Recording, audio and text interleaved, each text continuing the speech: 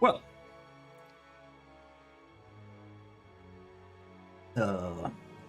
drinking milk.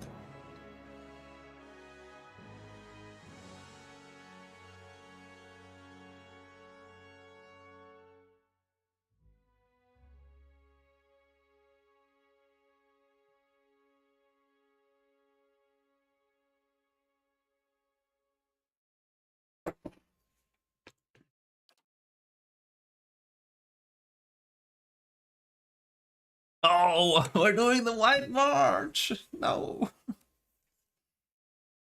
Uh,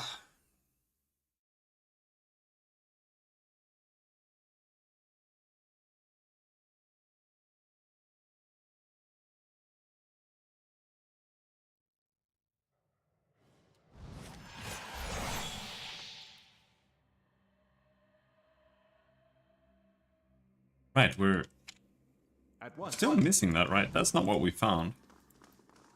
Found something else. Yeah. So that thing exists somewhere else. Minecart tunnels. Great Hall.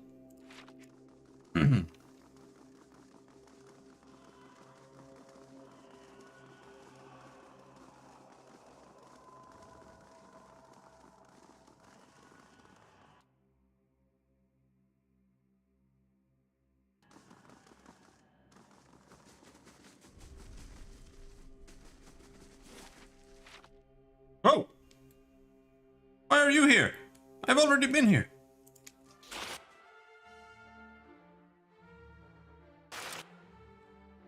Ah, whatever.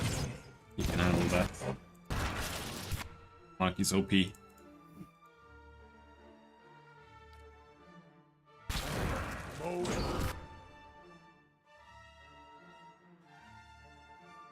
Bitter spirits die in like 1 second, so let's just deal with those first.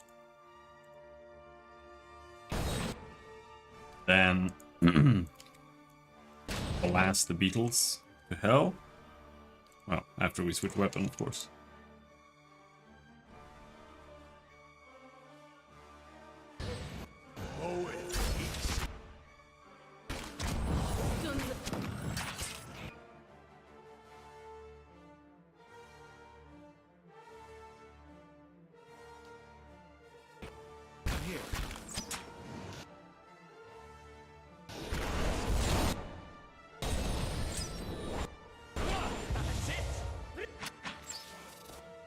I can't really tell.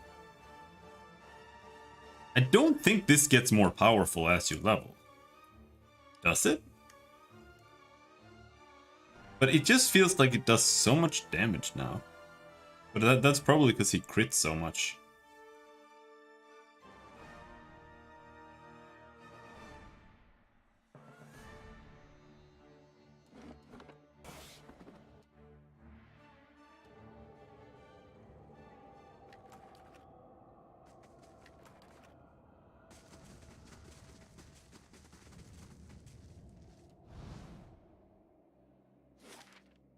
Like I said, we've already been here, so I'm not sure why there's a bunch of extra random encounters. Guess they got mad at me.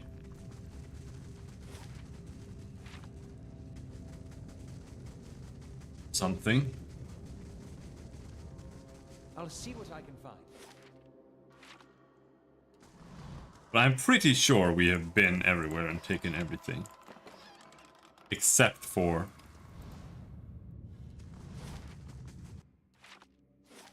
unless there's something up here that we missed.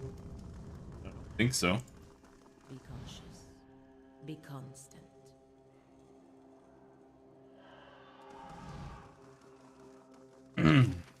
We can take a trip down into the trolley, I guess.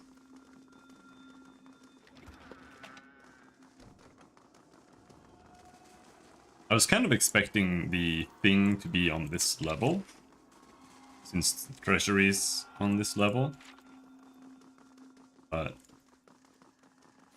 guess not.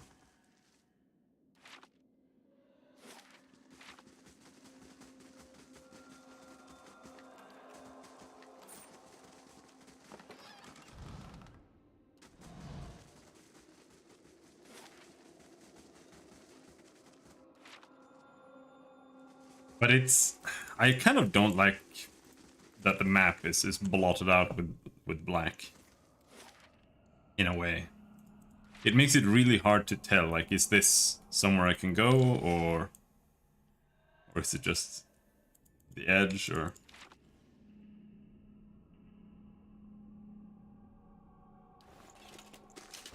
Climb in, pull the lever. With a shriek of grinding metal, the lever slides into place. The cart gives a mighty shudder, then starts rolling slowly along the track. The minecart moves downhill and quickly gathers speed. On the next rise, it becomes clear that there is some form of enchantment upon the tracks. The cart loses none of its momentum. After a sharp turn, you find yourself rapidly approaching a fork in the tracks. One track leads left and another upward and to the right.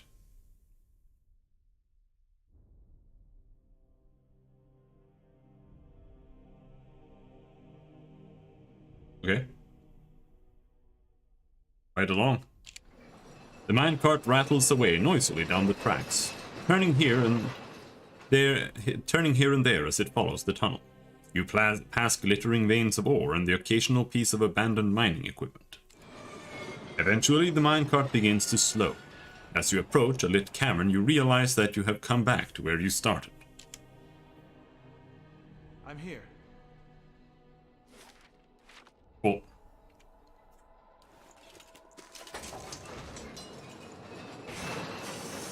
Tell everyone to lean right. Everyone leans right, and the cart, groaning, wobbles onto 2 wheels. There's an unpleasant bone-rattling bump as the minecart moves onto the right track. The cart slams back down into place, and then it's off and away up the track. After a dizzying series of turns and twists, the minecart slows. This isn't how minecarts work, by the way. Then stops at the entrance to a new cavern. I shall be discreet.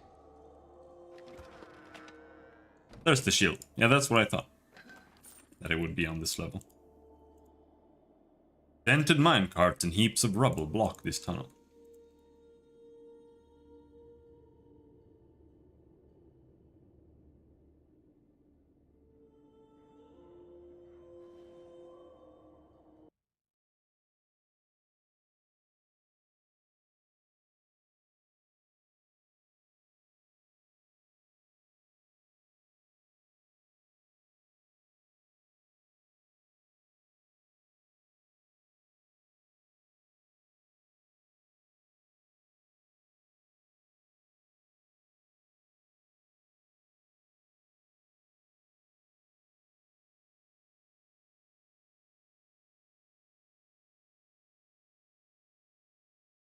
One second.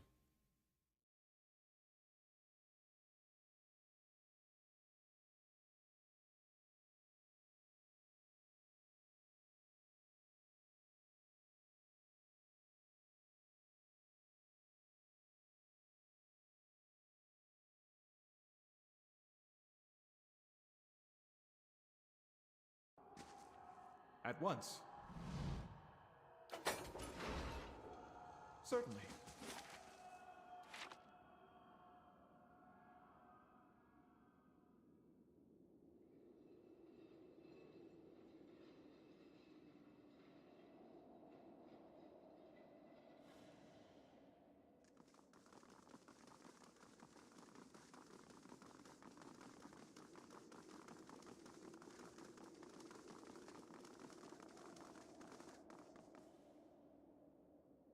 Insert the sigil of the shield.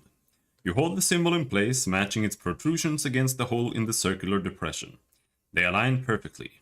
A gentle push is enough to slide the symbol into its receptacle. You hear a faint clicking sound behind the stone wall. Yeah. And?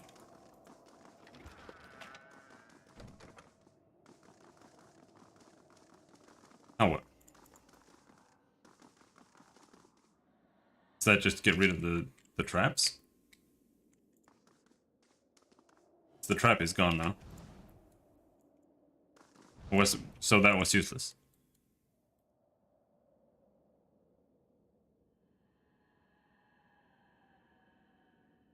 I guess it just disarms the traps, and if you get all 3 of them, you don't have to fight the dwarves.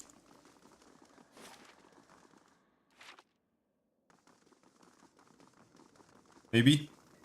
Because that means that you're not an invader.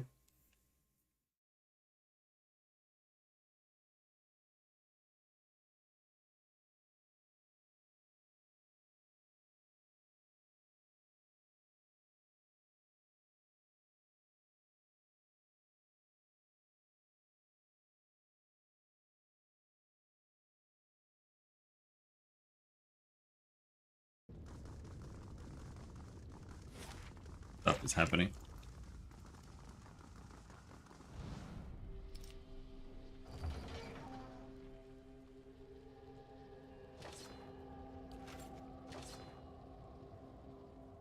Deflection +9.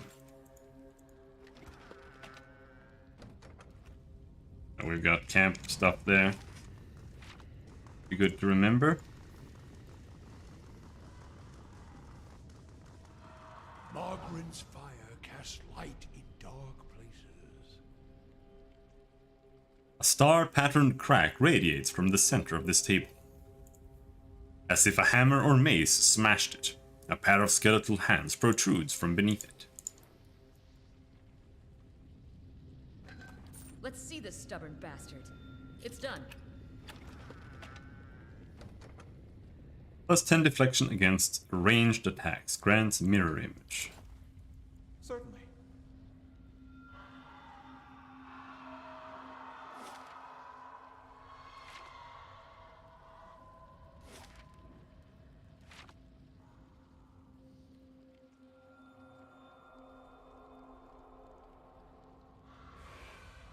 We'll stand ready, Commandant. Commandants.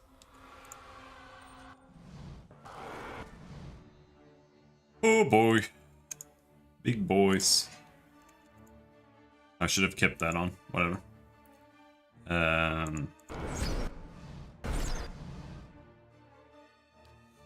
Let's turn on that.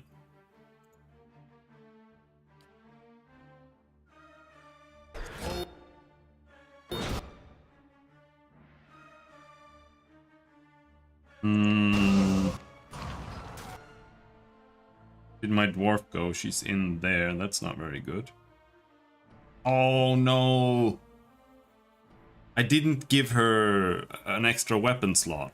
Ah.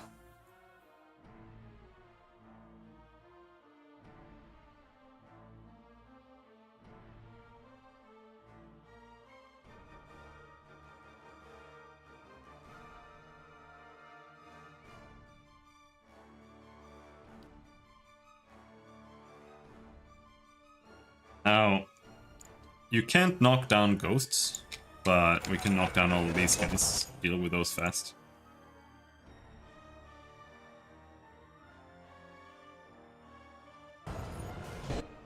Let's try... I don't have confusion, I don't have anything ready, really.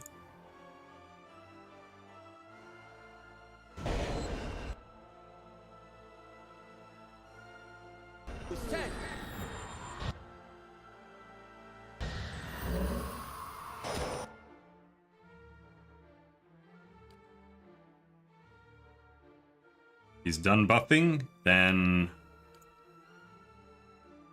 ice on the ghosts, which always feels weird.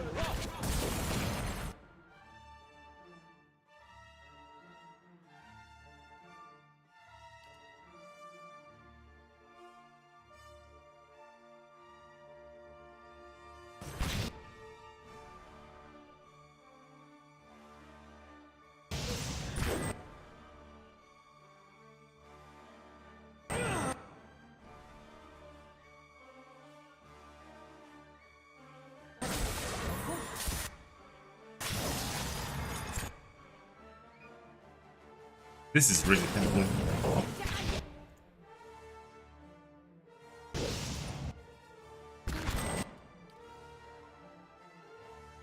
So I don't think you can get rid of stun. You can't stop people from getting stunned. Come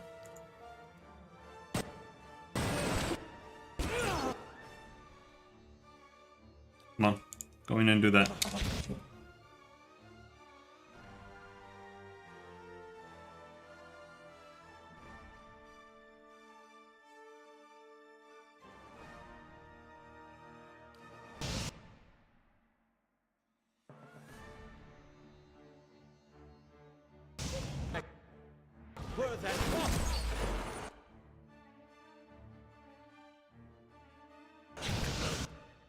Stuck. You can do anything.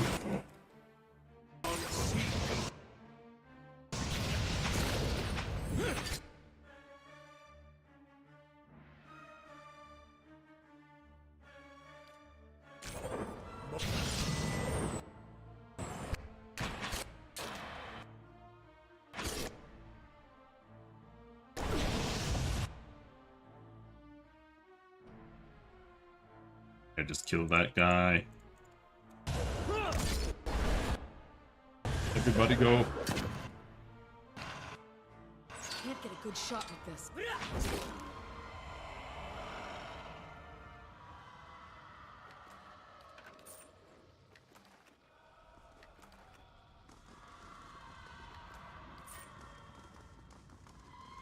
I wonder if I can just play White March 2 with like a low-level settings, so it's easier. Be cautious. Be constant. Abidan, guide us.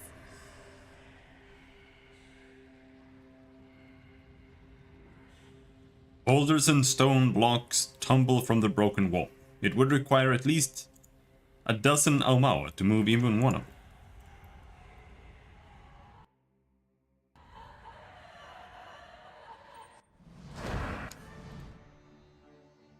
I'm ready.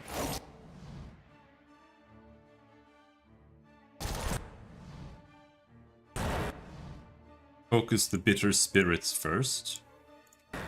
Well, let's get paralyzed first for whatever.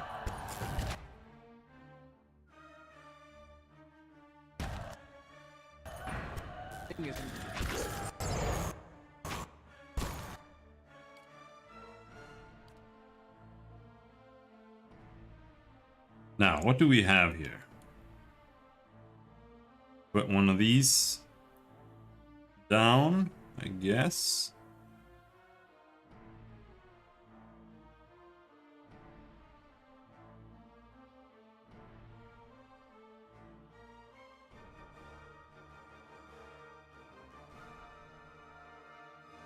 Right there.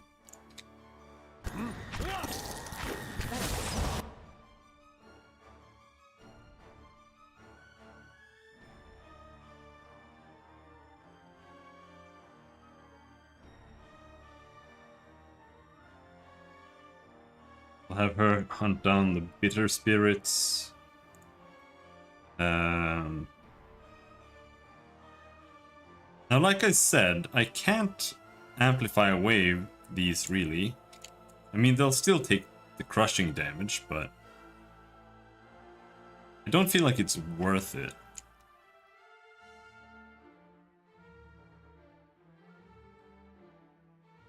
I think I'd rather dominate one of these assholes.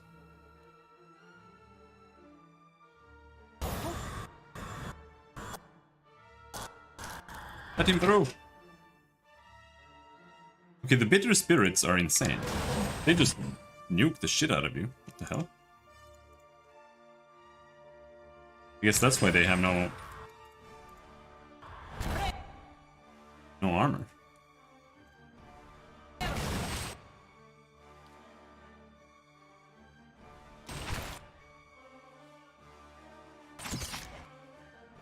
Cleansing Flame already active? I don't think so, dude.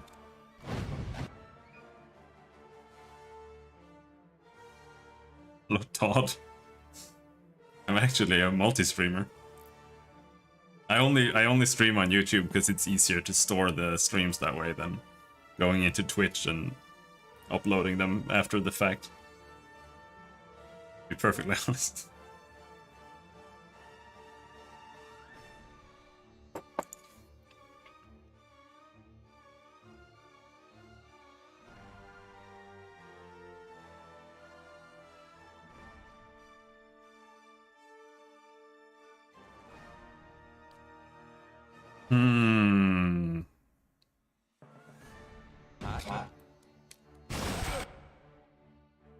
No, don't kill me! Dominate!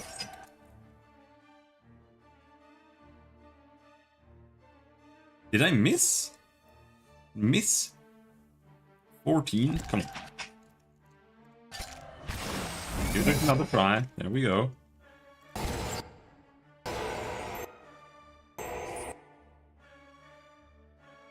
Genius down.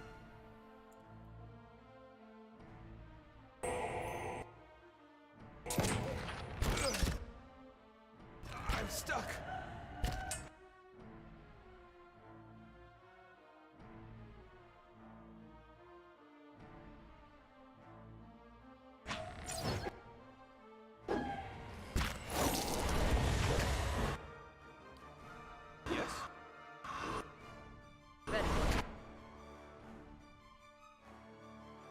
It's dominated, but it's still attacking me. That's bullshit.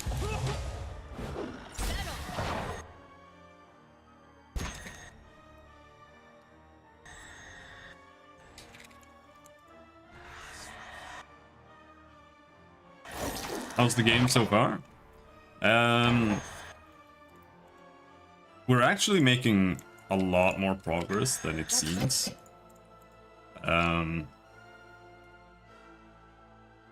Because I've been programming like the back-end stuff for a year now. And that includes like the level editor used to make our maps in the first place, but also like everything from, you know, just rendering the game on the screen at all. It's been quite a lot. And also, you know, saving and loading files, etc., etc. But it's like this close, and after that, I'll be able to help out and program the more, you know, more practical or more gamey parts of the game. And once we get past like this step, there's gonna be so much progress so fast. Because this, like, there is a lot of progress, but it's not noticeable. And it doesn't feel like progress. But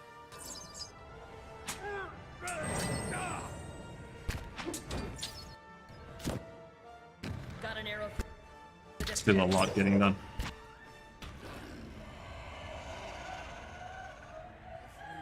Close your eyes, Watcher. Not all of us are on such bad terms with sleep. Especially lately, because I haven't been super healthy this year. But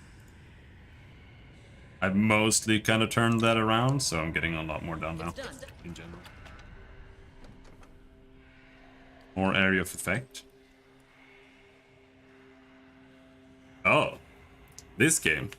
I thought you meant our game, since you mentioned Gibbs. It's all right. I played Pillars before. I think the systems in Pillars is good. The gameplay systems are good. It is the best CRPG when it comes to real-time with pause gameplay. It's way better than any D&D game. In fact, I don't like D&D at all. But it's a little bit lacking when it comes to the writing and especially role-playing. Like picking choices that feel like they make sense for your character, and having different approaches to solving the same problem. It's pretty limited, to be honest, especially compared to like Kingmaker or Tides of Numenera or Disco Elysium, for example. But gameplay-wise and design-wise, I think it's a really interesting game. I'm here. They tried to redesign like the classic approach, like Baldur's Gate, to a system that makes more sense for video games, because D&D doesn't, not even a little bit. This gilded globe has been crafted with exquisite detail. Mountains of hammered gold rise over mirror-smooth seas, and the rivers that carve the continents are thin and neat as if they'd been carved with a razor. 3 perfect sapphires mark locations in Rauatai, Old Valia, and the Living Lands. The bronze band that circles the globe is inscribed with 3 repeating lines. Remember all Pargruna, from the oldest before you to the youngest who follow you. Examine the globe. Reception 18, the rounded sapphires are just large enough for you to press them with your thumb. You test them and feel some kind of spring-loaded mechanism beneath them. With your keen eye for detail, you note that pressing the sapphire in Old Valia releases the pressure beneath the other 2.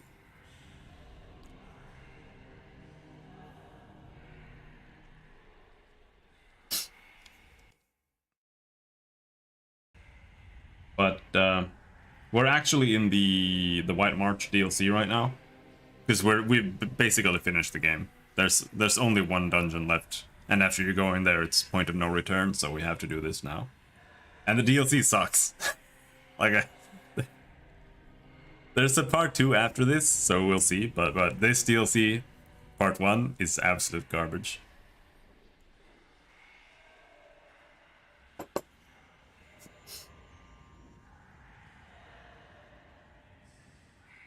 From the oldest before you to the youngest who follow you. I don't understand. I'm gonna quick save. Old Vilia. Living lands. It clicks into place beneath the rippling ridge of a mountain. Press the sapphire in Rauatai. You depress the sapphire set in Rauatai. It clicks into place along a curving coastline. As the last sapphire snaps into place, the globe glows with veins of brilliant blue light.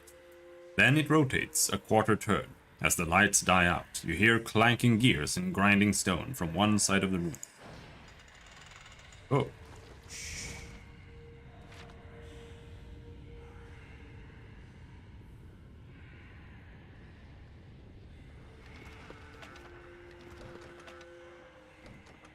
Woodwiz, unique battle axe.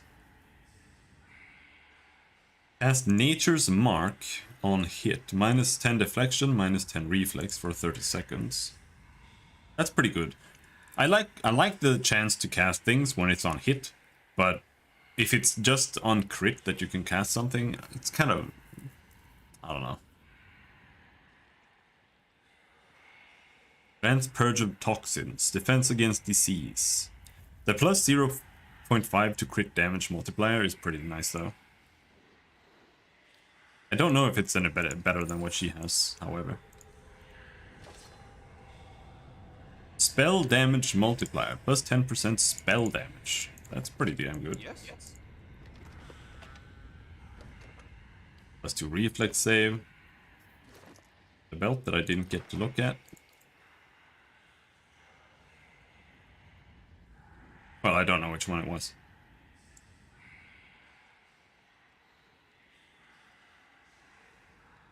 Yeah. Well, yeah.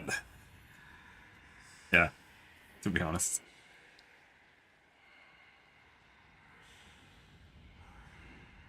But nowadays, I don't like side quests and stuff. To be honest. To some degree in games like these, to have like an exploration part for the game, I'm like kind of fine with it.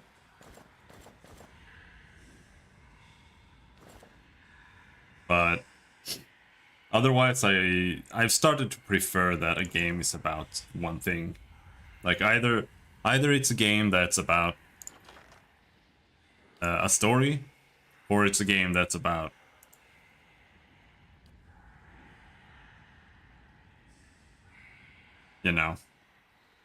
running around and doing side quests.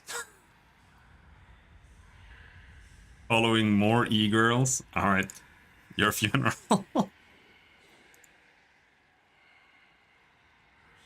I don't know what helmet I should put on him.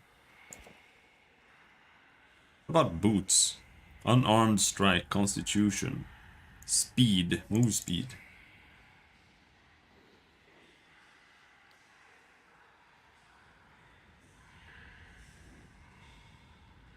Sturdy. Damage to flanked targets.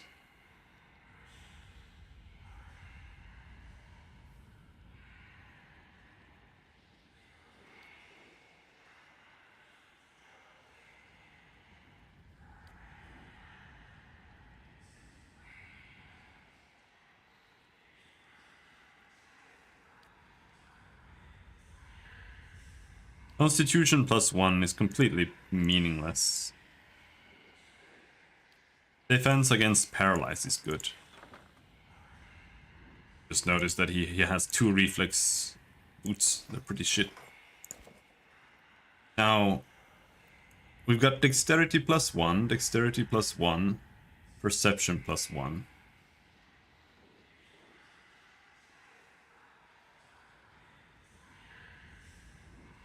Well, you already have +2 might from there, so the belt is kind of superfluous.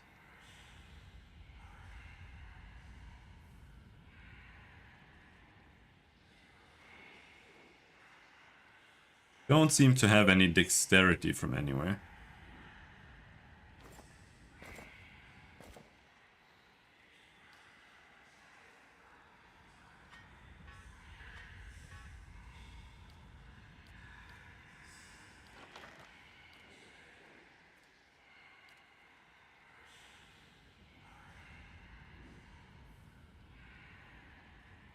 Maybe. Is it setting off yours? 1 plus 3. I mean... Con plus 3... It's not that bad. It does give you a lot of fort. You can keep that.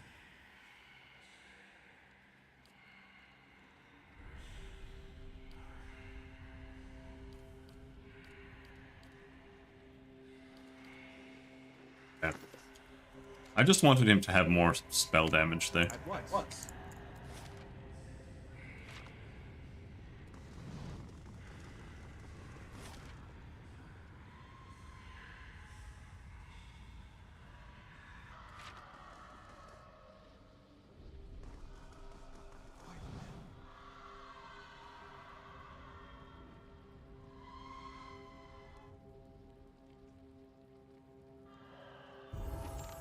Level up!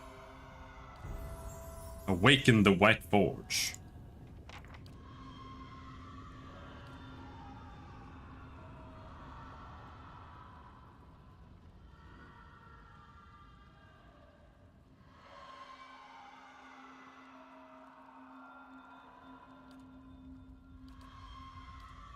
My mouse is starting to double click.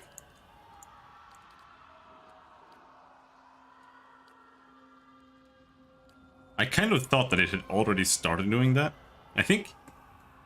In fact, I have already opened this one up before and changed the micro switch, I think. I wonder if I can find some company that sells micro switches. Because I am really sick of buying new mice. I would rather just buy high quality micro switches and just replace them.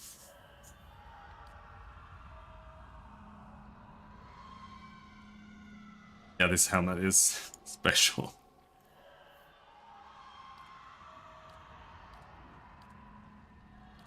Reflex Fortitude, but also paralyzed, blinded.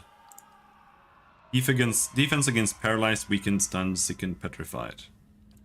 But it's better to just take more Fortitude then. Let's just do that. More Fortitude.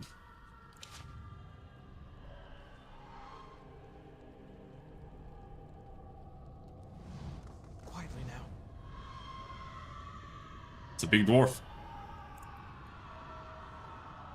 I've got this. It's done. Level up.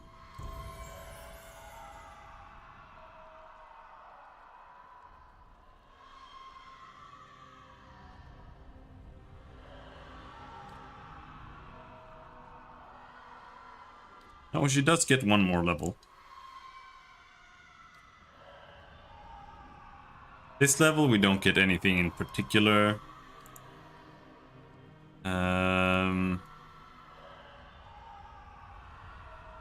Beast Slayer, Primal Bane, Ghost Hunter.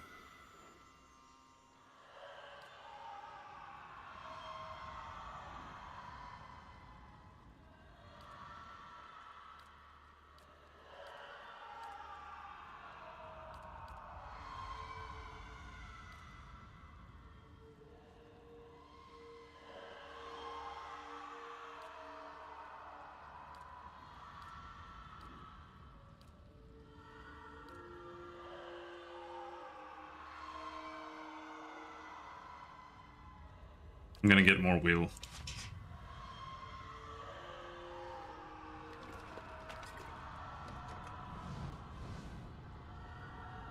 Gonna have to fight all these dwarves, ain't I?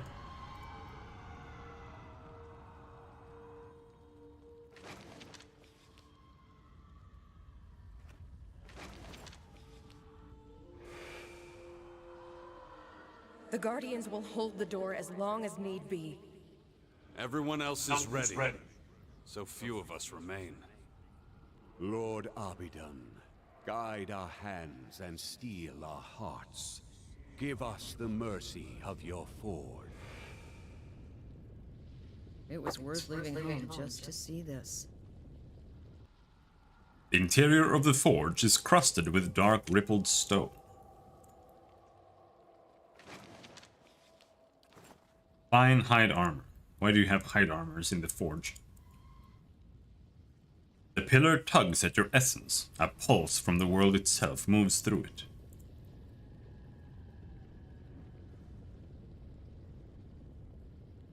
Yeah. They've got both. Warhammer's got Abaddon. Though I think Abaddon is something from like Christianity or some bullshit. And in Pathfinder they've got Abaddon. And here they have Abaddon. A large stone dragon skull stands silent vigil at one end of this circular chamber. Within its maw, it's a network of steel dividers, tubes and vents indicating that this impressive construction served as the furnace for the White Forge. Here is a shallow basin at the foot of the furnace, and in the eye sockets of the skull itself are golden rings, evidently meant to house some manner of gem or instrument. Examine the forge. The dragon's skull gazes down upon you with hollow eyes. Both have gleaming golden rings worked into the sockets, and both of these stand empty. In the basin at the base of the furnace you note a rectangular gap, as if something once sat within. Place an Adra sphere into the left eye socket. With a little climbing you are able to reach the eye socket and carefully wedge the sphere into place. It fits snugly and you think you sense a small ripple of energy as the eye is set within. You feel a faint vibration through the skull. It grows in intensity until the very ground seems to shake, loose cobblestones rattling in their settings. You leap from the furnace to confront what is coming. What stirs in the heart of the battery? Well, it's just that a lot of franchises you just use Christian names or Islamic names or whatever religion they can grab something from.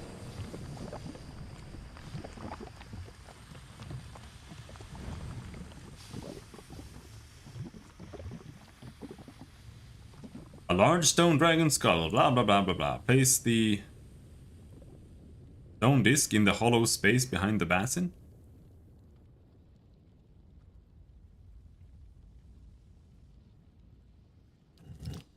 You place the stone disc into the basin and find that it fits perfectly within the hollow.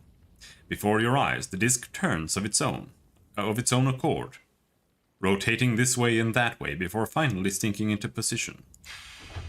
You hear a rush of air and the clunk of some mechanism deep within the furnace. The air around the forge seems to be growing warmer, though the furnace itself remains dark and still.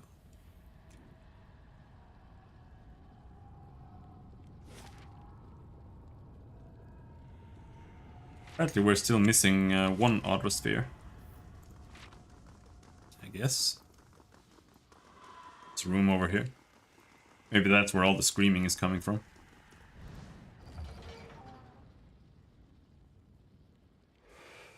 Strengthen us with your flame, Lord Abidan. Temper us for the crucible. For every work there is a practice. Arm yourself with skill and temper your labor and with patience. Strike only when your medium is ready. Do not cold work plate. Brittle steel is worse than a treacherous friend. Temper your work lest it shatter like glass. Fools praise appearance, but the master praises strength. True virtue lies in work well done. Pattern-welded steel shall be folded no fewer than 7 times. The finest smith cannot shape poor metals. Set your hand to steel that have been properly treated with charcoal. Like a room full of discord is a forge with uneven heat. Do not let it pervert your metal. As the blows of the hammer speak to the steel, so the color of the steel speaks to the smith. Like a babe is heated steel, fragile and easily corrupted. Handle it gently, lest your haste twist and warp it. Do not neglect work that lies hidden and unseen, for a shoddy tang can break the blade. The wise smith works carefully and anneals but once. The careless smith weeps and finds flaws, after the steel has been hardened and tempered. As a blade drawn in multiple heats is work done in its proper time. Okay. There's the second orb.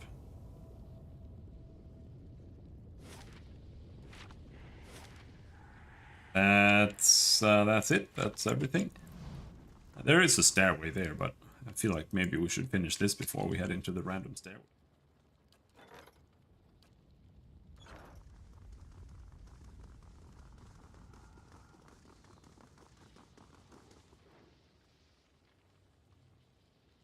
Place an Adra sphere into the right eye socket. Climb into position and carefully set the Adra sphere into the golden ring at the center of the skull's eye socket. The sphere fits perfectly and it drops into place a peculiar burst of energy. And as it drops into place, a peculiar burst of energy ripples outward from the dragon's eye and through you. From deep within the furnace comes a startling metallic screech as if some hidden mechanism has come to life. From the vents around you rises hot, stale air and the glow of rising fires. A gust of hot air erupts from the stone dragon's maw. Molten ore drips from the basin, and dark, billowing smoke begins to gush from between the skull's fangs. You hear another rending shriek, but not of machinery. Around you rises a chorus of howls, bodiless voices raised in rage and despair.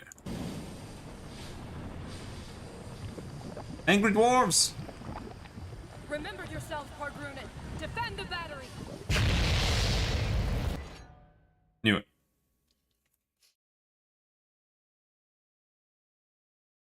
Now we'll have to figure out how OP they are.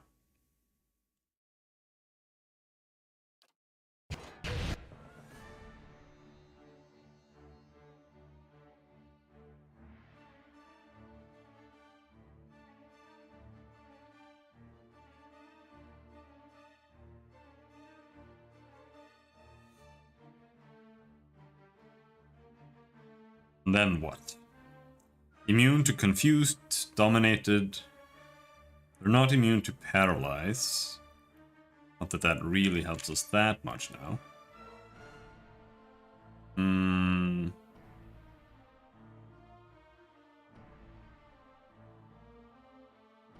I would if I could hunt them. Let's just use all our buffs first.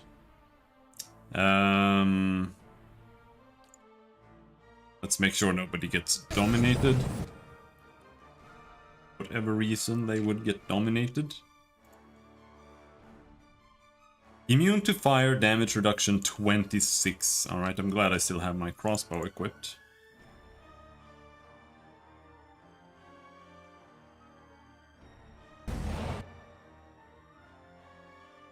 But they're not immune to knockdown.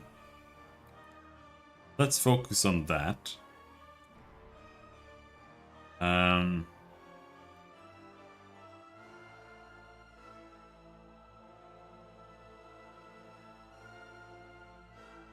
Let's drop an ice here in the middle. So these guys are not immune to that. Okay, he one-shotted Durance, cool. What we like here.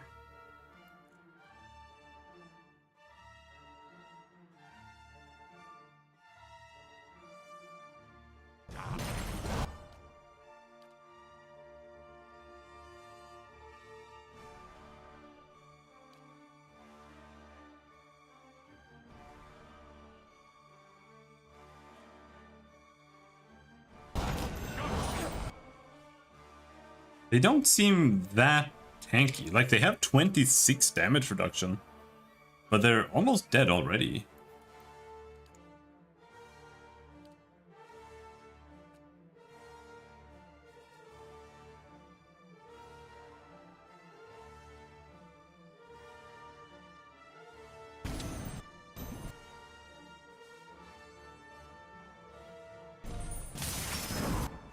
There we go.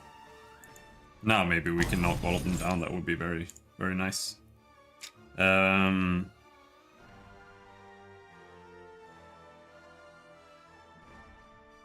do that. Something stronger. A wee big heal.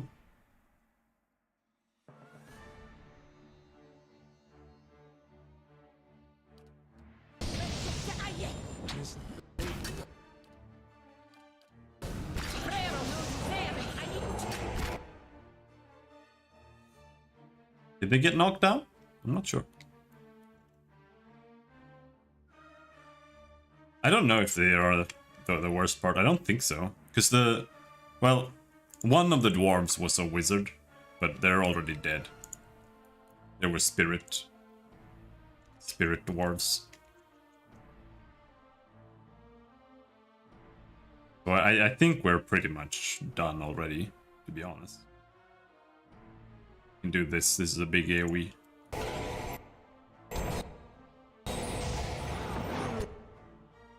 And we do it again, and then they'll probably start dying. No, do it again. No silly auto attacks. There.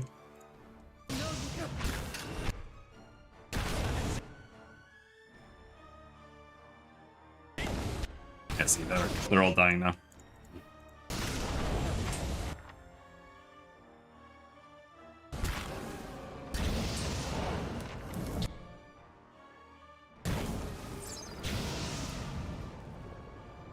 It was the mage that one-shotted me, because he did Cone of Frost or something like that, which is a high-level spell.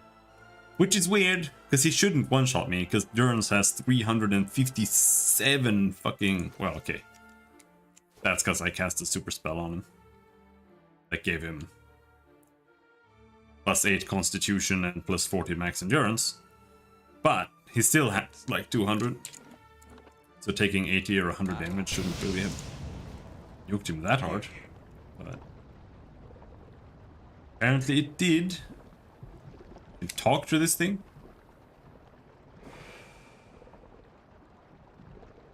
Stop, Marauder! Our bodies are dust already.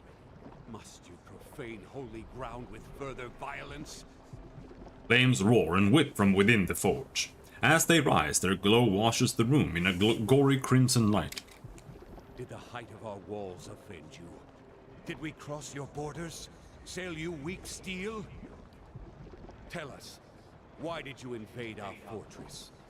Lore 5. Durgan's battery. Behind the anger and through the roaring flames, you hear the voice of a tired old man. Durgan's battery has been deserted for over 200 years. No, that cannot be. Abydon wouldn't allow it. The flames flicker and shudder, and the stones beneath your feet grow suddenly cold. Wake up, Exandru. This is why Abidan gave us the White Forge, that we might take up arms and deal with villains like this. Heat surges once again from the forge, prickling your skin. Such a magnificent device, and she can only see it as a tool for war. She shames our grandparents, who wandered this continent and... Quiet, both of you! Can't you feel it? This chill. This silence. Fires crackle and snap. But you entered our keep and found it abandoned. Ruined. What happened to us? The official history is that you destroyed yourself, but it looks like someone or something invaded the battery. I'd never seen anything like them. Twice the size of any ogre, and positively fearless. They were... Eyeless. Yet no matter how hard we fought, or how deep we hid, they kept coming for us. What were they? Some kind of magfolk, but bigger than any we knew of. We who survived never got close. Magfolk? Excuse me, what? They were relentless. Unnaturally so. Why did they attack you? They didn't stop to explain themselves, yet I wondered at what monstrous wilder might survive in a place like this. We should have taken our steel and pushed east. What's to say they didn't come from the east? From the lands Maroons so coveted? It was a punishment for taking this gift of Abidam, the White Forge, and squandering it on our greed and vanity. The other voices say nothing, but you feel their doubt and dissent in the stifling heat of the forge. Go on. We retreated until there was no place left to go. Until those of us who remained were here. Here, with the salvation Abidam had left us. You used the White Forge to channel your souls into the battery. Yes, using the same methods with which we had fashioned so much cold steel. It was agony. Feeling your soul ripped from your flesh. Feeling every part of you torn asunder. But it saved us. Imprisoned us. It was Abidam's grace. Now, we inhabit the monument our people built to the White Forge. What does this have to do with Abidam? The White Forge belongs to Abidam, of course. It is here that he built his own body. And whether he found this place or created it, it's a truly remarkable smithy. We Pargrunin are wanderers by nature. But it was Abidam's call that led our forefathers here after generations spent along the Pearl Coast and Air Glonfath. So the old stories say. Then again, I can't see any other reason our grandfathers would have stayed here when greener lands lay east. How does the White Forge work? Its fires have been blessed by Abidam. They're fed by Eora's molten heartbeat and veined with Audra that runs to the center of the world. Which explains their conductive power. See, these Audra veins allowed us to siphon essence into steel as we shaped it. And that essence, the extraordinary heat of the forge, and our smith's skill is what made Durgan's steel so remarkable. I see. And now you're here in Durgan's battery. Stuck here, you mean? With all the others who sought to escape the Eyeless. A fucking drifter option here? Staying in one place like this would never suit me. Had we thought longer on the fate that awaited us, we might have chosen a quick death to this slow agony. Blasphemy! There's no greater honor than remaining here, watching over the White Forge. You think so? I only wish we could protect this humble monument better. Or do something. Anything. We were once among the greatest smiths in the known world. Tell me, do Kith still speak of us?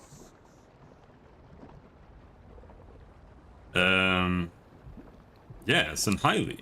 You are still regarded as master smiths. That is good to know. It's only a shame that this legacy is nothing but a memory. The White Forge radiates gentle warmth. Is this why you braved the restless souls of Durgan's battery? To recover the process of Durgan's steel?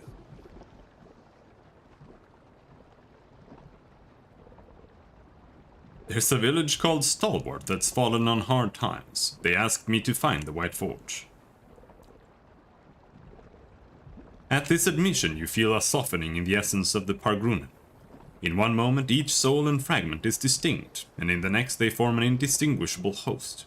You perceive them as a school of fish caught in a tide, a flurry of snowflakes on the wind, a pantry full of fragrant spices. Then I hope you're satisfied with what you found here. At least you get to leave this place. But it was good to be remembered. However briefly. As the souls of Durgan's battery speak to you, their collective essence takes shape, much like Merwall did. There are scores of them, all torn by conflicting purposes and trapped in the memory of their lost battle. You taste the bitterness of their uncertain existence and feel the persistent ache of centuries. It is a slow, agonizing fate, but you find it in your power to grant them another.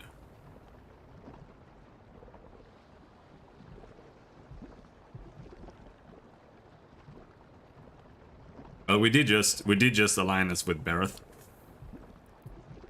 So maybe we'll release them to the wheel.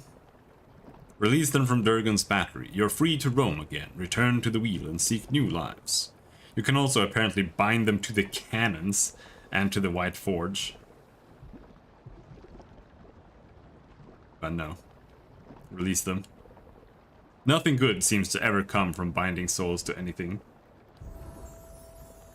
You perceive the tenuous connections between the souls and the battery. As you sever them, the souls cry out, some in relief and others in rage. Pressure builds in the ether, which swarms with essence and energy. You cover your ears and grit your teeth against the devastating hum that builds in the core of your soul.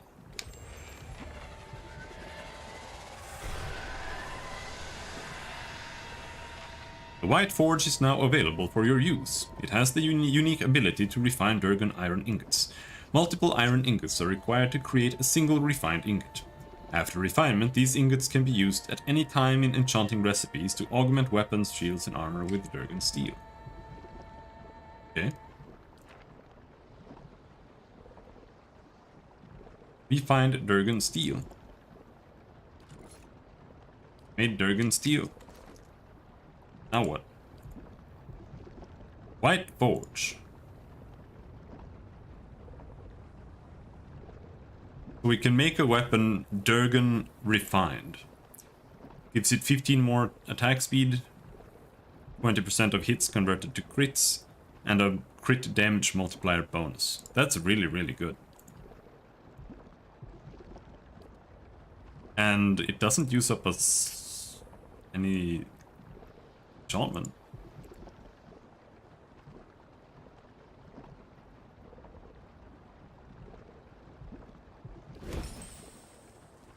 Durgan refined there. Now, I don't really know like what I would do that on. Her weapon, maybe it's superb. We're at the end of the game anyway. We're probably not gonna find anything. And even if we do, it doesn't matter. They are Durgan refined. I have an exceptional pistol.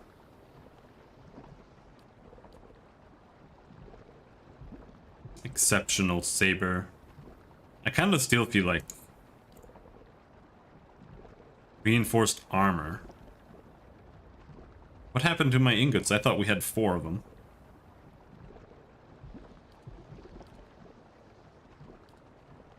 Did it cost 2?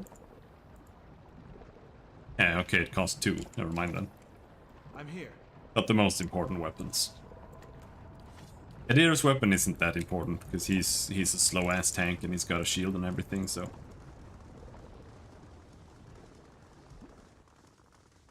It's better that Sagani and Alagina has How bad? the bonus. Level 8 spells. Wall of Draining. Substantial Phantom. Summons Aloth Duplicate. I don't really care about getting new spells there. No, but I don't really know what to give you, dude.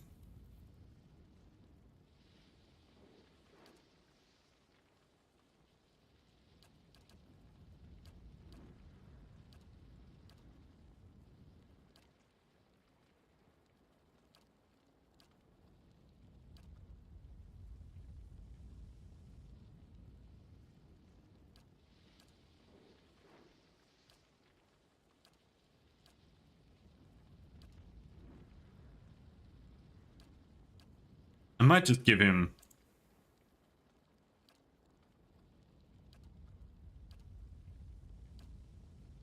more will defense. I was hoping I would get higher level bonus spells, but it's just giving me like level 1 and level 2 bonus spells and I just don't care. I could probably give him sneak attack. Because he would, I think he would probably sneak attack with his spells, but... Or this one, give him skeleton summon, but... I don't really want to do that.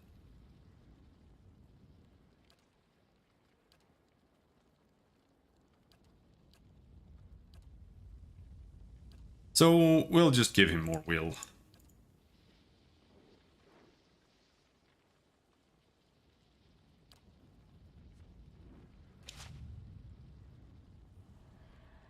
Doesn't really matter that much at this point. Next level is the last level.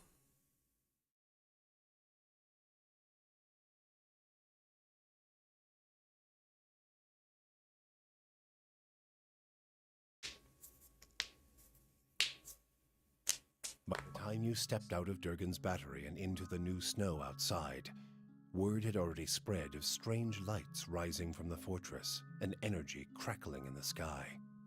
The survivors of Starward flocked to Durgan's battery, their steps hastened by the promise of peace and prosperity at last. They mended their walls, gathered their strength, and prepared their town for the new opportunities that were sure to come. And with the voices of Durgan's battery silent at last, none heard the distant groan of something stirring among the peaks, as massive and relentless as an avalanche.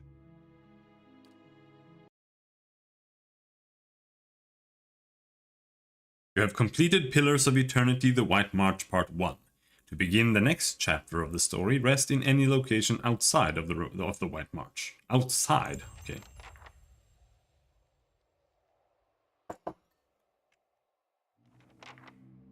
The crumbling edge of this long platform suggests that there were once stairs leading down from here, perhaps joining with the pathway some distance below. It seems a manageable jump from here on this side, but you doubt you would be able to return the same way. Jump across. You leap, and for a dizzying moment the ground below flashes past, and then you are across the gap and upon the second tower. Yay, boo.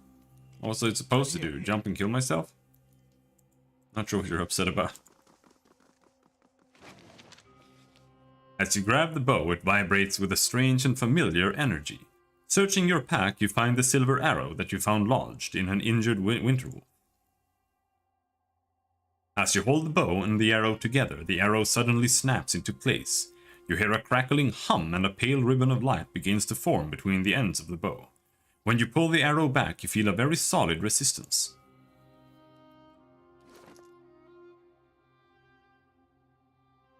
Okay.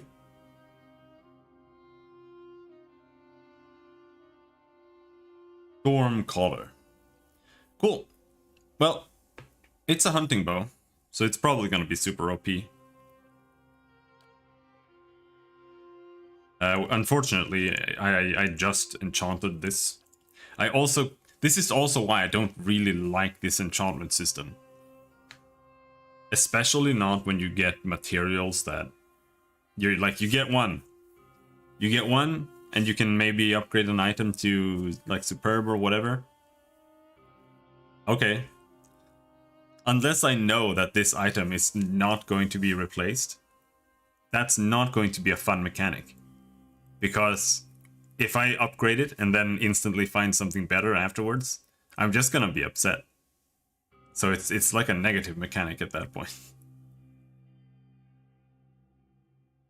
Because that's kind of what they are doing. Like, to upgrade something to legendary here, you need 2 Kraken Eyes. To superb, you need 2 Sky Dragon Eyes. So far, we've fought 1 Sky Dragon. And there doesn't seem to be any other Sky Dragon Eyes in the entire game. No, there's no disassemble. So you get to pick 1 weapon that isn't already legendary that you upgrade to legendary. If you kill the Kraken, whatever the fuck the Kraken is. I don't even know how you would find something like that. Pillars of Eternity, Kraken Eyes.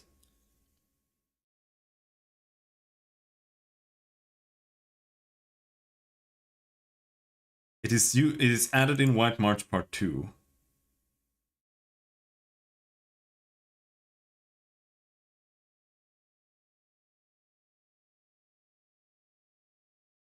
You basically get them for free after you kill the last boss, I think. So yeah. You get only that. So we get one legendary item.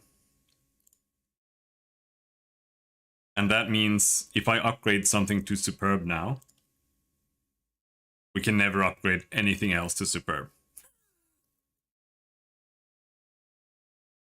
Yeah, see, like I get where they were coming from, because some weapons might have a unique function that only that weapon has. For example, her bow has pierce and crush damage. There's no other bow that has pierce and crush damage. They all only do pierce damage. This one does shock and pierce damage, but that's the only one that does crush. And that's actually really good, because that means that she can fight a lot more enemies that are strong or even immune to piercing. But this bow kind of sucks. So if you want to use this, then that means that you can upgrade it. But again, you only get to do that with one, and you have to know that you only get to do that with one, and you have to know, so you basically have to go and read the wiki and check all the weapons and see, okay, there's never gonna be anything better. Now we're binding her soul. Deal 250 shock damage to enemies with Stormcaller to unlock the next level. Yeah. So now this bow is useless, so we're replacing the the bow that I've been using the entire time and just upgraded with this one. Because there's no way it's gonna be any worse at all. Like this wand or this scepter is one of the other only soulbound items I've found. And it's insane. Like it's absolutely ridiculous. Plus 21 accuracy. Like a legendary weapon gets plus 15 accuracy. So this one gets even more accuracy. It doesn't get quite as much damage, but it does 20% of its damage as raw damage, which means it can damage every single enemy in the game. 10% chance to cast Dominate on hit. This is super annoying though, because whenever you oh, you can do this once per encounter.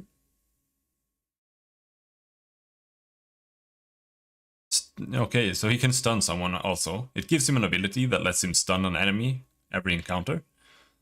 And, you know, you get a bonus to resolve, gives you will saves, and that's not really that interesting, to be honest. But it is really strong. Hello, Sandro. Well, no, that's not... We were actually complaining about finding things. That's more on brand.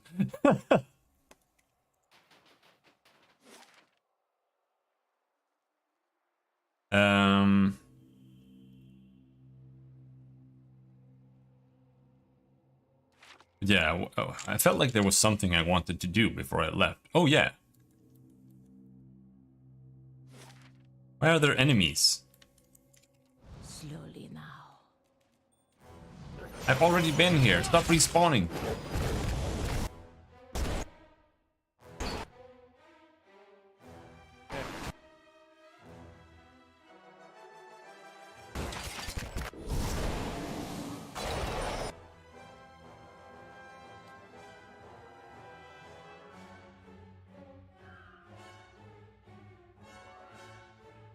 Kane's Chaotic Orb.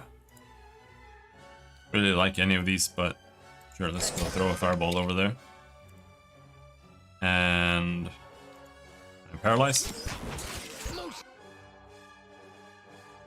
Hold on. Forever.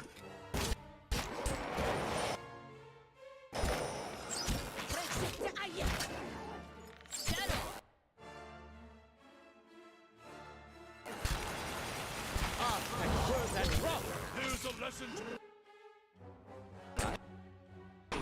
Whoa! I'm standing the fireball.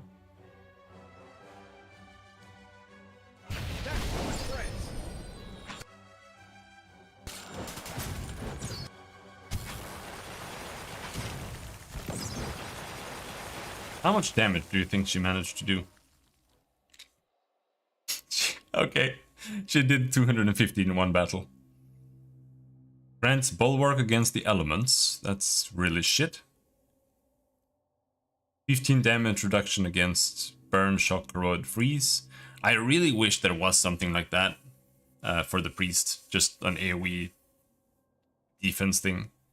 But I guess they didn't. They just didn't want to do that because in Pathfinder or in D&D, the spells that protect you against fire, like elemental damage, are so strong that if you fight something that does elemental damage, you just use them and then you just can't die. It's completely impossible. Absolutely. How may I help? And it's the same in this. If the damage reduction spells were easier to get, then it would probably trivialize a lot. Like even now, this spell, +4 damage reduction, level 1 spell, is really good. Because I don't have that much damage reduction. She has 19, 14. 14! 19 against slashing, 23 against piercing. He has 13. They actually have a little bit too little, to be honest. I'm just trying to leave. Just let me leave. what?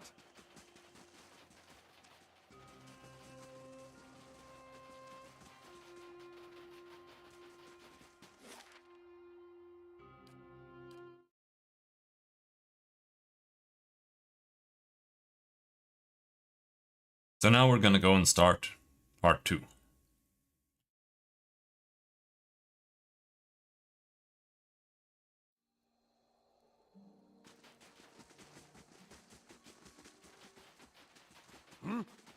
At once. She's in there.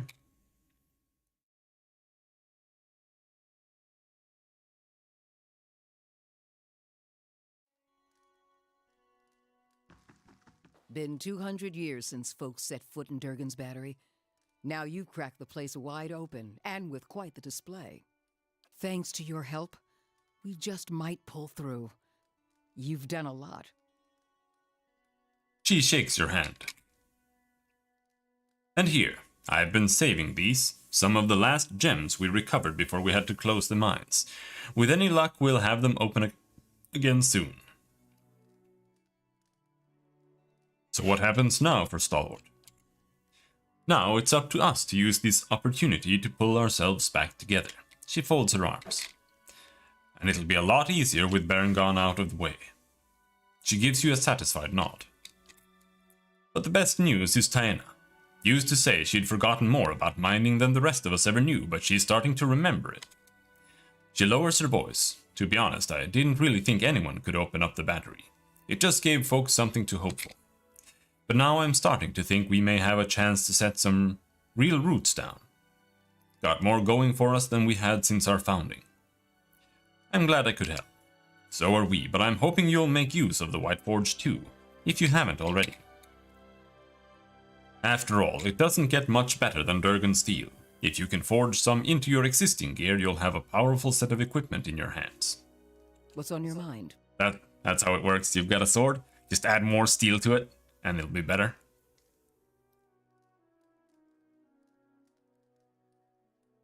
Okay, that's it. That was the first DLC. By the way, if you want the rest, you have to buy the next DLC. This is so fucking ass. Seems I was wrong about you. She gave me some rocks. What did you give me? 2 diamonds, 1 sapphire, and a topaz. Thanks. So cool.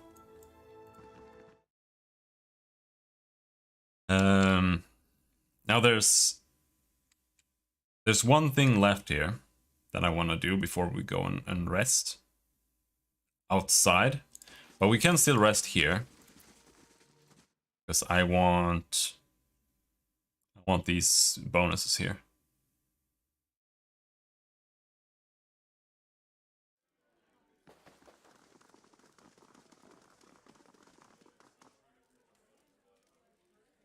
So you really found the White Forge, huh? He shakes his head in wonder.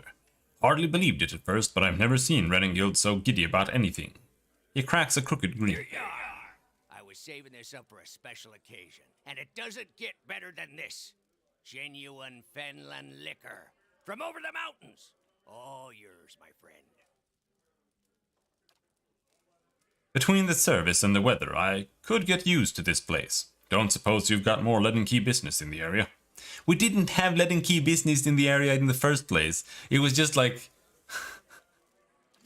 some random guy was like, oh, there might be lead and key there. And then we went here, and then there were no lead and key agents here at all. Hands, eh? What can I do for you?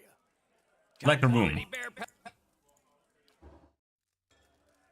Like, it actually managed to underwhelm me. Because my expectations were this is going to be a dog shit fucking trash side quest DLC that has nothing to do with anything. But they did mention that there were lead and key there, so I thought they were gonna bake that in somehow and somehow make it relevant because it involved the lead and key at all, but it didn't. They didn't involve the lead and key. They didn't expand on the lead and key at all. There was just nothing. It was just a trash side quest to open up I'd be glad to. a silly forge, and that's it.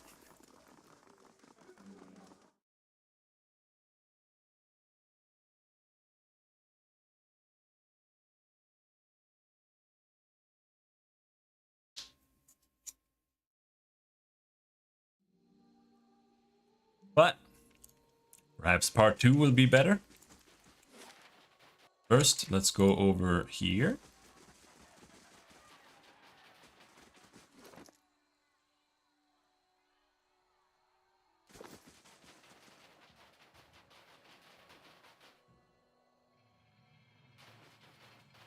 Oh yeah, wait. He gave me some booze. Booze is bad for you. I'm gonna give it away to the alcoholic. He's already lost. Can give him some more. Really did it. I mean, people have always come through here, talking about opening the battery, claiming the White Forge, all that. But I didn't think anyone would ever really manage it. I told Ten I'd be willing to help out with digging out the mines again. You know, do my part. Figure we can turn this place around, now that you've laid the foundation. True. Please tell me you found it. I've got a craving like you wouldn't believe. Give him the bottle of liquor. Here, Hayfrick gave it to me for opening the battery. Wait, you did? I mean, you did? I didn't hear any... That's great! And he really gave you some?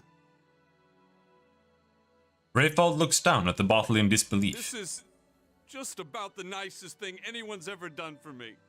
Here, I'll split it with you. Sure, let's have a drink. Yes. Then here's to the Lord of Cadnua, and to the battery. Now I'm gonna have to rest again. What a kick! That was the best vintage I've had since... well, since my farming days. You better save the rest of it then. Sure will. This is going someplace safe. Let me know if you ever want another sip, though. Say, thank you again for letting me have this. I've been working on something for a while. You ought to have it. And the coin I had aside in case you, had trouble finding the liquor. I hope you find what you're looking for up here. Pilferer's grip. Finding the gear.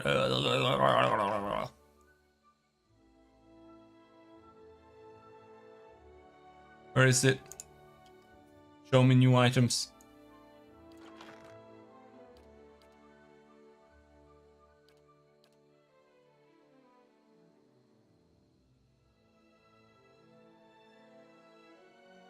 Blood Testament.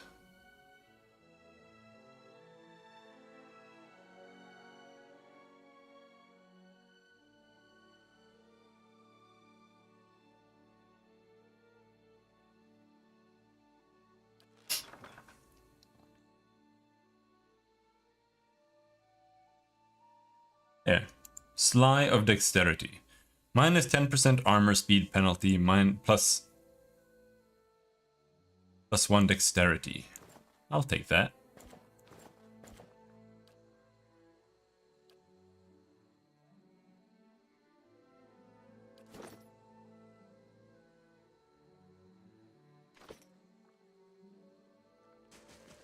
Am I drunk? Nope. Alright.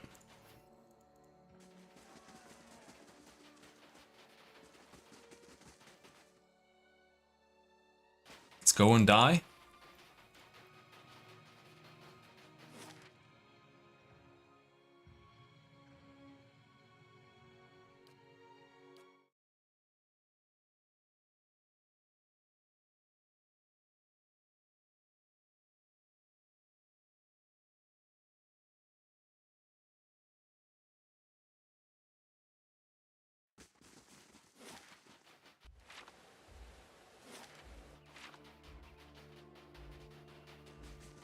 Found a little fella down there. Ah, come on, no respawns.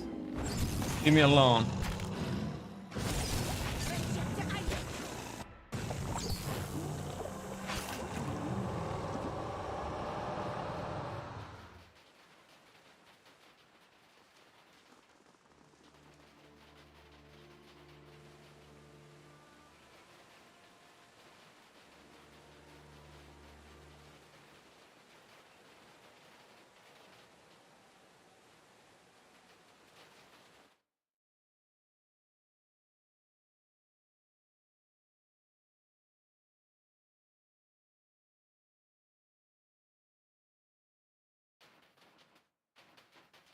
Hello, fella. The dragon groans and shifts its bulk. I could still kill you for this annoyance. Its 4 crimson eyes follow you. Did you eat Igadr, the young man by the road? Was that the rodent's name? I only know that he tasted mealy and lean. The dragon probes the leg bone with its tongue. Wait, were you his soul twin? While he lived, his suffering became mine. And as he drew closer, his weakness infected my essence. I can never be strong while a soul twin of mine lives. I take it you've been through this before. Since I was a worm, sudden fits of agony and terror would paralyze me. I was a prisoner to experiences that weren't mine. The dragon's tail slowly coils and uncoils. Eventually, I noticed something similar in my fellow hatchlings. I felt their cries and shrieks become mine as they nipped and flew at one another. Go on. I killed as many of the other hatchlings as I could. I felt their pain, but I also felt parts of their souls become mine. Its slitted pupils widen at the memory. I slaughtered and devoured, and the scent of blood drove my siblings into a frenzy. Our nest became a maelstrom of chaos as we fought, dying and feeding together. At last, only a handful of us were left. I'm so We were pissed! sickened by all we'd consumed and suffered. I have 11 lore now.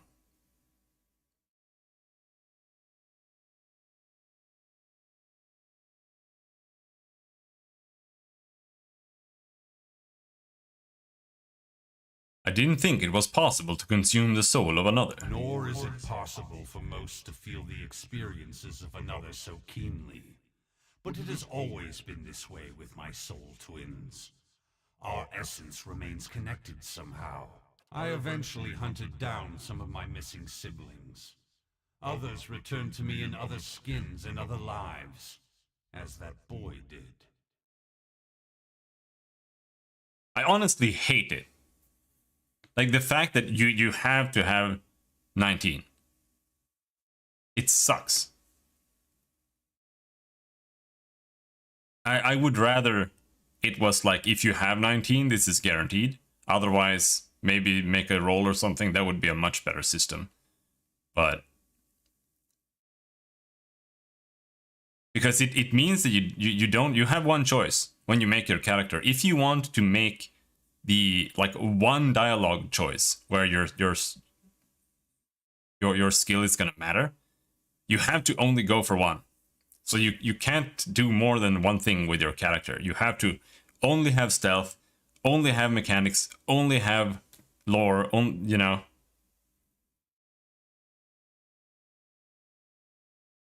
And it's just so annoying. And even more so, it's more like the game is kind of designed around having the bonuses from a class. Like if you're playing a rogue, you get bonuses to mechanics, for example. And if you don't have that, then you can barely do mechanics properly. It's a little bit overdone, and I don't really like the way it is.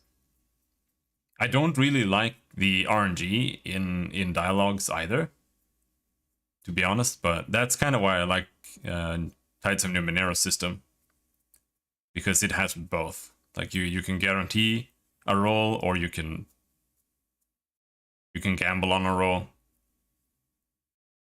It's not a perfect system there either, but I do not like the way it is here, because it's like, okay, oh no, I was a level too low. This is completely impossible to do now. All right, I guess I'll just Google what the other answer was, I guess.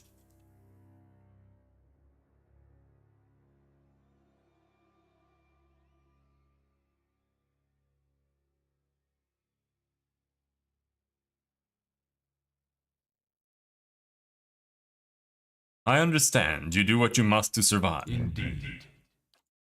Something churns noisily in the dragon's stomach. As interesting as this conversation has been, I've had enough of it.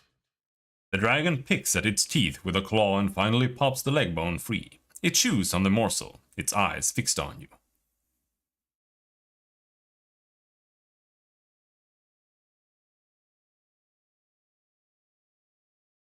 Calm down, friends are more useful than enemies.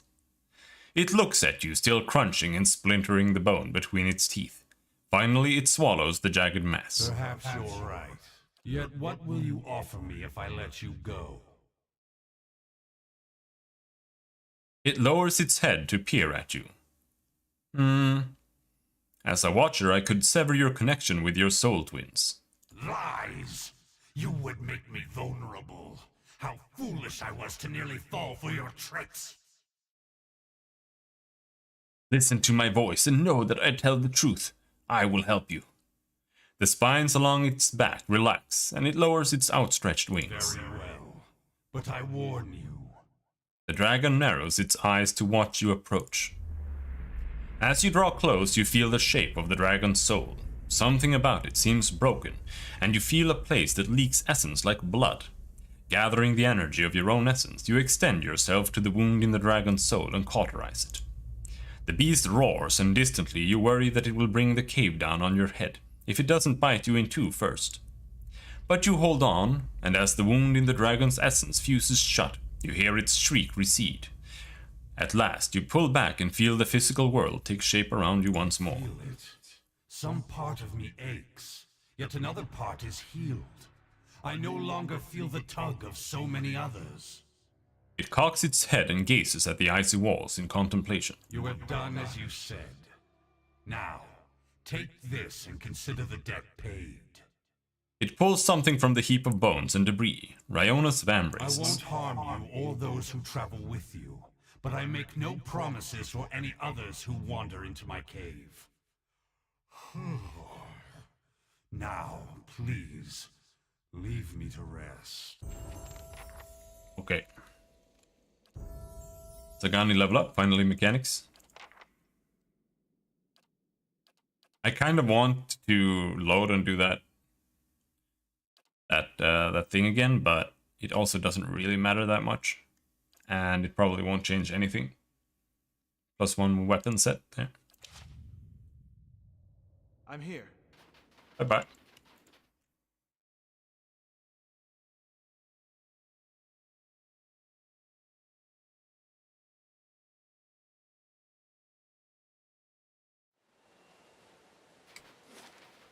Alright, now we're done. There are some other minor shit, but I cannot be arsed. Like there's an S-stock there that I also don't care about. So just go back to Cad Nua.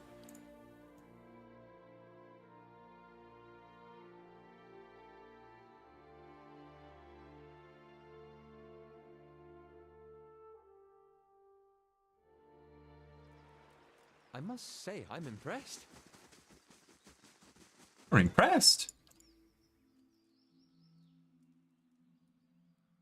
Red Reed Wand. Yep, that's a wand. Thank you.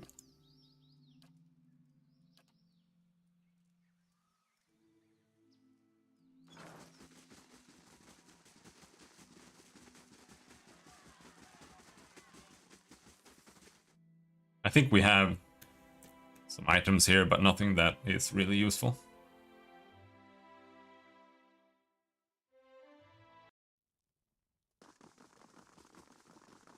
I feel like there are almost no armors in this game. Like, we're at the end of the game now. There's only one dungeon left.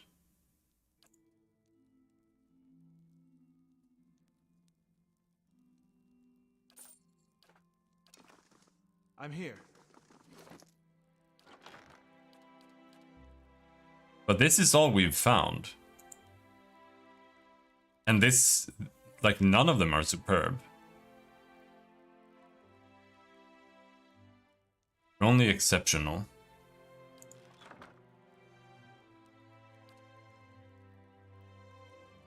Didn't I, like, pull out a superb armor here? Fine. Exceptional.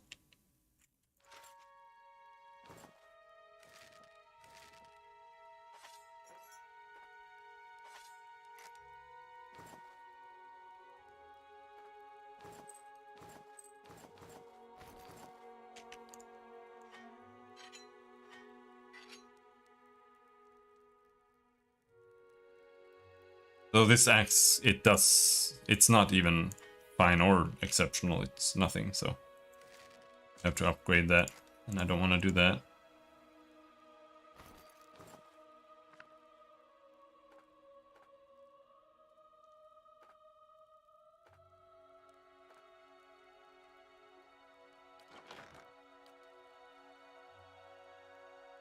Exceptional. Exceptional, exceptional. Yeah. That's it. He has exceptional. She has exceptional. Best thing I can do is... Oh, I can't do anything. So we need to kill the auto dragon to get another +2. So... Yeah, they can't get better armor. There's no better armor in the entire game than their starting armor upgraded a little bit.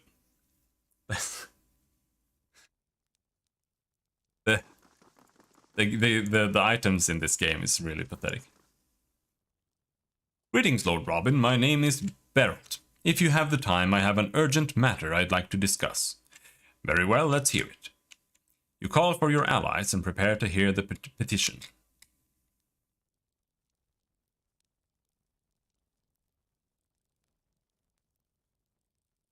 I have been tasked with meeting with representatives from the Fisher Crane tribe, near Thane Bog. It is my hope to come to peaceful terms. Unfortunately, I haven't had much practice with the Glanfathan language, and the Fisher Crane are by nature very reclusive. I fear that the circumstances are ripe for a misunderstanding. You yourself, I hear, have had some dealings with the Glanfathans. I would welcome any assistance or advice you may offer.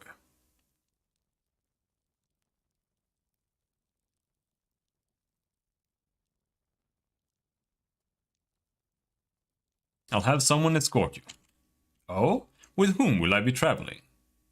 Hiravas is Glanfathan. His knowledge of the region should be helpful. Hiravias. Thank you, my lord. We'll set out right away.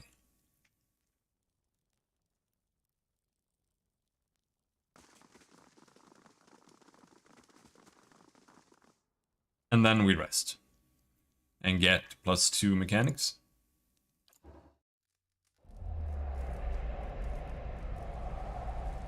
As you sleep, you are buoyed and buffeted by the vagaries of dreams. They tumble and thrash about you and fill your mind's eye with pale glittering motes.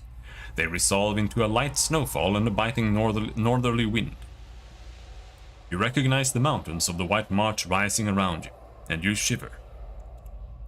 You see Stalwart a few miles away, quiet and still, but for a few curling streams of smoke rising from the chimneys. Durgan's battery is perched above it, its shadow stretching into the valley. Above it all, you hear a deep, slow rhythm.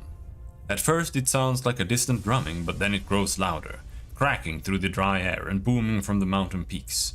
It builds until you feel it reverberating beneath your feet. Watch and listen. Each thud comes comes louder and faster than the next. Thunder echoes from the mountaintops. As great sheets of ice and snow tumble down the slopes. But the rhythm keeps building, shattering frozen lakes like crystal saucers. New ravines split through the mountains as old chasms fill with snow and scree. A rockslide buries Stalwart, and Durgan's battery is shaken into rubble. Shadows rise over the mountains.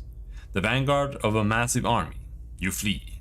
You tumble from the foothills and bound across the Dyrwood, feeling the rumble of the advancing army all the while. Barricade yourself in Kednua. Kednua rises from the forest, its walls, though only half mended, promising safety. You barricade yourself within the great hall. As the pounding grows closer still, it rattles the foundations of the great keep, and just as the masonry begins shaking loose, you hear an unholy battle cry coming from your courtyard. The ceiling collapses and sends a cascade of bricks and beams onto your head. You struggle to wakefulness, kicking at the bedding knotted around your legs. As you shake free of the last bonds of sleep, you hear a voice whisper something in a language you've never heard, and you see an image of 100 shifting, staring eyes. You awaken, feverishly warm and covered in sweat. Seek information about the army in Stalwart. You must gather your party before venturing.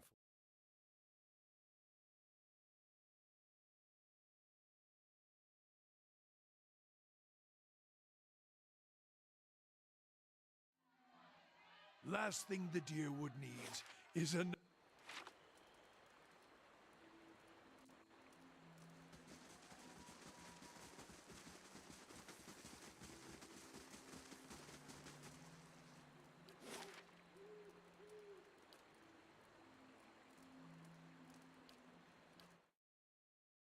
Your party is considered high level for the content in White March Part 2.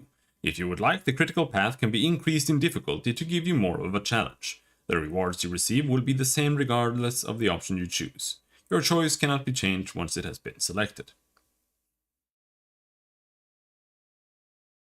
Still don't know what this means. I mean, we are level 14. But I don't really want to do it high level. White March Part 2 high level.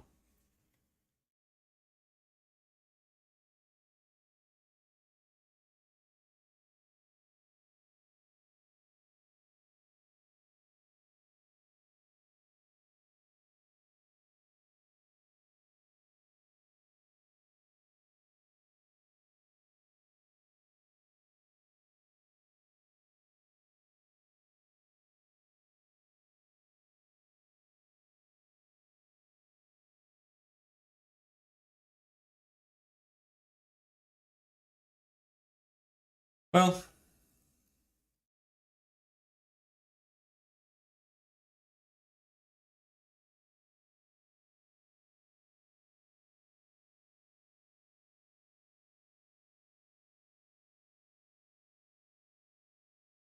yes, we'll do high level.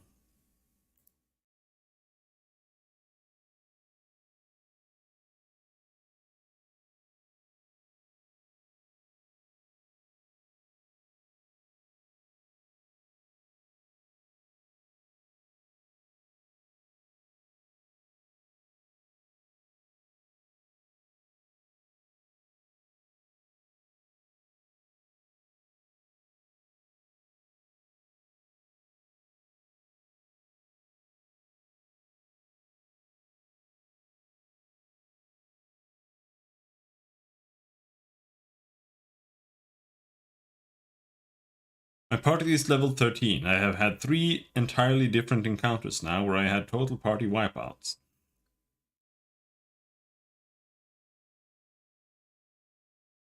In White March 1.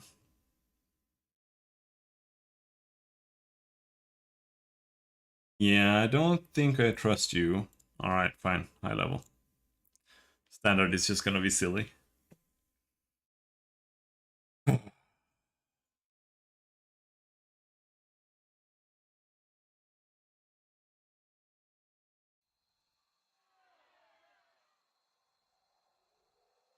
Van Papen Soul Hunter.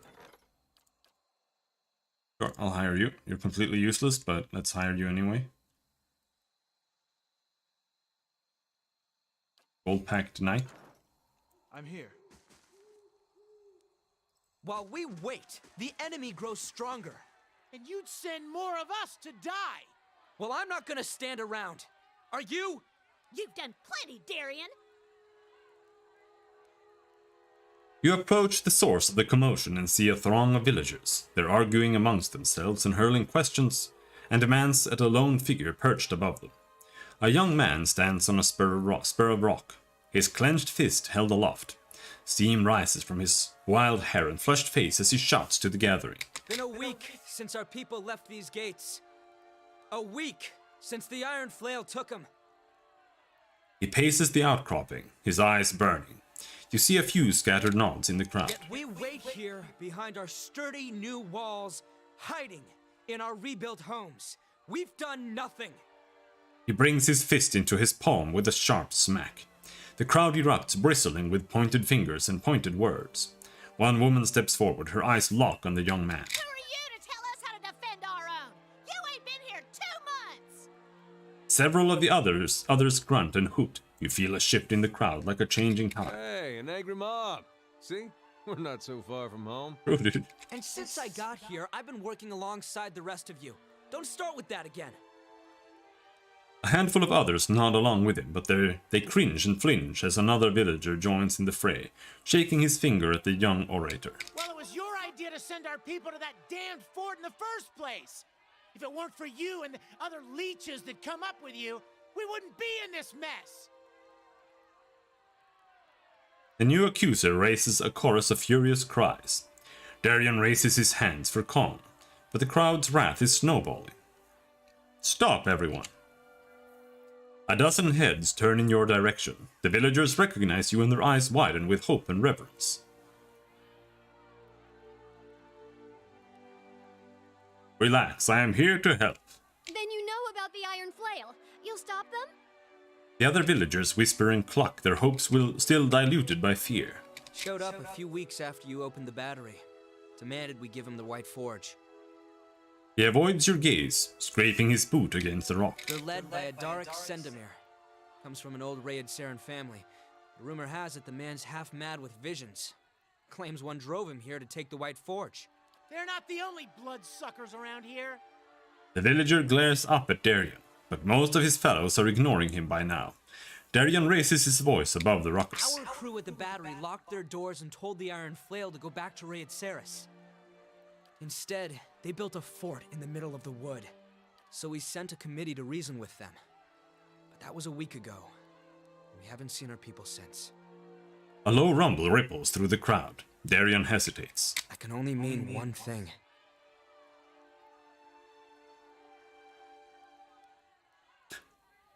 What are these options? Well, he's right. You've got to defend what's yours. We're just miners and fisher folk. Panic surges from the crowd. Send Darian and the rest of the newcomers. Let them earn their keep. We've cleared your roads and repaired this town. What more do we have to prove? Cries of agreement and protest boil up from the crowd. Please, everyone. In the fragile silence that follows, the others turn and look at Darian. Whatever our difference is, we've got to deal with the army at our gates. He looks back to you. You've done a lot for Stalwart already. Many of us wouldn't even be here if it wasn't for you. He breaks off, looking as if he'd like to stuff his words back into his mouth. After an uneasy pause, he swallows and continues. What I mean is, if anyone could deal with an army, it's you.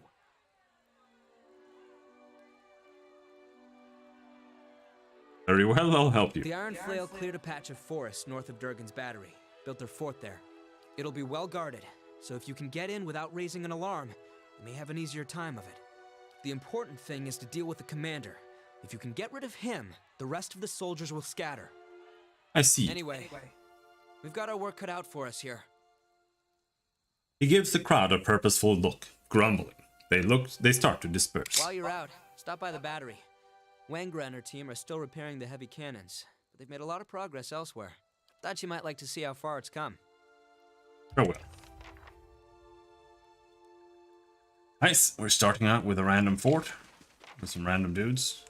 Oh yeah, let's head up. Where have you got to this time? I refuse. I refuse to do any more side quests in this side quest. It's not gonna happen. I'm not looking for your missing dog.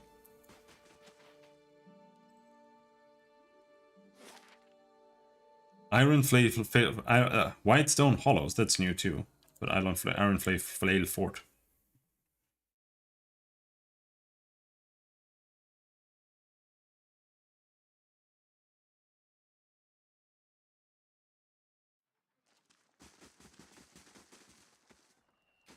Hey guys.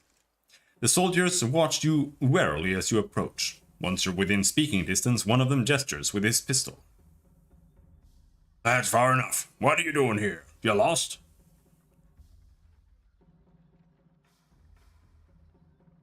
I am here to speak with the commander. The commander's not receiving any more visitors. He looks you over, frowning. Did Stalwart send you? Yes. Here for your delegates. The commander has them in a cell. We'll have the truth out of them one way or the other. As for you, Adaric wants nothing more to do with messengers or diplomats. You're too late. Darian said Adaric has come here because he had a vision. Then this Darian at least speaks the truth. Adaric has said that there will be a great battle. We are here to hold the pass and defend Red Ceres. He has seen this in a dream.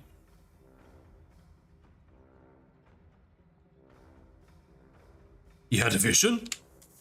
Just what he has seen with his own concern. Well, just what he has seen is his own concern. Adaric leads us well. We don't question his orders. You've asked more than enough questions. Go on, get out of here. I won't warn you again. The Red Serens have always been as cold as these mountains. I'd be glad to. They must feel right at home. Right. And it's time to die, dude. You won't give me a choice, then you're dying. He's shit.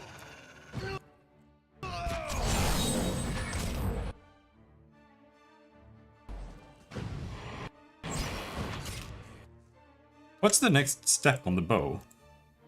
Kill 25 enemies with Stormcaller.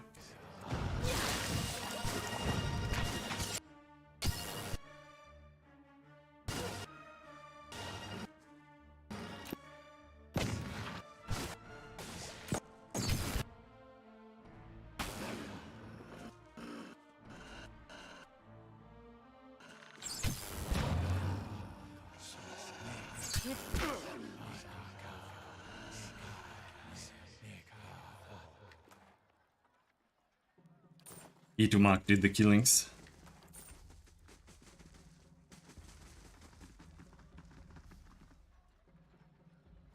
A heavy wooden gate bars entry to the fort. Armored figures skulk the periphery of the flanking towers bearing tall longbows.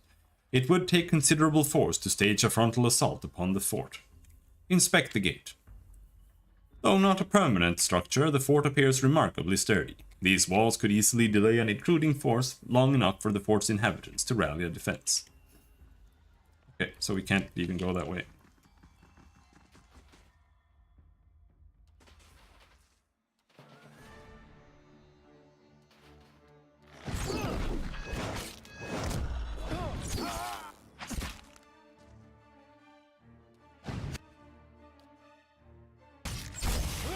Why do we have terror?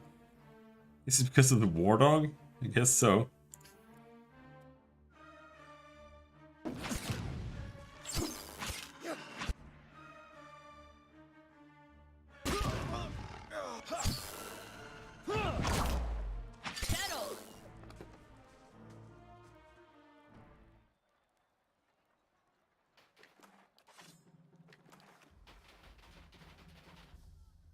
These logs seem recently cut, and from their size they once numbered amongst the older trees surrounding the pass.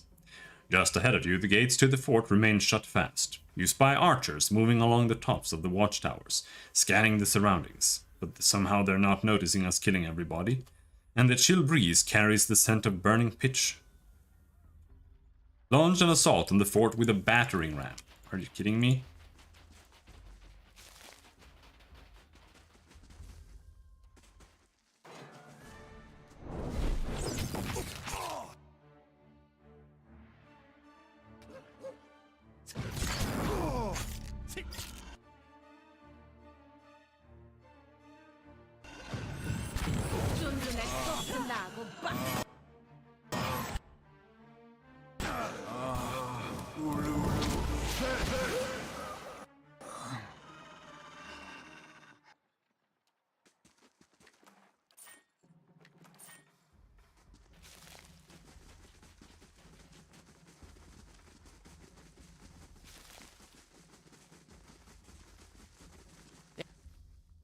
Everyone.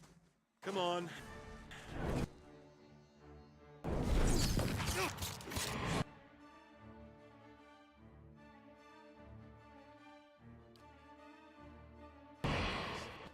Eliminating that guy?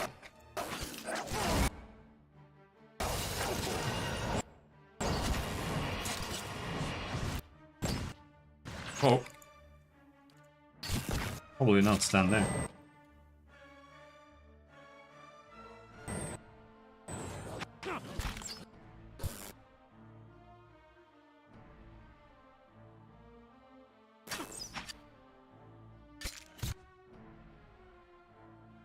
He's dominated and she is confused, so they're attacking each other because of that. Sense?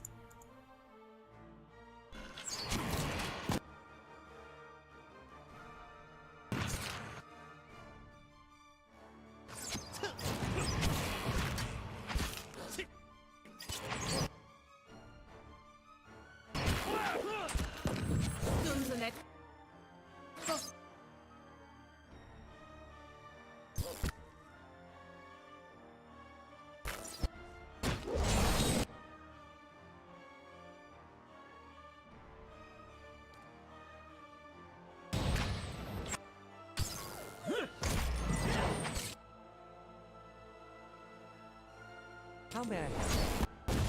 I'm here.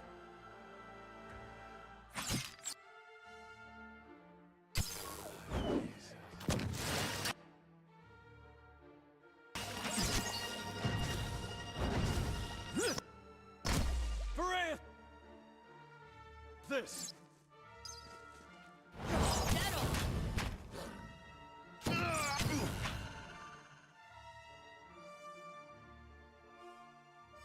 I miss the AI button in from Baldur's Gate though. Sometimes just turning off the AI is just nice. Because 99% of the time you want it on. And then there's like that one time when everybody's just trying to walk into some stupid AoE. Where you wish you could turn it all off. But here you have to go and manually do it on everybody. It's a little bit of a chore.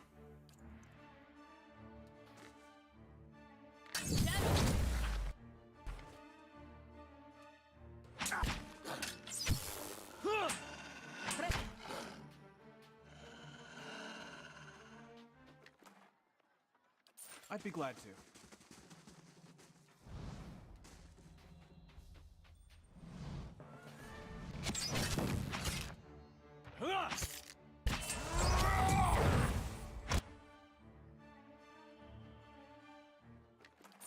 At once.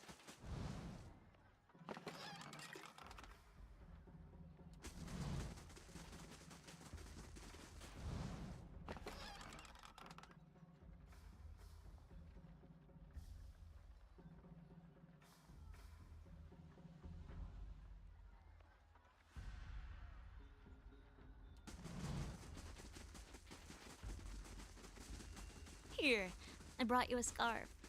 Oh, thanks, Mariel.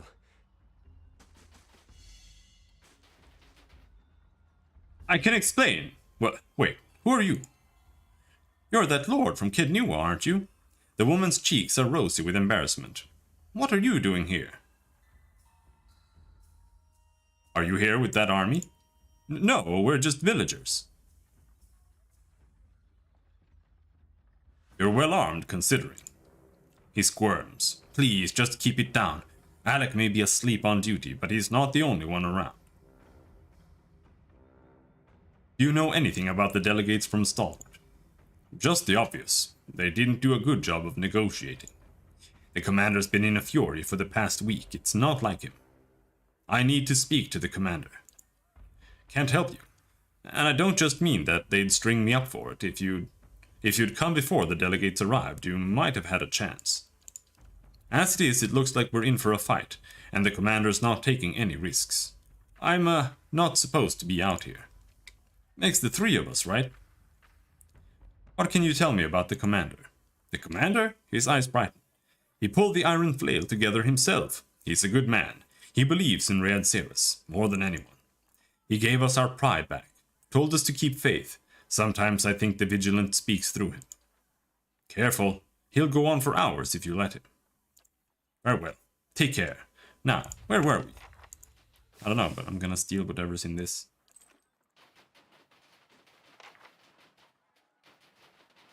Then we're gonna sneak through this back area here.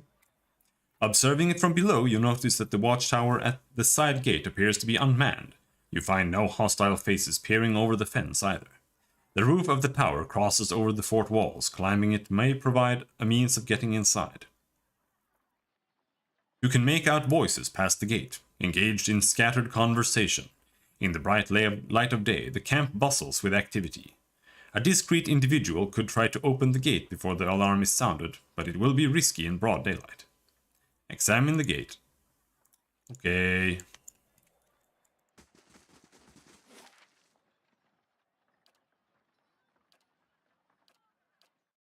Since there's no way to wait in the game.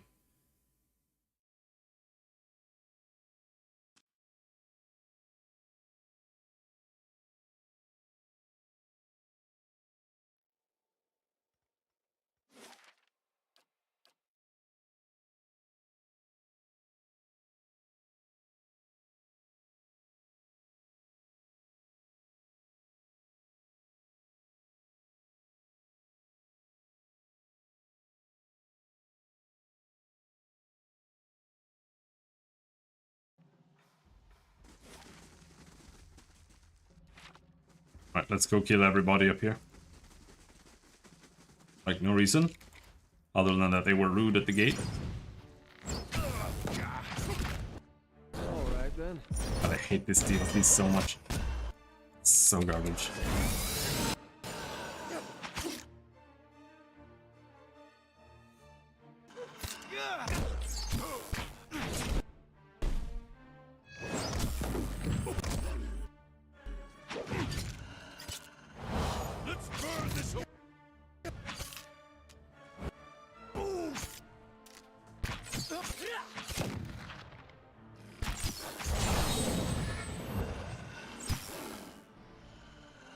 I'm here.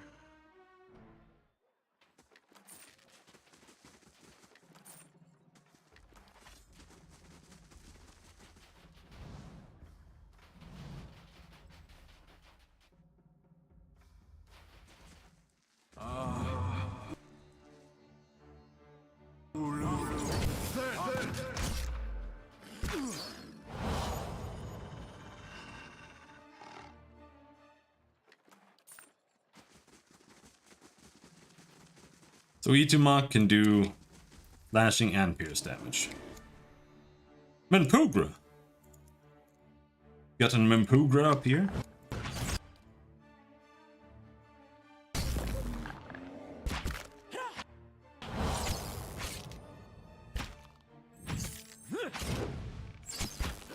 That's for my friends.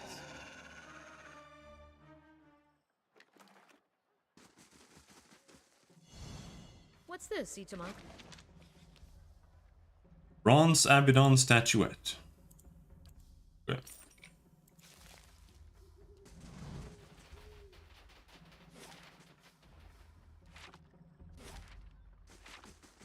sneak around here.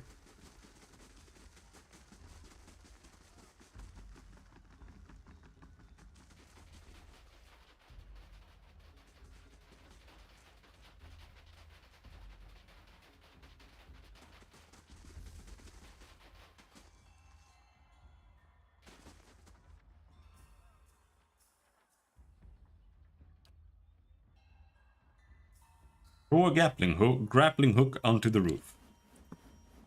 The grappling hook strikes the wooden beam with a disquieting thud. No cries of alarm follow. A few tugs on the rope suggest the hook holds fast. Send someone over the wall. Who will go? I don't know. Adir? Adir grips the rope and begins to climb, clambering up into the watchtower. Soon Adir is maneuvering down the other side of the wall inside the fort. From there, Adir can see the camp shrouded in the evening's gloom and the guard posted some short distance away. The man is snoring, fast asleep. Adir creeps forward to unbar the gate. But Adir's footsteps are loud against the quiet of the night, and after a scant few seconds the guard jerks awake. Adir rushes to unbar the gate as the guards shout for reinforcement. And then it's bugged, and we have... It's there again. Alright, come here. I'm gonna kill all of you. Dosing guard.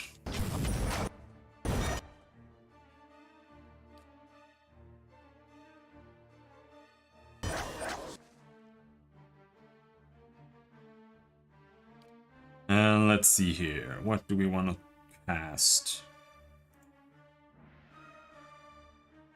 I don't really like any of the max level spells here. They're just kind of tedious. Bonk, bonk, bonk, bonk, bonk, bonk. Didn't really do anything.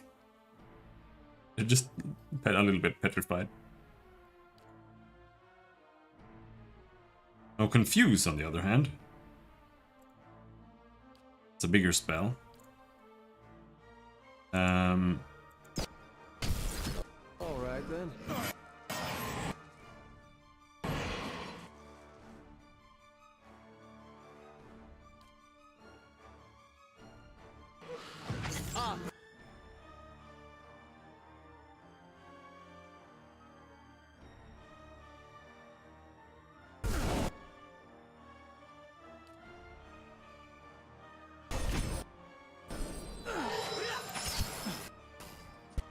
Indeed.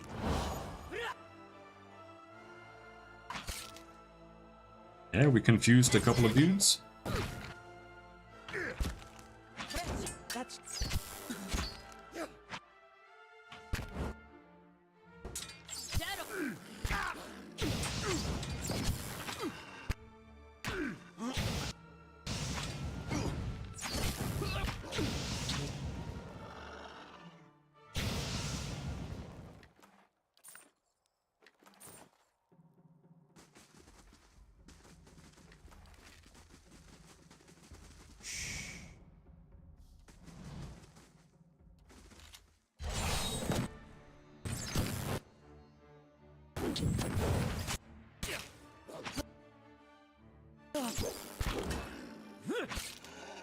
And a creeping dog.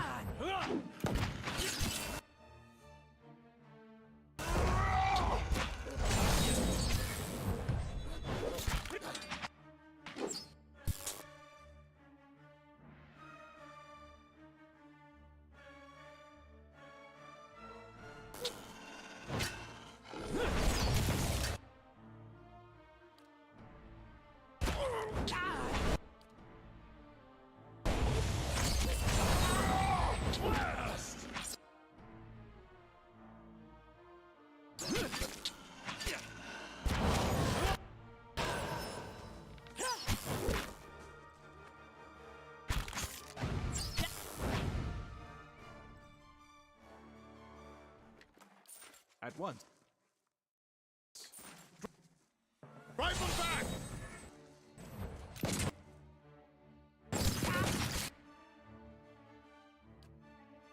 Ouch! God, they did a lot of damage there.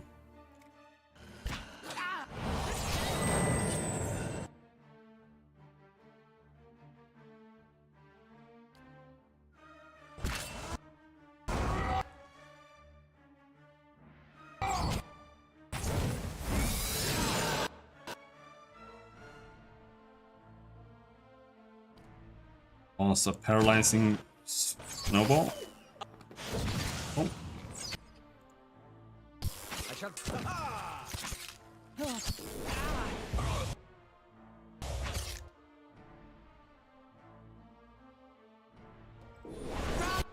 Oh, my dog is dead?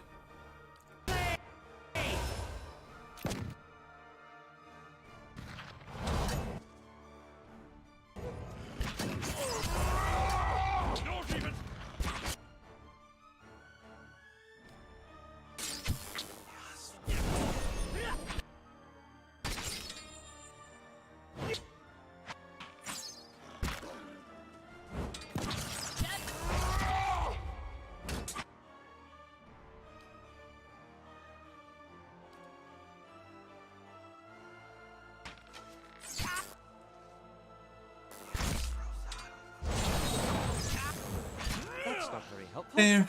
Paralyzed. He's dead.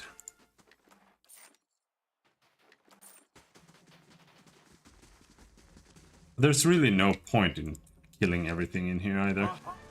We don't get any XP and we don't get any gear or anything. See, that's the problem with not having levels. Is it kind of makes most combat-related content not really serve a purpose. But I also kind of don't mind that.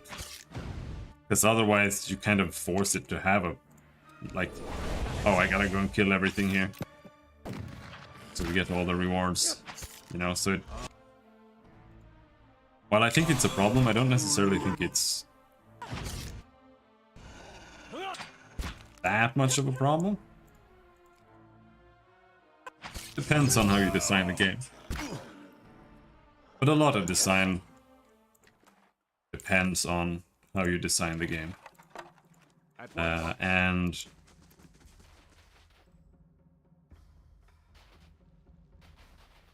some game design just makes it easier to design, or some mechanic design just makes it easier to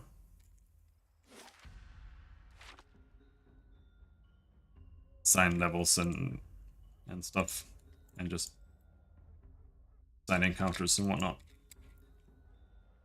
People just go for the one that's easy. Because this is... like, the Infinity engine, it was meant to be an RTS engine. And that's why the game plays like an RTS. And there's not really that much more to it than just attack moving in Warcraft 3. In fact, Warcraft 3 is kind of more deeper than Baldur's Gate is. Not by much. You know, you've got abilities and stuff. It's somewhat more interesting when it comes to that. Though Throne of Ball does have abilities, but I'm not sure I really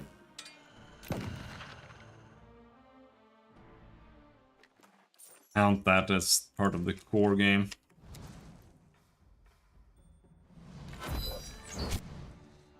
Okay, so where are we going?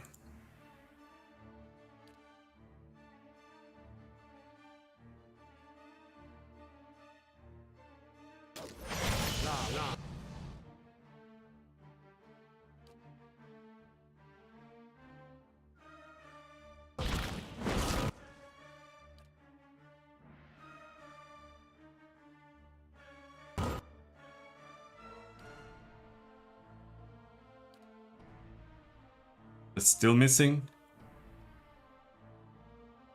Oh, whatever then.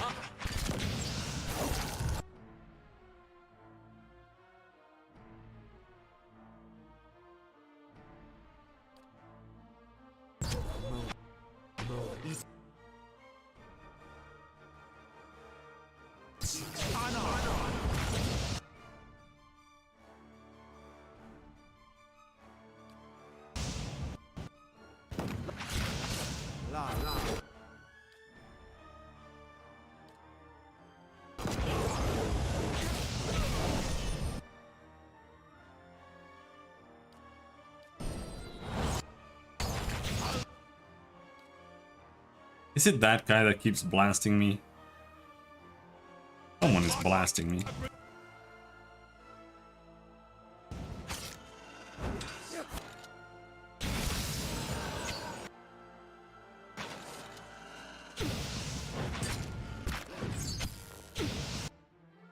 I need to rest in here, and that's gonna be super weird.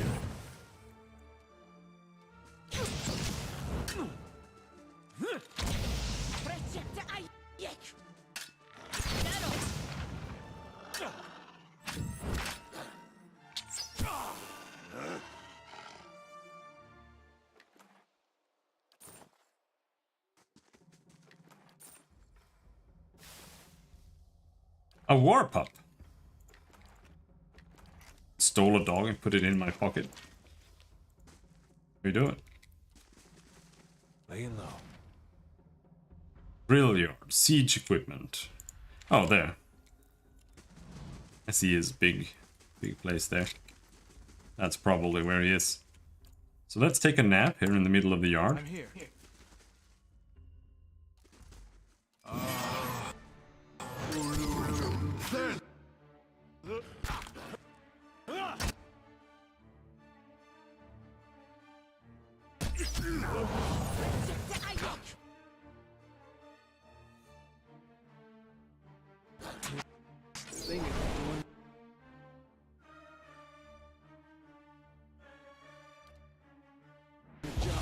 Knock him down.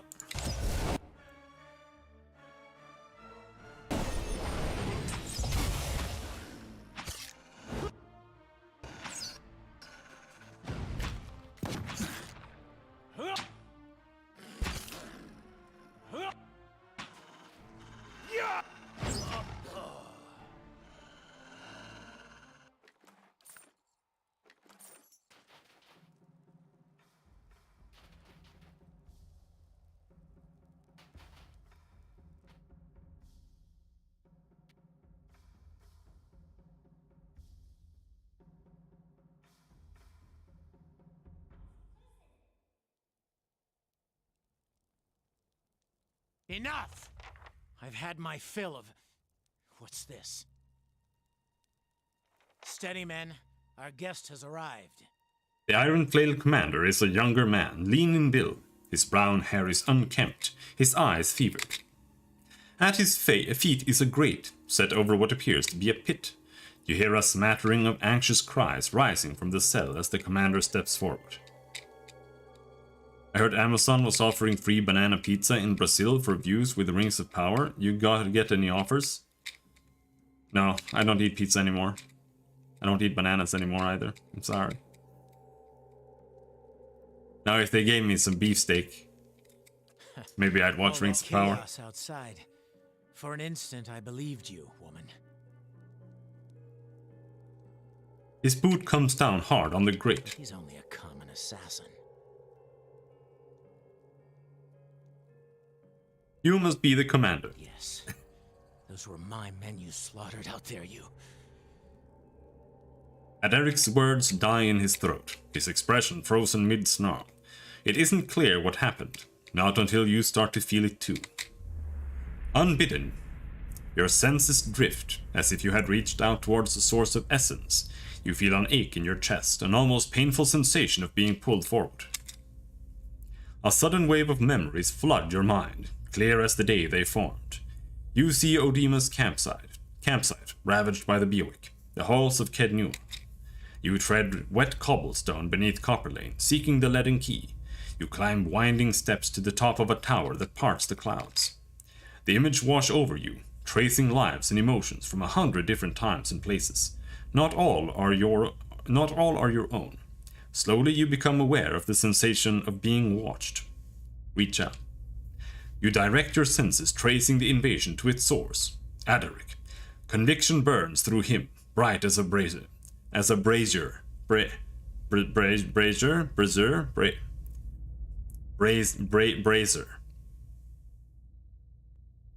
For an instant you share in his emotion, and a sourceless desperation rattles through your skull. Absent context, the fragments of memory you see are just images. A small house across a field of vibrant purple flowers. A sea of armored kith and flapping banners waiting on your command. There's an uncomfortable moment when you feel your twinned awareness turning in on itself, and then the connection is severed. Aderic looks startled, his face ashen. Cypher, what did you just do to me? Aderic flinches, taking a step back. What am I doing? I've Never met another. Why have you come? Why now?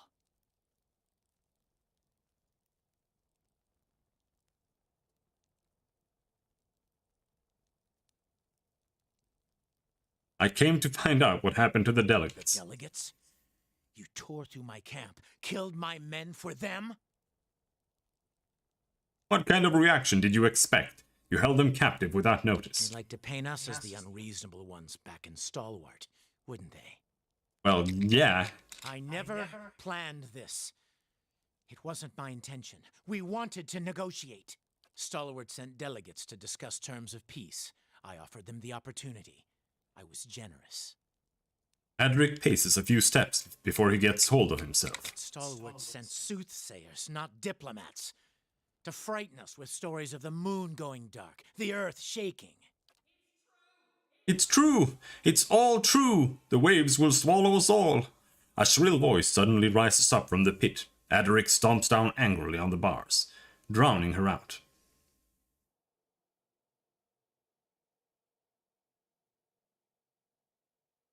What do you want with Stalwart anyway? With a village of fishermen, nothing. But they cling fiercely to the forge you gave them. Some of the men are here for gold and good steel, and I promised them their share. But I came for cannons. With the battery's cannons, we can hold the pass. Rayed Saris has suffered enough. Its sons and daughters have nothing. Looks at the deer, jaw working. We won't survive an attack from the Deerwood when it comes. Not unless we act. There is an army coming. I've seen it.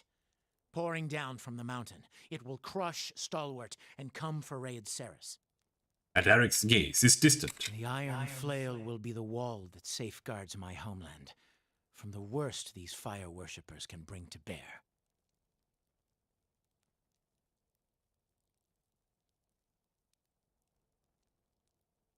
If the Deerwood does attack, you brought it upon yourselves. And we have paid for it. Adaric's voice takes on a ragged What we edge. have lost. We have been abandoned. If there is ever to be a better land for our children, it will take the whole of our lives. Wait, you had a vision of an army? I warn you, if you think to taunt me, Watcher. I had a vision too. In mine, I saw Kidnua reduced to rubble by an army that shook the earth. Doubt creases Adaric's brow. His men exchange looks, waiting tensely for Why orders. would they turn on their own?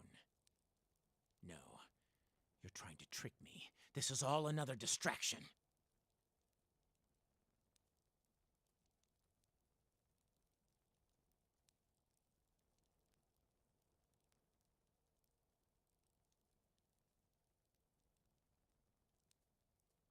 I remember thunder and 100 eyes gazing back at me. Any of that sound familiar? The thunder followed me to the temple at Dawn's Reach, and the earth split beneath our feet.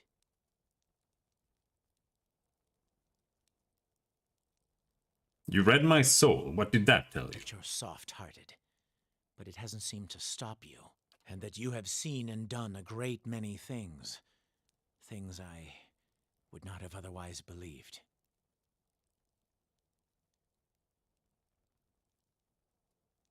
We both know something's coming. Maybe two Watchers can figure out how to stop it. For several moments there is nothing but silence in the cabin. A ripple of soul energy moves through the air, and you hear the scrape of metal as Adric hefts his blade. We are nothing without our faith, and even you can't lead me astray. I'm sorry, Watcher, but I know this is the right path. This DLC is so fucking garbage, dude. It's just a bunch of fighting. So I guess if you just want more fighting, then sure, whatever. But I just don't give a shit. It's just not that interesting to do battles. I just don't really care that much.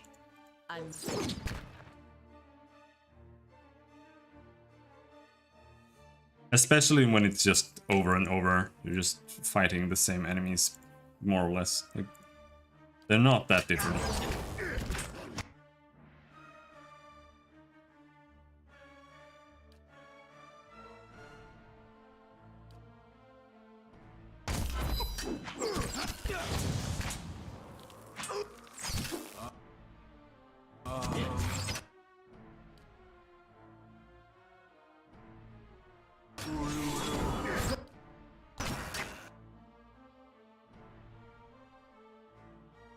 Now, let's do one of the usual and just...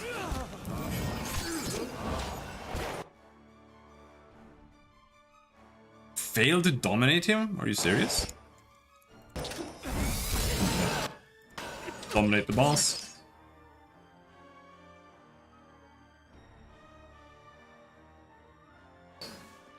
Well, it's just not mechanically deep enough for fighting to be very interesting. It's just kind of like a part of the game, but it's not... It shouldn't be the whole game, because it's a role-playing game, right? At least that's what I play it for. And that's why this just does not hold up for me. Because there's no role-playing in this DLC. Because every single encounter goes one way, almost. Like the dragon, you could have killed him instead, I guess. That actually had some choice, but everything else is just like the same thing over and over again. You go in somewhere and you kill it. You go in, you kill it. You go in, you kill it.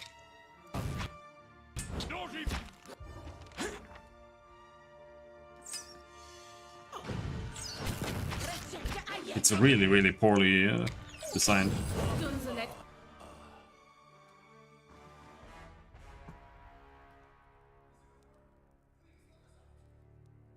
Robin was granted Sever the Soul. I'm here. Give me some shit. We get a one-handed sword. Steadfast is a single-edged backsword with a recurved guard and wire-wrapped grip. Though not especially fancy, the crafter's skill is readily apparent to any who hold the weapon in their hands. +5 will. Right. Well, nobody uses swords. I can put it on me, I guess. Aura of the Hunt. +15 accuracy against beasts. Exceptional medium armor. Okay, I just don't care. Just don't care. It's just not interesting.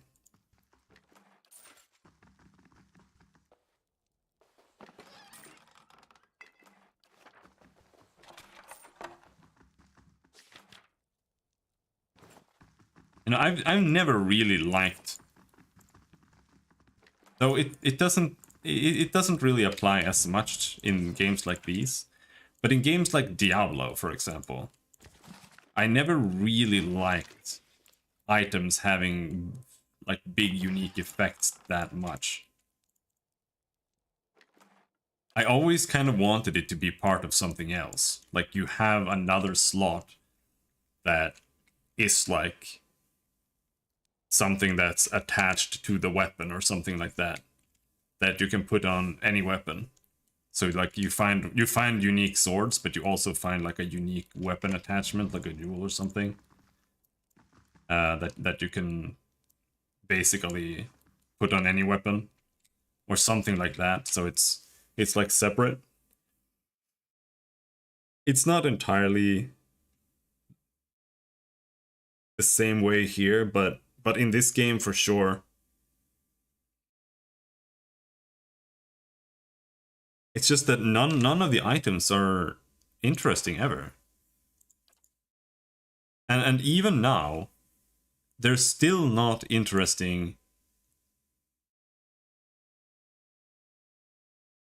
from like a damage reduction perspective either. Like, I just keep finding armors, but I just don't feel like there's any point in equipping anything ever. Like, this gives him second chance. He resurrects if he dies once. And usually when that happens, they lose aggro and run away, so he actually usually gets up pretty well. And this, she gets plus 50% armor when under 25% health. Which is also not really that good, but it's not any worse than any other effect in the game. So there's still no reason to replace that.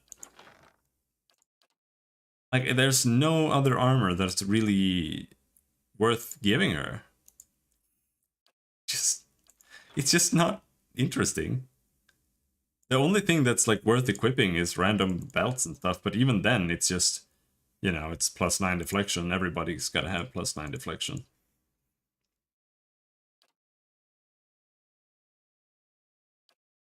And now here, I could bind Steadfast to me, but even that's like kind of pointless. Kill 5 enemies with Steadfast with critical hits. Okay, that's never gonna happen ever. Because he uses sabers, so I didn't want that on him, and nobody else uses swords. At once.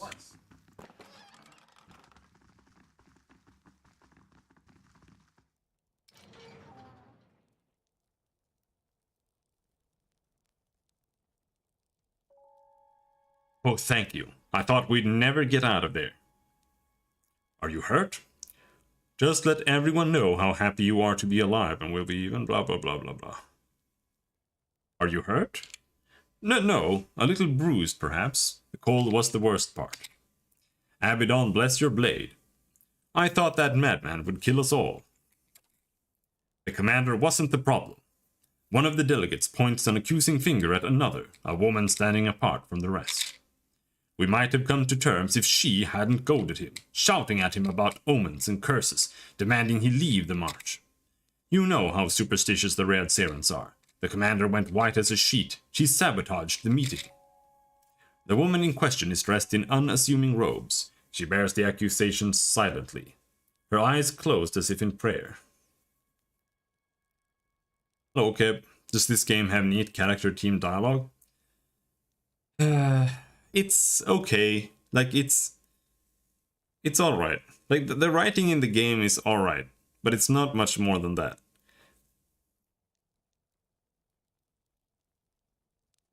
It has some dialogue with the characters. It's better, like, it's much better than Original Sin, for example. Original Sin 2 as well. The, like, the interactions you have with your characters is a lot better than there. But I don't think it's better than it is in Baldur's Gate 2, for example, but there it's only, like, you pretty much only have interactions with whoever you're trying to bang there as well. So it's not really that great there either, but I still think the dialogue, the dialogues are better written there in general. They're a little bit short here, and I don't know. But that's kind of the gist of the problem with this game. The gist, in a nutshell, what's wrong with it. It's a little bit underdeveloped in all areas, and but what's there is good. But it could be a lot better if they had put more time and effort into it and didn't divert all their funding to finishing up a bunch of trash bullshit. Like this DLC, for example. Or the Stronghold and that stuff. Like, they should have just not done that at all. And the game could have been a lot better. But the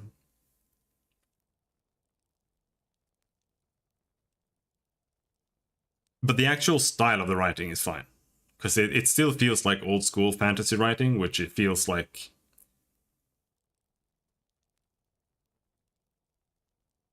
Well, they did it to themselves. The Kickstarter was a total scam, and they dug their own grave. It was total bullshit. Like, we already talked about this, but I want to talk about it again. Because, like, it grinds my gears so hard. It's like, if you look at the Kickstarter, and you look at the stretch goals down here, like, they are total scams. All of them are scams. Because they just keep adding things here, and like down here at like $2.7 million, they're like, yeah, if we get to 2.7 million, we'll add a paladin and we'll add a chanter. Like, they're gonna add a fucking class because they got it all the way down here. That stuff should be like up here. Like, that's it. And where is it? It's like this like adventurers hall with full party creation. They needed 2.6 million to be able to program in one NPC, or like well, they literally just put a button in the inn that lets you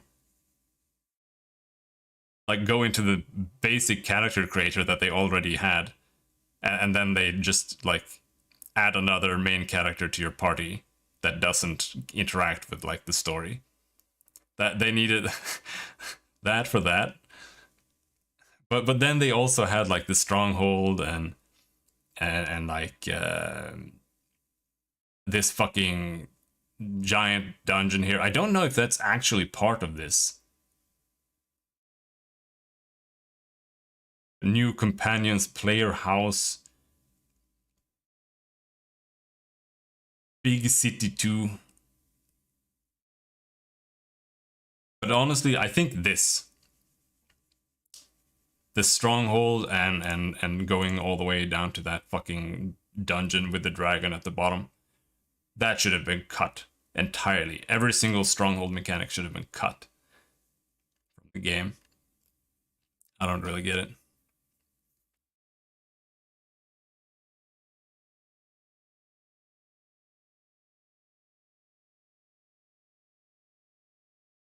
Player house. This one is interesting. There are two that I find kind of weird. This one, the story grows. I'm like, okay, what does that mean? So if they hadn't gotten this, the story would have been cut even shorter than it already is. And this one, new region. So they, what was the region they added? And faction? What does that mean? So it's like they just made like one more side quest area or something because they got there. I don't know. But this is why Kickstarter is stupid. You shouldn't make promises just so that you get more money, so that you don't get, because that's the thing, they don't get to spend the money that they made from those extra promises, because they don't have the actual manpower resources to implement all of that in a reasonable time frame. So they can't actually do all the things without sacrificing the main part of the game. And that's why Kickstarter stretch goals are a self-own and a scam.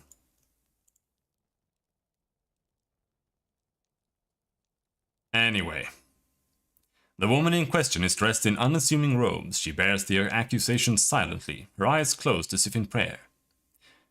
Care to explain yourself? With desperate speed, the woman suddenly lunges sidelong towards a nearby rack and seizes a dagger lying there. She sets the blade to her own throat.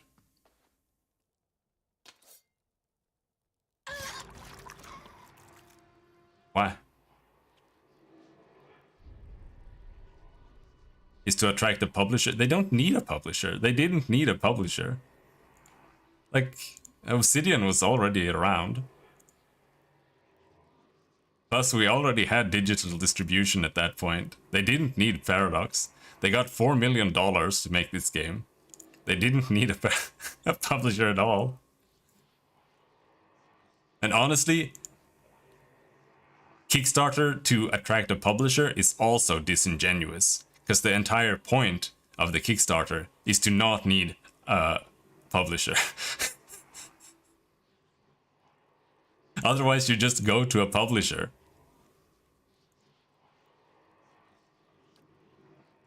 There are plenty of publishers out there, but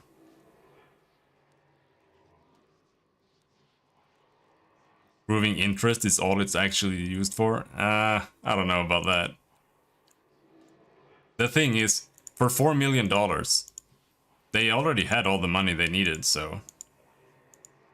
I don't know. Even for $1 million. Like, how do you not make a game with $1 million? Like,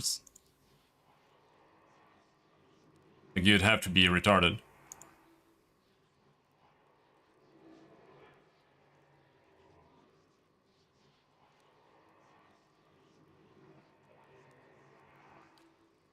But what just happened? Damn it. Now we'll never get an answer out of her.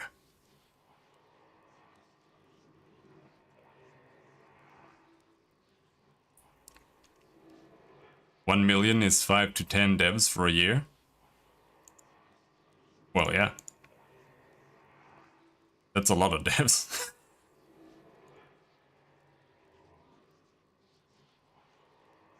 We'll never get an answer out of her now. Read the woman's soul. You reach out and brace against the sudden flare of pain and fear, digging after less recent events.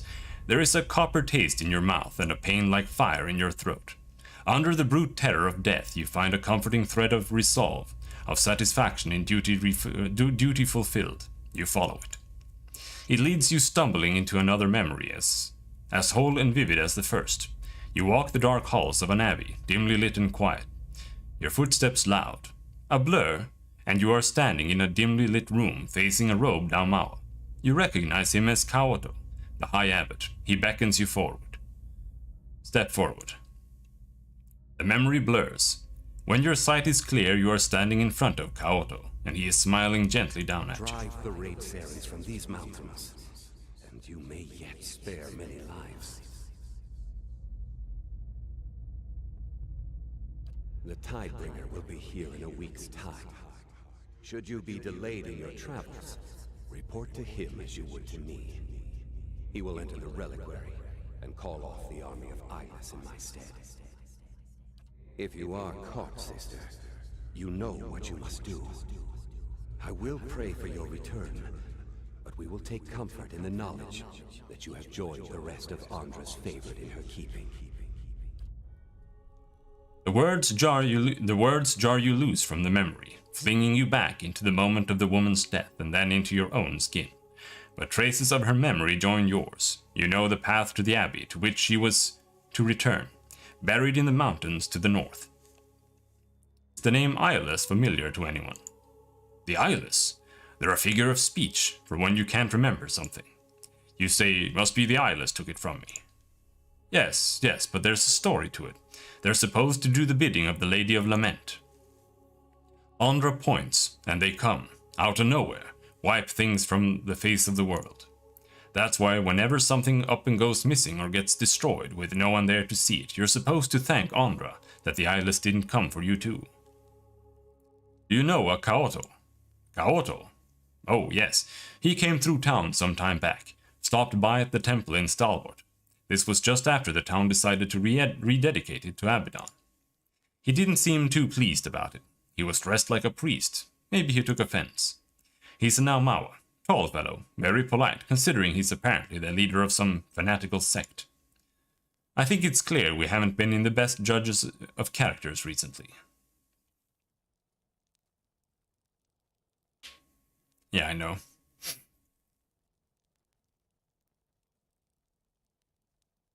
Do any of you know what a Tidebringer is? Yeah, that's the ability that my woman keeps using. Tidebringer. That's something they used to talk about at the Temple of Andra, I think. It's a person at more devout circles. Funka, fuck off, Dota bitch. Do you know anything about an abbey to the north? I've heard of something like that. An Andrite stronghold. Not the kind of place that welcomes visitors. Is that where she came from?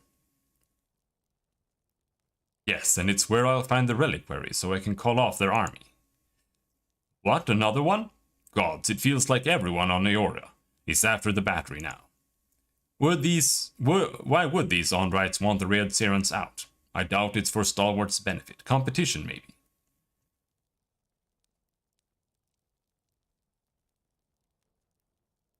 They're up to something, and I'm going to get to the bottom of it.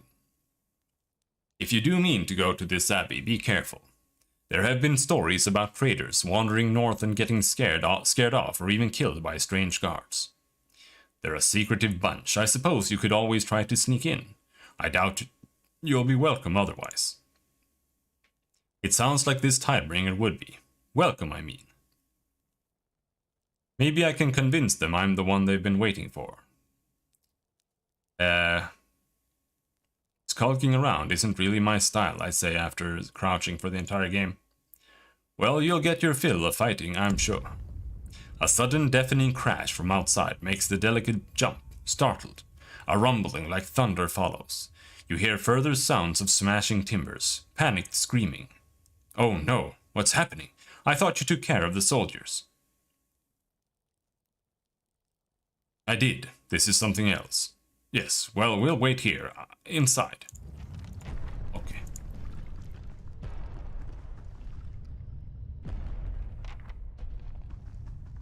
He plays the MOBAs? Of course he does. He's a chud.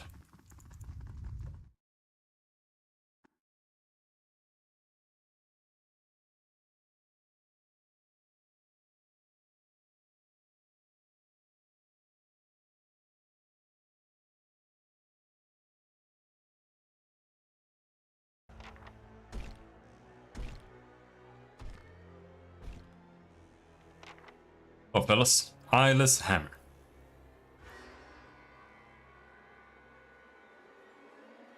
What do you mean? I'm the Lord of Chuds. You're the one running afoul.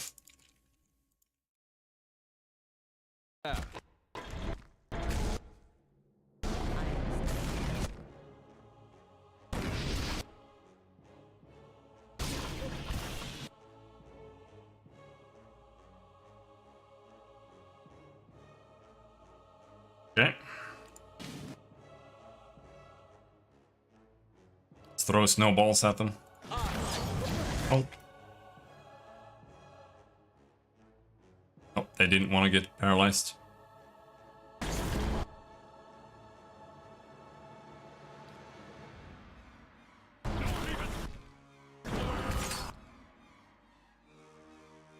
Oh, come on. Knock it off.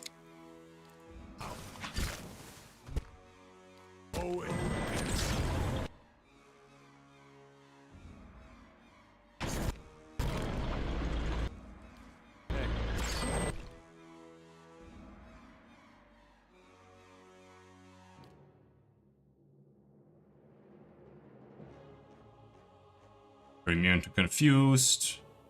I mean, we might be able to paralyze them a little bit. Can stun that guy at least.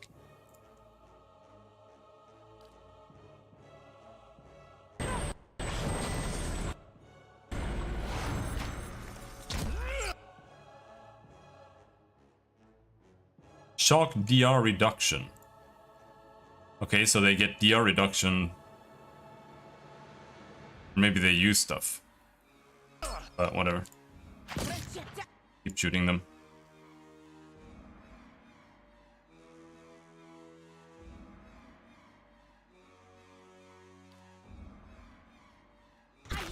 Disintegrate that guy. And I don't really know how much damage this does, to be honest, but I'm gonna pop it down anyway. Plus, put some ice down there.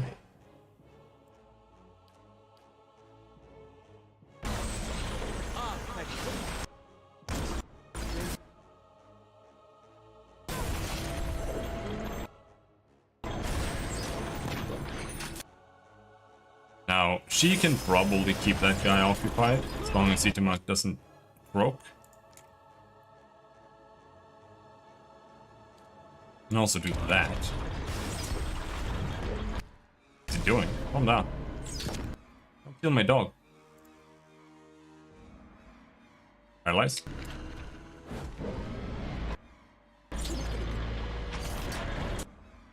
My dog's dead. Paralyzed for 4 seconds. Alright, fine. Shoot that guy.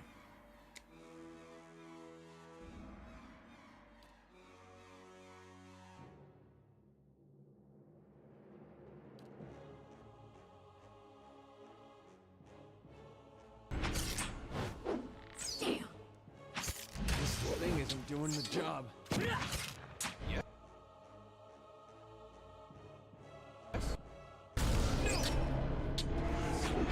Some more paralyzing. Nice.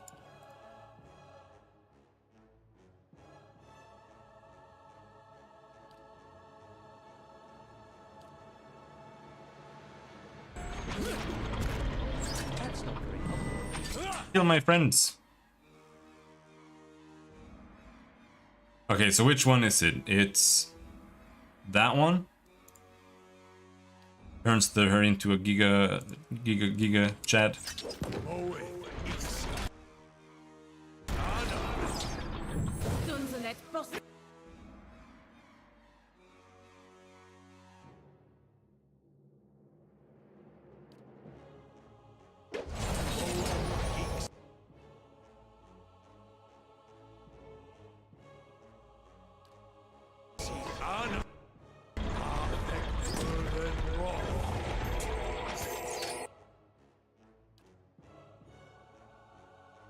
Let's use that. Some free healing. Just standing around. Oh, come on.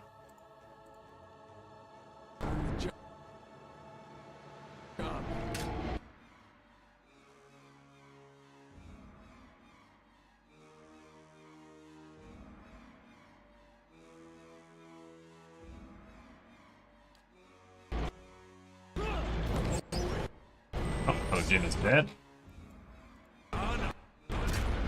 So am I in like 1 second?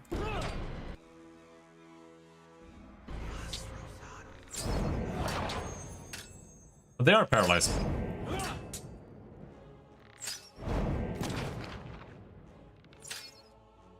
How this thing isn't doing the job. Can't get a good shot. I did not try knocking them down, but Adir failed. Because he sucks. He has no accuracy. As the last Megfolk falls, a tide of essence sweeps through the ether. It washes over you and you find yourself in the memories of the Eyeless. The hulking creatures surround you, their sinew-wrapped skeletons clanking and screeching in the semi-darkness. Their bodies fill the air with the tang of metal and the musk of sweat. The cavern in which you stand, it looks like a cavern anyway, glows with a dim ambient light. Steel flashes as the Eyeless shift and stir. They stamp their feet and groan in rasping metallic voices. Their restless energy prickles at the back of your neck. Yeah. And in the echoing rumble you hear something familiar. It's the pounding noise from your dream, the harbinger of a terrible army. You begin to wonder how many Eyeless are crowded around you. You suspect there must be scores of them, maybe more. It's difficult to tell how far back this chamber goes or where it is. Ahead you see a glint of light. It might be an exit. Already, however, the vision is starting to fade. Investigate the glint of light.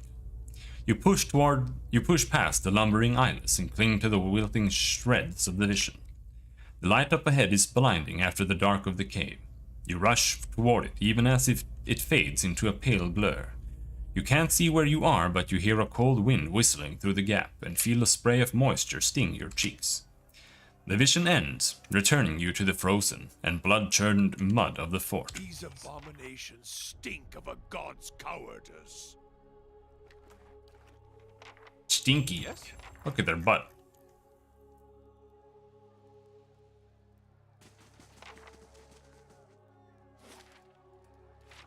So, are all the guards gone now? Or am I still gonna have to fight guards around the entire camp?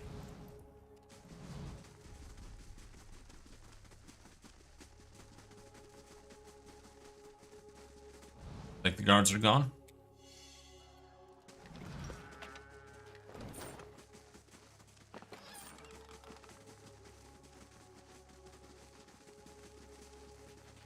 I don't know why I'm looking. There's not gonna be anything anywhere that's worth using. Let's see this stubborn bastard. Watch your butt? Dude, that's what I was trying to do. Absolutely. Not my fault that DLC is fucking garbage.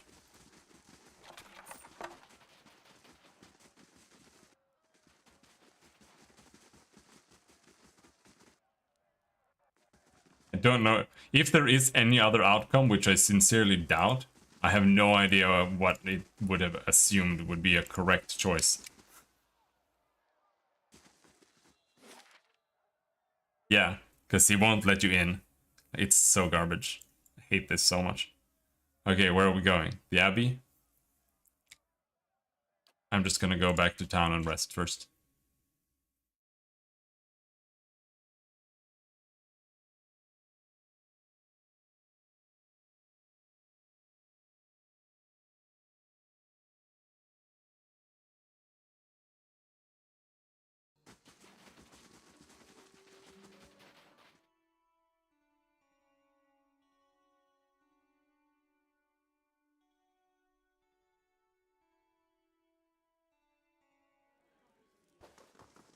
Please, someone has to do something. Back Not to doing work, shit. Harry. What can a top quality bear? Piss off, Kern. I got enough problems. Yeah, piss off, Kern. Nobody cares. Alright, let's go up to the thing. This is gonna be quick because I'm not gonna do a single side quest here. We're just gonna do the main story. Fuck the side quests. This is a side quest already. We're not doing the side quests in the side quest.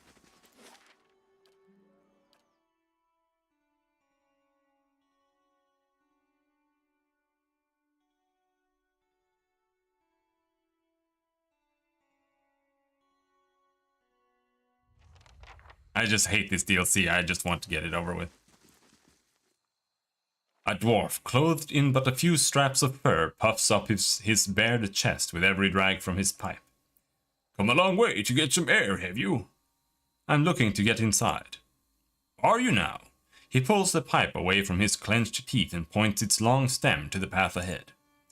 Far as I know, straight this way, the middle path on the right with the ruined arch. If they let you in, of course. Andrites are none too friendly, but to their own. My mistress went through the archway, spoke to some guards there, then headed on. He bites down on his pipe with a sour expression. They got eyes on the other paths, cast me dirty looks from afar when they passed this way. He grunts. As if I'd stand here in plain view if I had some grand design of sneaking into this, their blazing church. And what's an abbey got that's worth hiding anyway? Monks? You know of other ways into the abbey? No, but it's an abbey, not a fortress. You can bet it's got holes like any fat old monster. Supply passages, escape routes. He shrugs as if it were a matter of course. I'd be lying if I said I'd never explored one uninvited when I was too young to know better. Helped myself to its relics. Let's just say, if a certain war goddess has her way, I'll be living my next life as a dung roll bug. Okay. Doubt we'll meet again. Any luck, my mistress will return soon. Hope you find what you're looking for. Thank you. Did you take out the Alpine Dragon? No, I helped him. Even our visitor is to be turned away, he said. What interest would our quarters hold? Our quarters aren't the worry. It's our brothers and sisters below. And then he gave me a shitty cloak that I haven't even looked at. Hold! Who's there? Kaoto is waiting for me. I am the Tidebringer. The guard's eyes narrow. How can I be sure? We are in the final days of the Mechwind's Tide, a time of transition for our church. My presence is no accident. The guard relaxes and appears relieved. Forgive my caution. We were told to expect you. The High Abbot awaits you inside. Uncle W? I have no idea. I expected you to be a god gamer? No, you're 12 years old and you're expecting me to play like a 12-year-old. It means going around just killing everything for loot. I'll stand watch. I'd hoped I was I just want to play a role-playing game. Clearly not. I shall take your advice.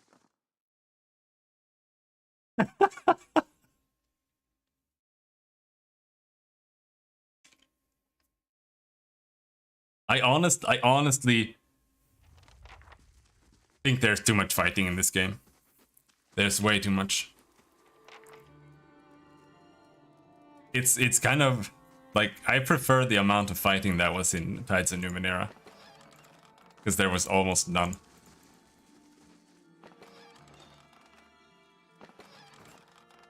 I haven't tried playing it with less like a brute though. Skip the dragon fights? Dude, I didn't skip it. I fought it with the dialogue. He was super happy with me for repairing his soul. Yeah, I just want to play Numa Numa. This area is forbidden. I'll be going then.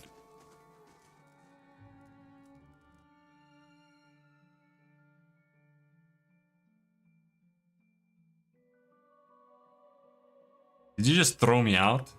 What am I supposed to do? I'm trying to find the guy supposed to talk to. Where do you want me to go?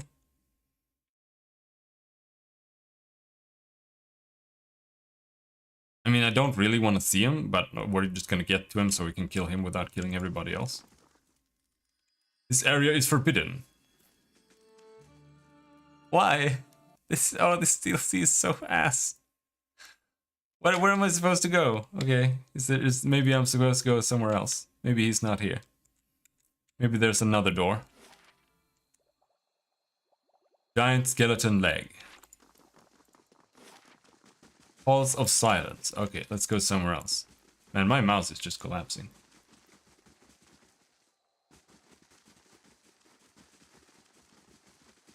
The Len fight? I don't even know what that is.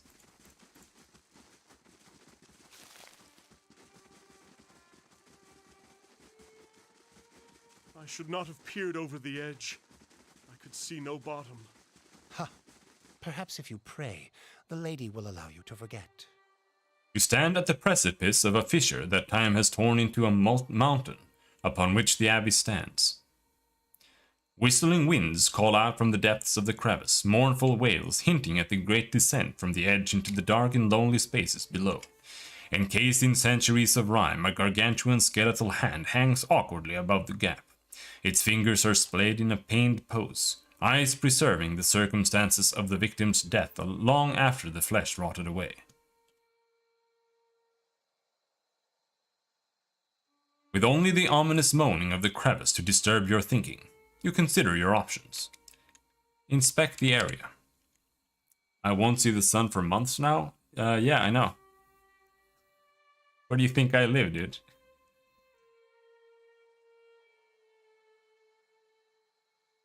Considering the span of the gap and the position of the skeletal hand, you believe a well-placed grappling hook would allow you to reach the other side. Though positioning the hook may be tricky, the winds are not so strong that they would endanger attempts to cross. Cast your grappling hook. The middle finger is a large target, but it sits in the midst of buffeting winds that threaten to blow the rope and grapple off course. Whoever casts the grappling hook will need nimble fingers to ensure a good throw. Okay, what does that mean? Where's that Insomnia movie happen? I don't know. I haven't seen it. Dex 13, 13, 16, Dex 18. Is that like what do they want? Is it Dex? Is it Perception? I'm gonna assume it's Dex. So Aloth gets to throw it then. Aloth times to throw perfectly between chaotic gusts whipping up from the crevice. The grappling hook cuts an odd path through the expanse of violent air, the attached rope trailing behind in a bizarre spiral. Despite its odd course, the grapple eventually sails over the middle finger, its rope winding securely around the frozen bone. Robin gives it 2 tugs and is confident it won't budge. Swing across the chasm. You take a firm hold on the rope and swing across the crevice. Despite high winds and an unsettling creaking from the enormous ice-encrusted finger, you safely reach the other side. Here's a question. If we're like swinging over like this, how do they get the rope back? Because only one person can swing over, and then there's like a gusting winds and stuff. So how do they get the rope back? I have to like tie a large boulder or something and just like throw it across. You stand at the edge of a crevice. You traverse with the help of a grappling hook and a conveniently located giant skeletal hand. True, dude.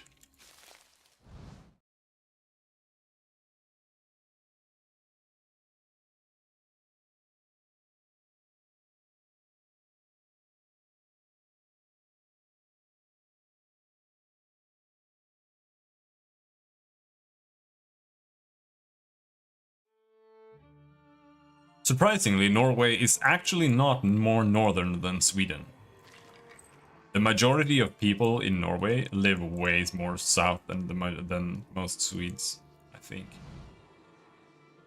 Hovering over a skeleton half trapped in ice, a faint trace of essence lingers in the cold air of the cavern.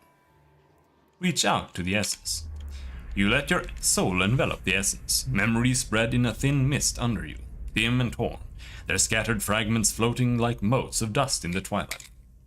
You're walking into an oblong chamber. The stones of its underground walls glisten, still wet from the floodwaters. A hand clasps on your shoulder. You hear her whisper, "Arthik, I don't want to look."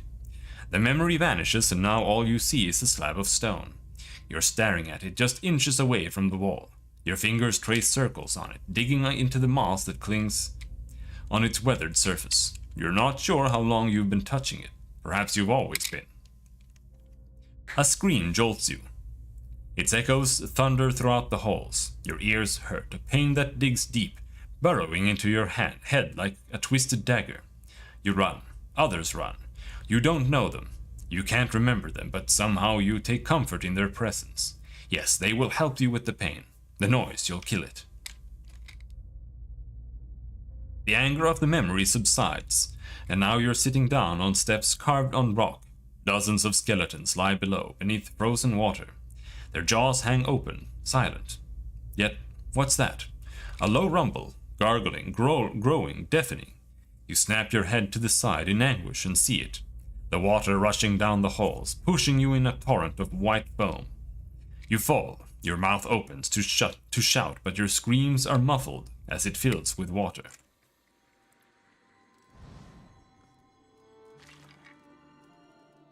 Juggernaut? Okay.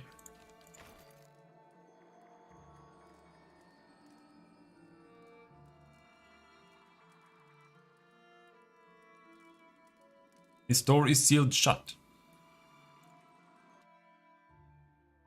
Low Tide Cipher, Low Tide Monk. I don't think we're supposed to, well, I don't know what's going on here. Oh, fellas. Aimlessly, this dwarf jerks his head to the sides as if looking for someone. Do I know you? The noise. No, no more. Goddess, what stirs? The man stares at the ground, his sunken eyes devoid of spark. Clumps of moss frozen under a layer of slick and green slime build up between the cut stones.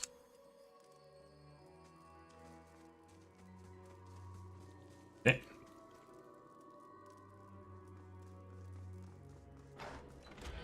I'm here. No, no, it hurts! Make it stop! Okay, they're angry.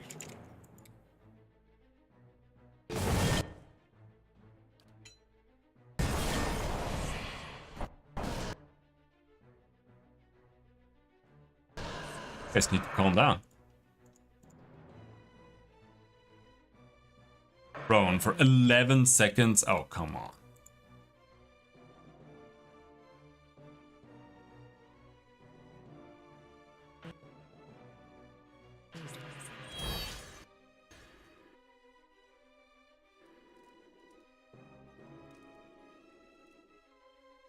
Sound broke.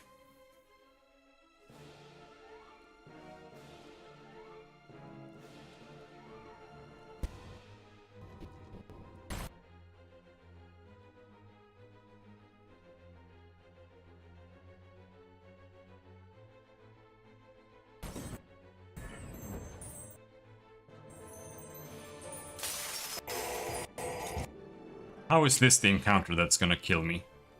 Just a bunch of random assholes.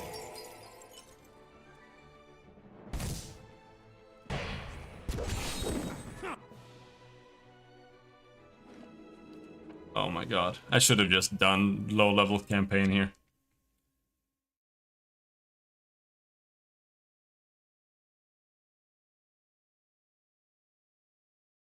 I don't think there's a spell that protects you against prone. The only thing is like getting the crown on you, so you get for deductions and stuff. I guess. Here they come.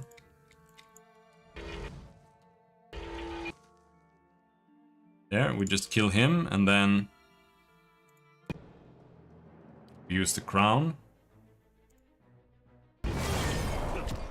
No, use it! Use it! Use it!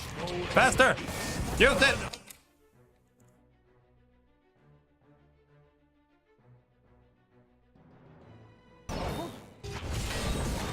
Yeah, now we might have a chance in hell.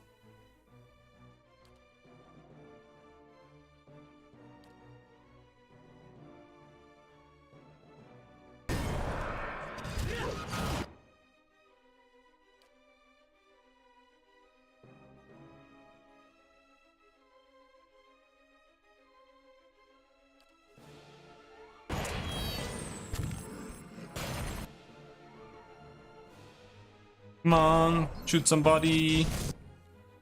Why are you reloading again? Oh, this is 60? I thought it was 70. Okay. Let's do that.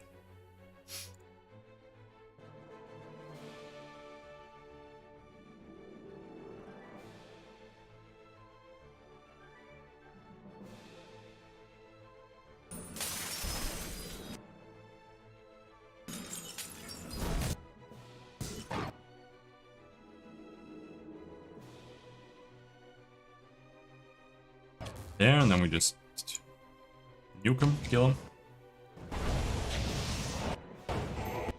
Oh, don't get up. Oh, don't get up. What are you even doing? Pallegina deals 64 damage to Pallegina. How? Why, what? What's going on?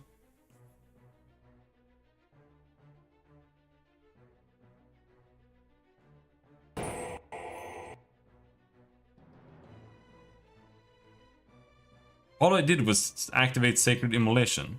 Did you just use Sworn Enemy on yourself or something? I don't know what's happening. This is fucking trash.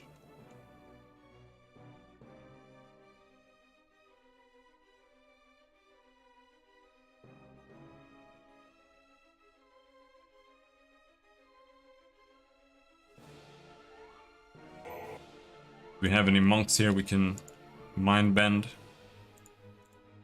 That'll help.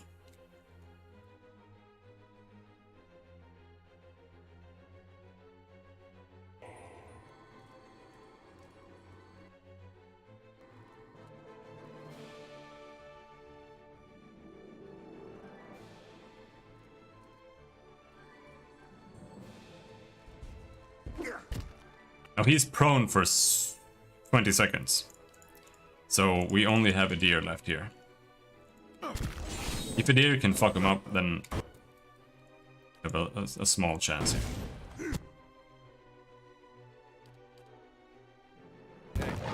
There should be only 2 monks left. Nope, there's a last one there. Kill them! Damn it. Wait, Idir is...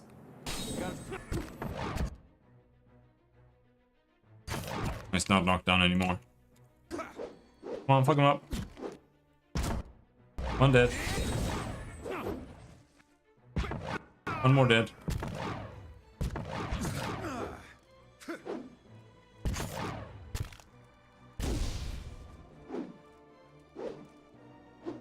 Prone for 6 seconds. And... there. Fuck was that? I'm here.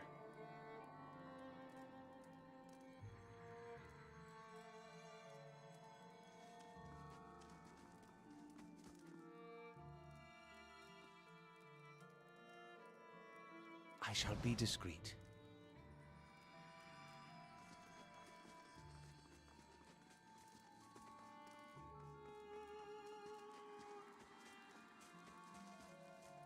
A dismal place. We may as well be at the bottom of the sea. Who's there? It's me. Absolutely.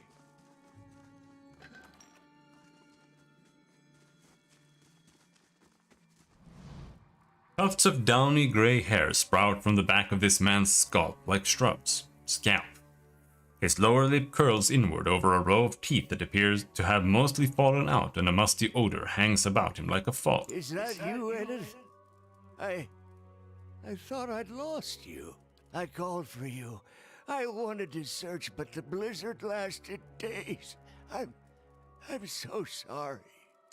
He extends a hand in gesture of apology, but then the fingers curl and he draws it back. He squints as if trying to see you better. But wait. We did find you.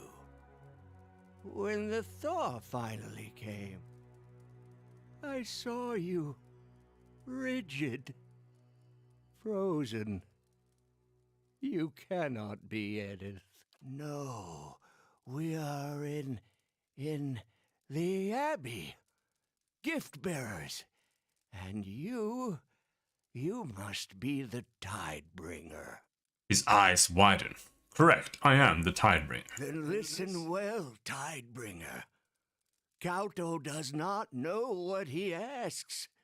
Nor did I, when I performed the Tidebringer's duties so long ago. The halls of silence. They take our minds, memory by memory. It would be peaceful, we were told, like going to sleep. Look around you. We, the low tide, who have been sealed down here all these many years, do we seem at peace to you? We are lost, terrified. You did not choose to be here? Did we? We did. We chose it when we thought it was our duty, and that it would be peaceful. But the more we forget, the less we understand. Every day something familiar becomes strange. If I had known, I'd never have accepted my assignment to the Abbey. Nor would many, I suspect.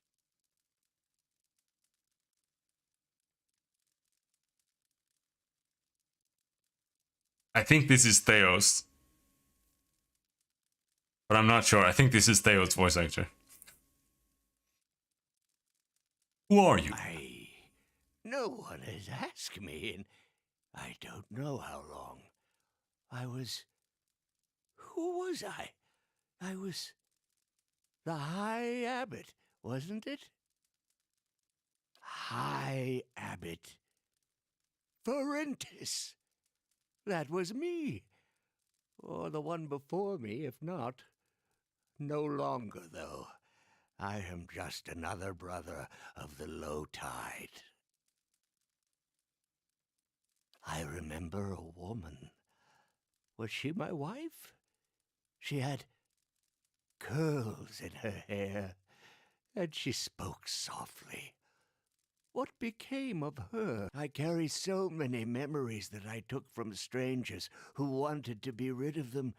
I don't know what's mine anymore. Would that I could be free of this place. Free to make new memories. To know who I am. I'm not allowed to click with the mouse anymore. Oh. Farewell. All right then. Ferentis looks around, lost. Just randomly skips things. It's done.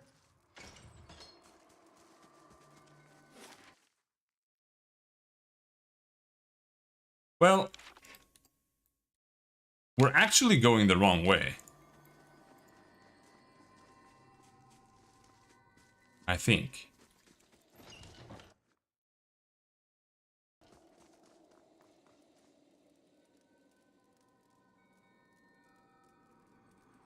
I think we were supposed to be over here.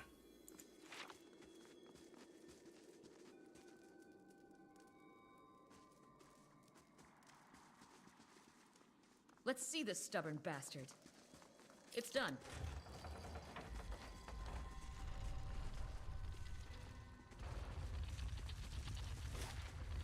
This doesn't really lead anywhere either. So, okay.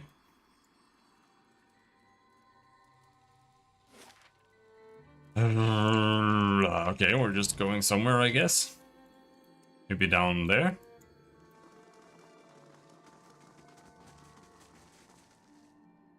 Bunch of skeletons in the ice. Moon Spiderling.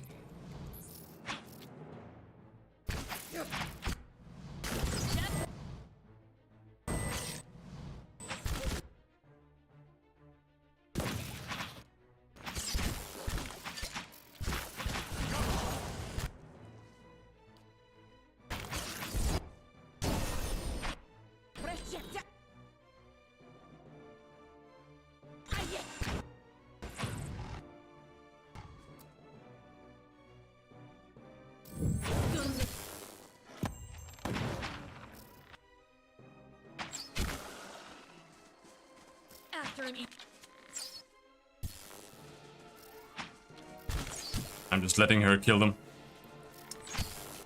And unlock the next step on her bow.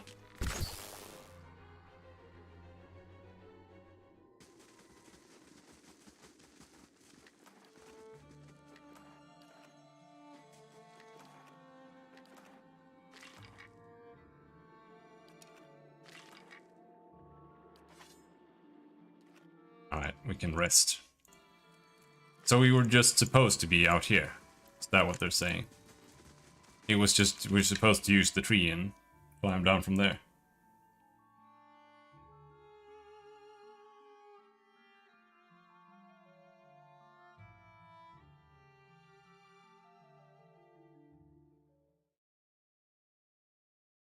Return to the precipice of a fissure that reaches down into the mountainside.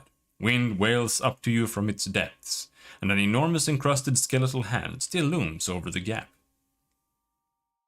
With only the ominous moaning of the crevice to disturb your thinking, you consider your options. Inspect the area. No? Okay, so we're supposed to be in here.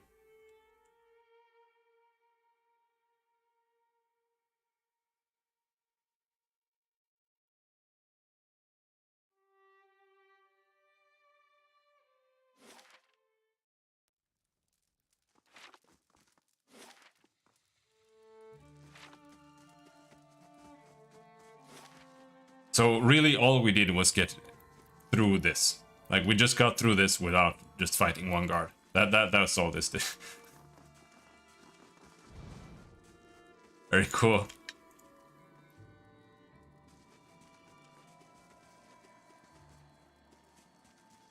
Sure.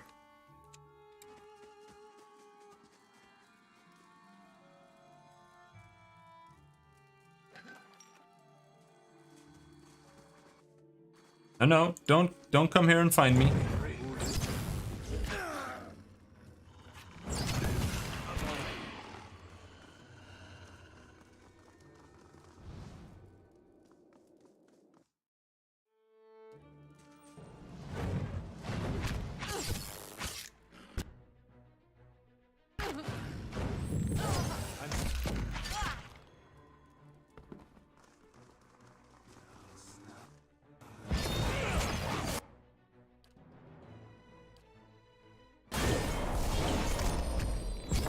Did that monk just teleport to me?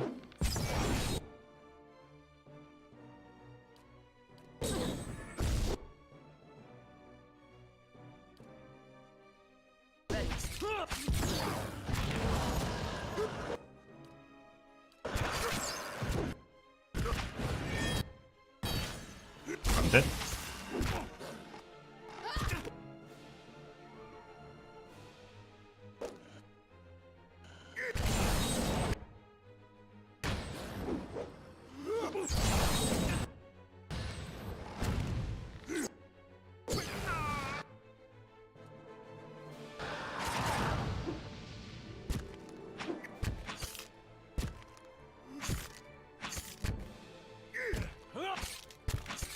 Don't understand their perception.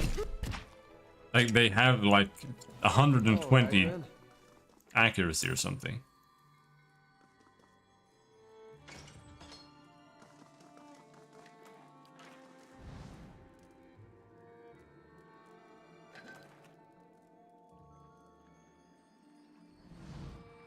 Different scenes of an ocean shoreline are carved into 4 stone panels, arranged almost haphazardly at different heights, along a network of rails. Inspect the panels. The panels are affixed to a set of rails that curve and crisscross in a pattern that remind you of seaweed.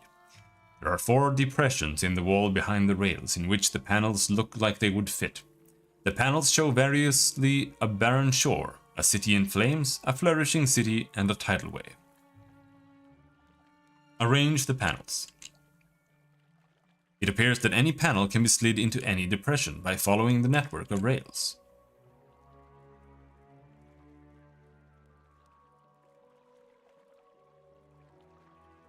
Slide the panel of the barren shore. You grab the panel and slide it on the rails into the first available opening. Once the panel matches the recesses on the wall, you gently press on it. It slides without resistance and locks into place. And then we move the flourishing city. Locks into place. And then the city in flames. And then the tidal wave. But it will not settle into the final depression. Suddenly, the stone slabs begin to move on their own and revert to their original positions.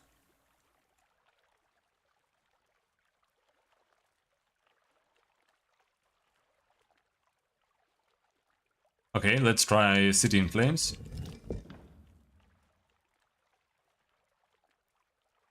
Tidal wave.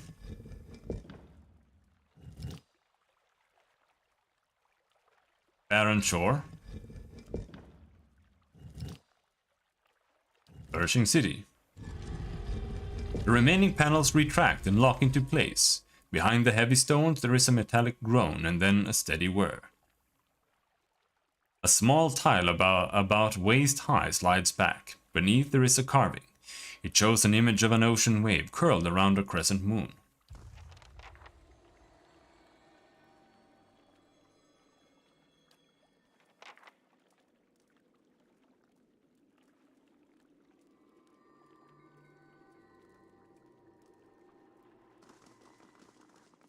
I'm on the trail.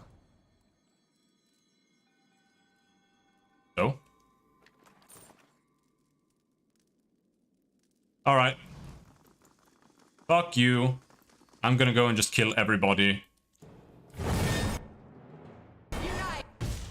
Fucking piece of shit garbage DLC. Fucking eat my ass.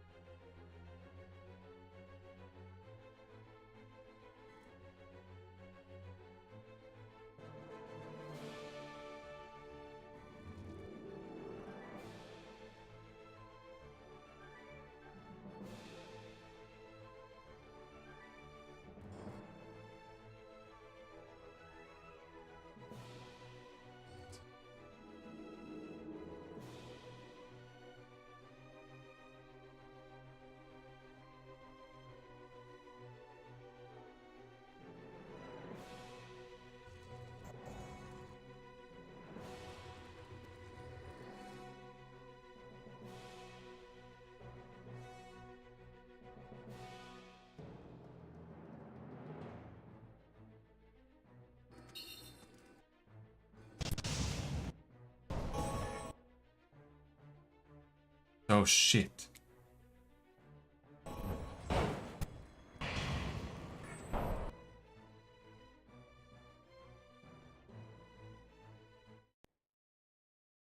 I don't even want to keep playing this DLC. I just want to leave and just get it over with. This is the fucking worst. I'm gonna turn it down. Easy. Wait, what did it say? My god, sit. Will take effect on any map you have not yet visited. Okay, that doesn't help at all. Absolutely. Yeah, because it just like adds more monsters. Okie doke.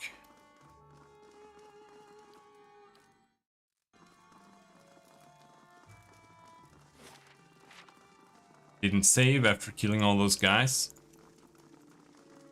Man, I hate this DLC so much. You have no idea. Absolute fucking dog shit.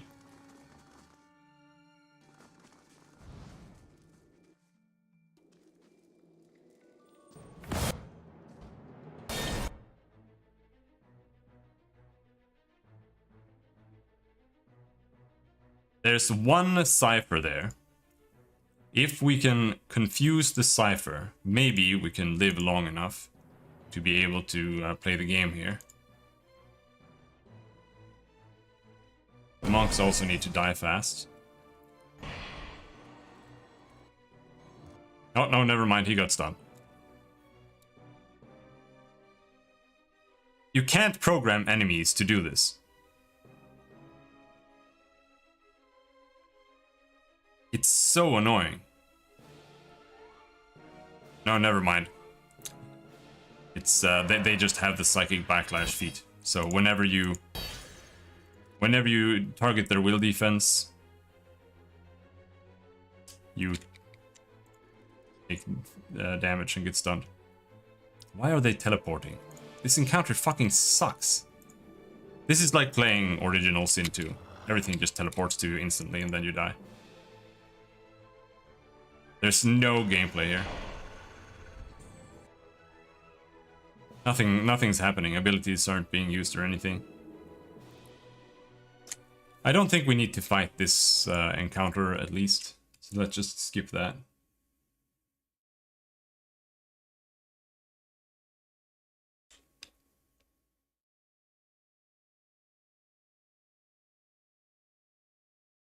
I'm here. I'll take a look.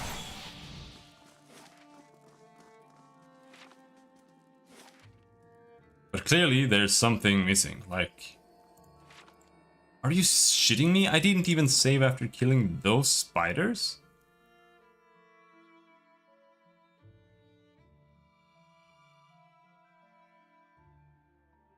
Got an auto save there.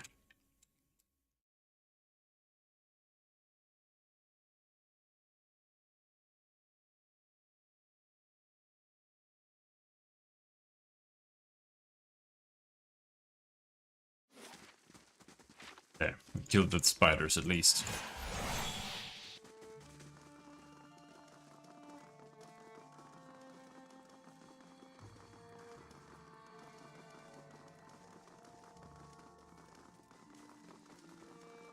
Quietly now. That room was completely useless as well. Already talked to him. That guy is the only real encounter, and we can fight him on his own.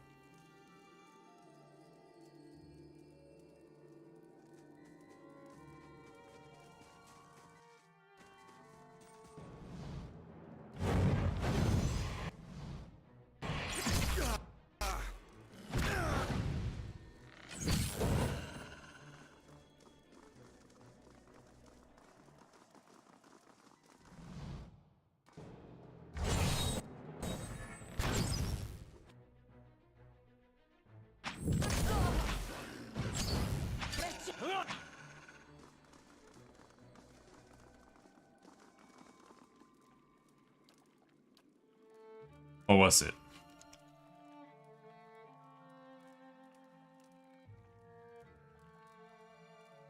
City in Flames. Tidal Wave.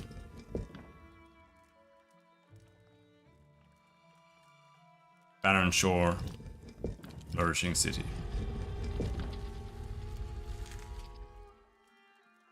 There's a carving. It shows an image of an ocean wave curled around a crescent moon. So?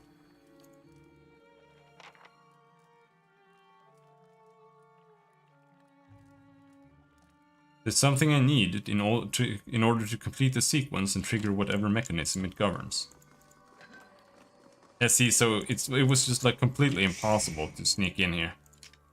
Or it was completely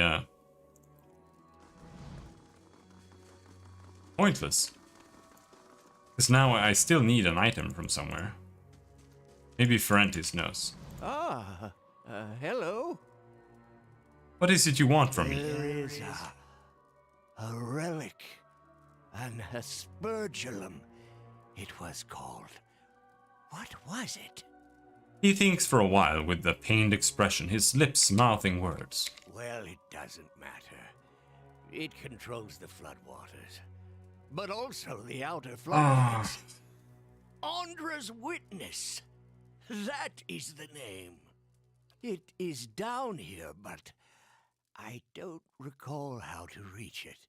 The High Abbot knows. If you can find out from him, you could set us free. Open the gates. We would leave in peace and finish our lives in dignity. Are you certain it's wise to release the low tide in this condition? We are all so old now. There is little damage we could do in this state. Are you kidding me? I don't know. We had this old fella in Gilded Vale. Looked harmless, couldn't talk, but he'd bite you if you tried to steal his steak when no one was looking. Once we are free of this place, we will be able to make memories again. The confusion and paranoia will pass. Uh-huh. Use the door behind me. Safer that way. Uh-huh. I'd be glad to.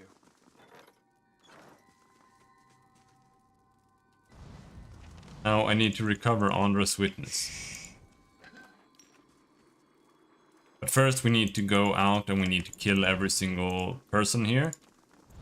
So we can find whatever I need to put into this thing.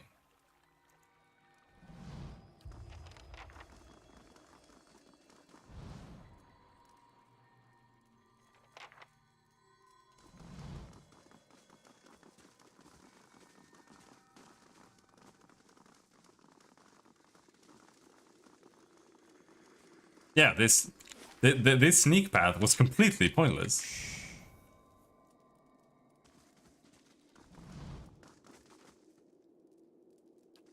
Okay, I'll be going then. Bye-bye. So we need to find their leader, I guess, and kill him. I don't get how this is designed. It's so stupid.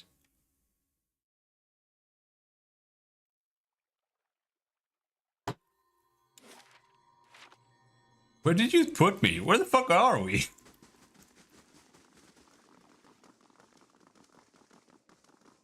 What just happened? He seemed preoccupied. I expect I would be too in his position. Anna's voice actor was there. There he is. Where the other Ondrites in the Abbey are clad in drab, functional garments, this Aumaua seems dressed for an occasion. His robe is bright and glossy. His neck and arms are bedecked with jewelry. The symbols of his goddess are crowded into every available space. Good. The Conclave has elected a Tidebringer after all.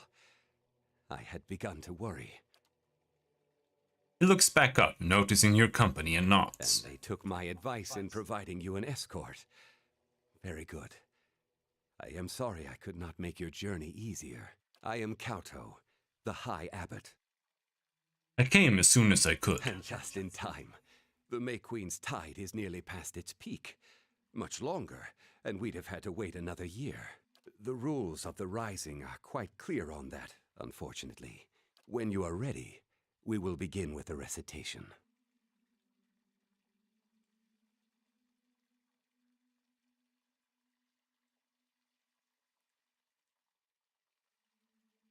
I met Ferentis. He said the halls of silence were torturous and that they live in terror.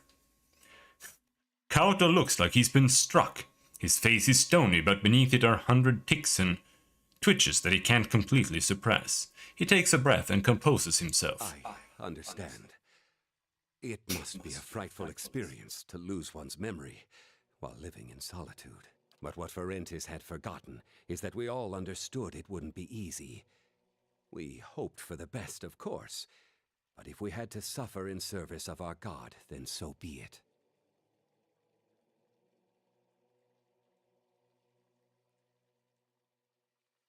It's madness to keep them locked down there like that. It can't continue. These are dangerous words you speak. A Tidebringer must be free from all doubt. Forgive me, but I cannot allow you to become the High Abbot, nor to leave this place. Okay. So now we just need to kill all of them.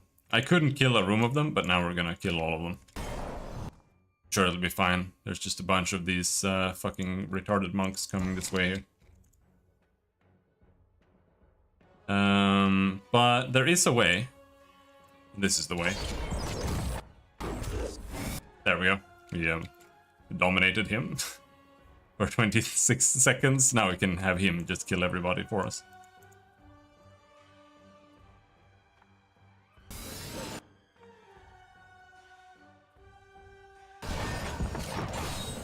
And you go up there and confuse, cast confuse, or don't.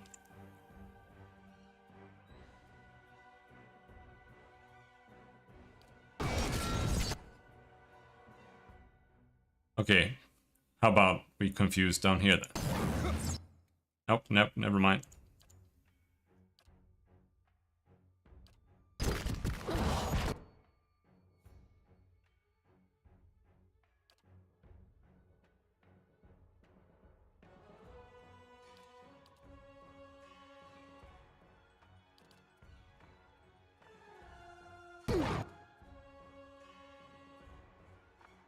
Prone for 2.5 seconds. What about you?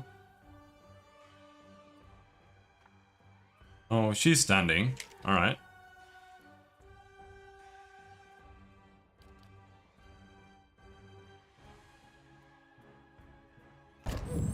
But you, can we try killing these guys? Oh, Abbot is better. The Abbot is back. Now I'm dead.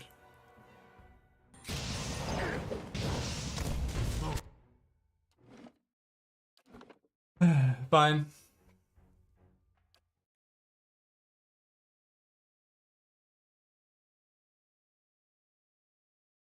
We just have to navigate through the dialogue with the insta-kill options, I guess.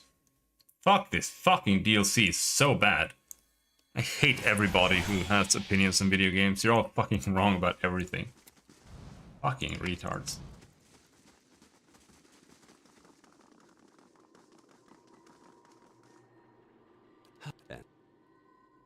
I came as soon as I could. Time. The make.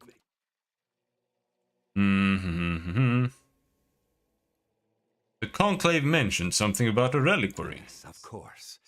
I would not pass my station to you without passing that knowledge as well.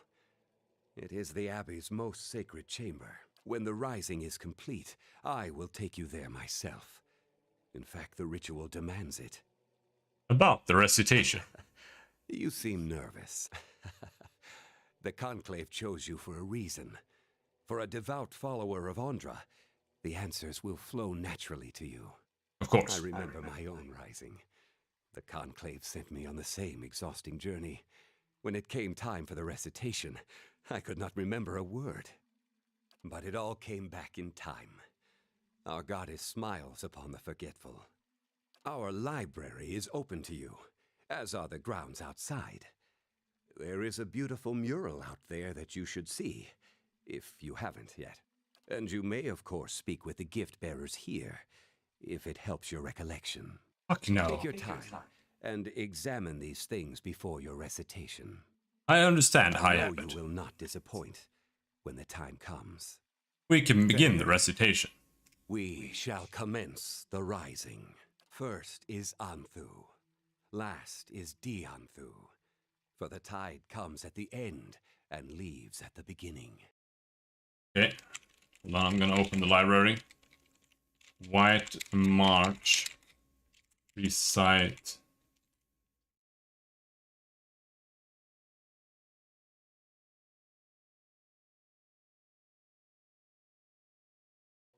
I am Disaman the Ebb. Who comes this way? Oh look, I didn't even have to cheat. The game is cheating for me with the lore 8. I am Saman the Flood, but it's gonna say lore 12 soon. Blessed be Saman, that washes over the shore and brings the end.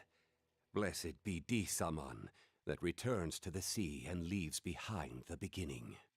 A gift-bearer comes to Disaman and asks him to bear his burdens away. What token do you offer, gift-bearer?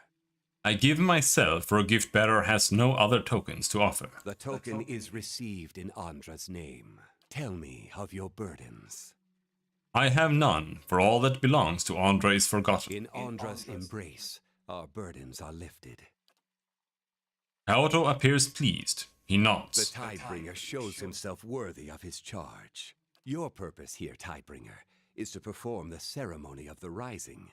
It is the transition of one phase of service to the next. On the level beneath us in the Halls of Silence, our low-tide brothers and sisters have lived for many years, sealed by their own will. It is time for them to be relieved of service, and for the high-tide brothers and sisters here to take their place. In the halls below you will find a relic, Andra's witness, an Aspergillum. Aspergillum? How did he say? Yeah, like that. When I was playing Tree of Savior, there was a skill called this, and I've been mispronouncing it for like a year. No, not year. For like 4 years. Of like total gameplay time. An Aspergillum for dispensing holy water, but also something more. The device will flood the Halls of Silence. This is the Rising.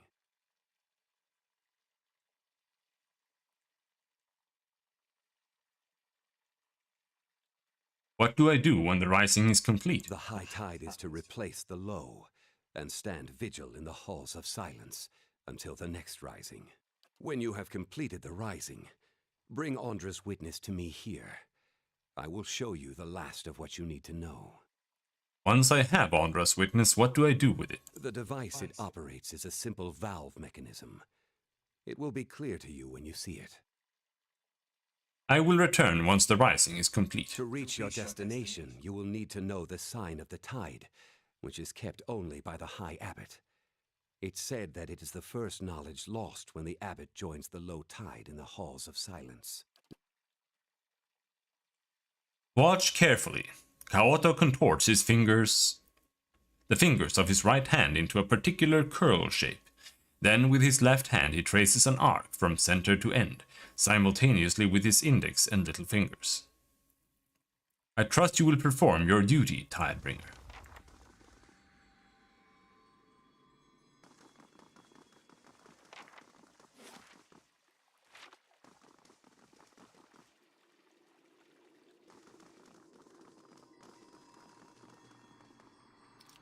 I have his key.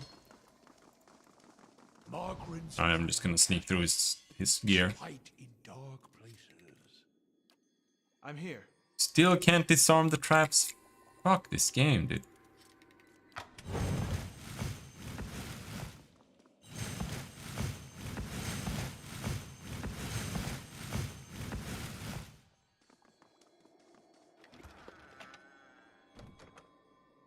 This volume appears to serve many functions. There are notes in it detailing schedules and routines at the Abbey.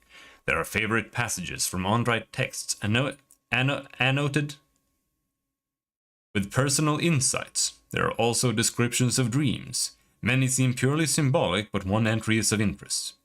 It had been long since I dreamt of my rising, yet now with another rising soon upon us.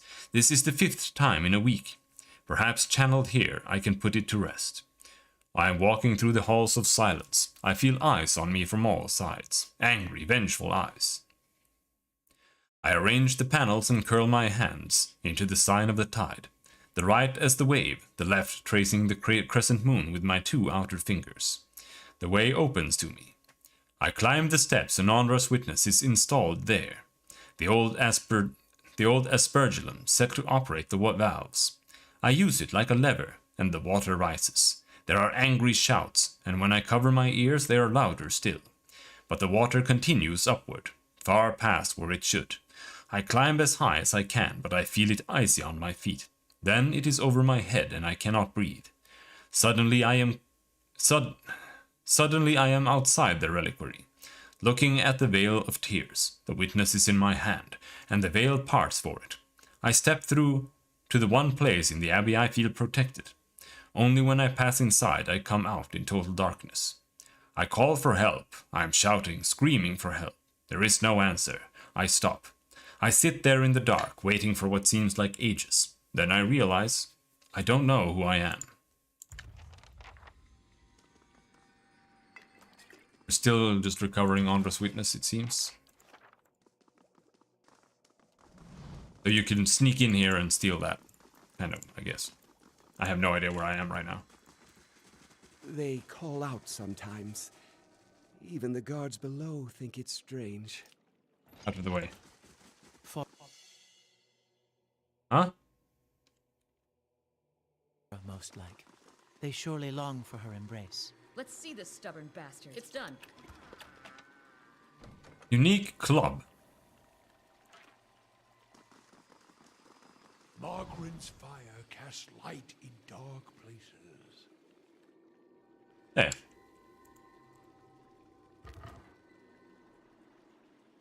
Intellect +4 ring. Grants blessing 1 per encounter. Grants instill doubt when endurance drops below 80%. Dazed for 20 seconds. Okay.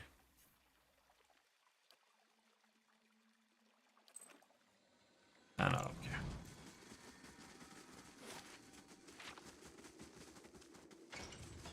This is the record? Yes. Oh, no. See that it is cast away with the others.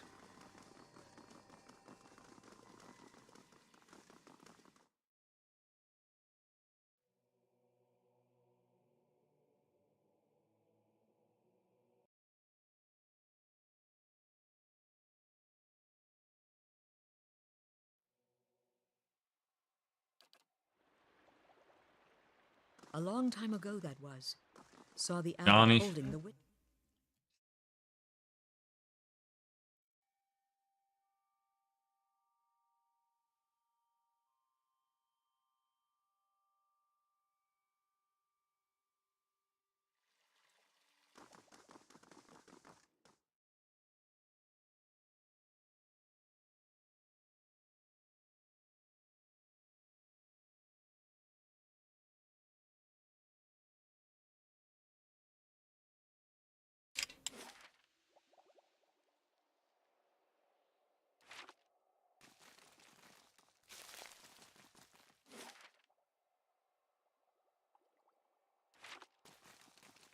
Fuck are we? Such a strange facade. I've not seen or heard of anything like it, even in Air Glanfa.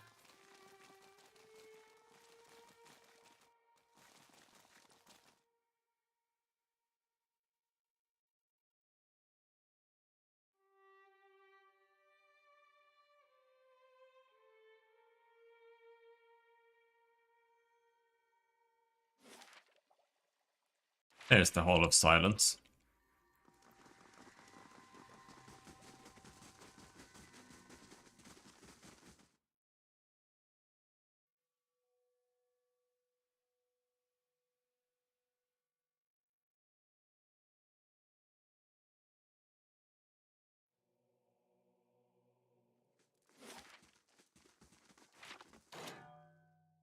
Huh?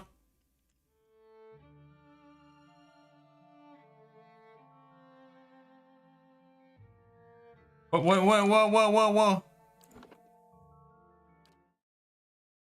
What?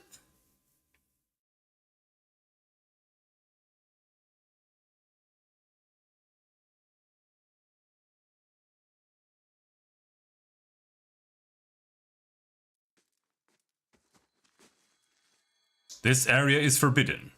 Kaoto granted me leave to walk freely. So it begins. You may continue, Tidebringer. Be warned, the low tide have been in the halls of silence for a long time. Their minds are not sound. Your presence may provoke them. Mind yourself. You always knew this time would come. I've seen the other side, brother.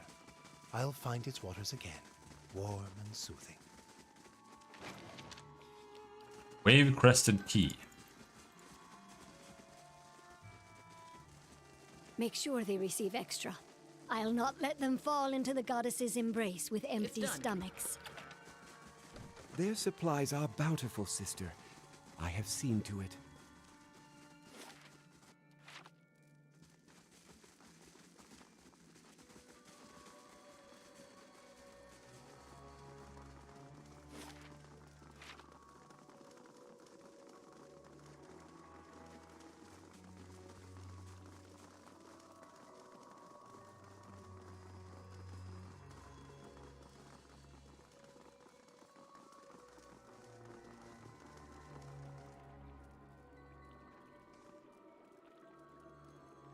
Form the sign of the tide on the hidden carving. You curl your hand as Kaoto had done, and position it over the carving of the wave. Then, using your other hand, you trace the arc of the crescent with your index and little fingers. A heavy rumble stirs the ground, and from all around you comes the sound of rushing water.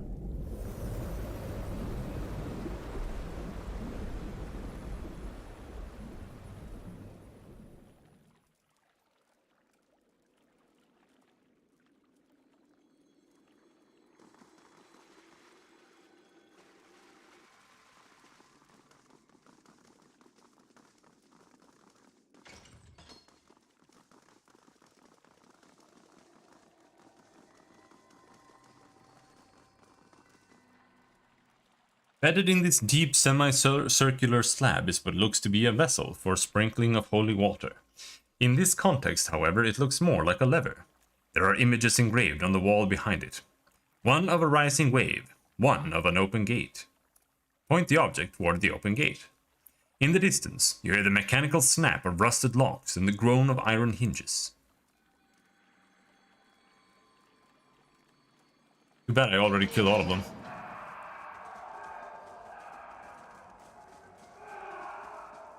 Now they have to deal with insane monks.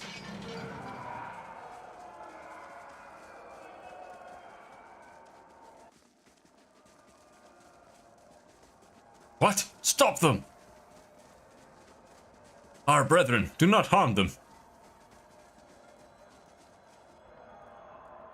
Echoing voices reach your ears. The words are unintelligible, but you can make out laughter, crying, and cheers. Soon after, shouts of alarm resonate in the distance. With a click, the machine releases its hold on the strange rod. You pack the vessel away.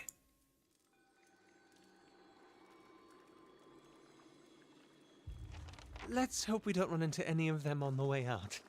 Be cautious. Be constant.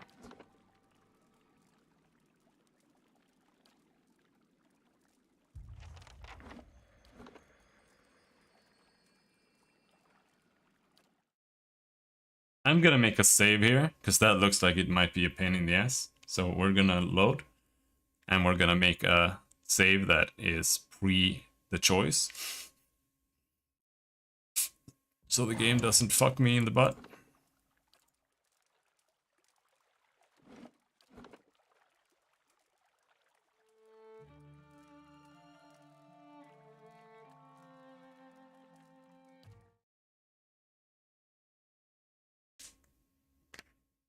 Oh my god.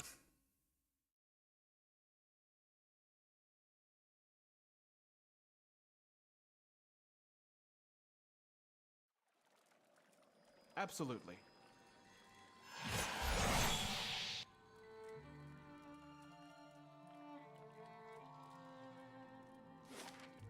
I don't even know what I'm doing.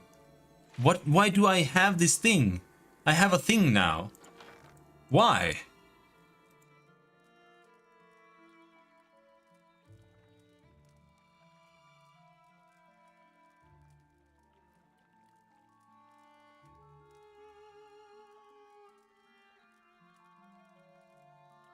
What am I supposed to do with it? Where am I supposed to go? I don't understand. Should I just leave? Laying low. Like just swing out of here now? Or am I supposed to... Am I supposed to get up to that door at the top that I just saw for like a fraction of a second? Is that where we need to go?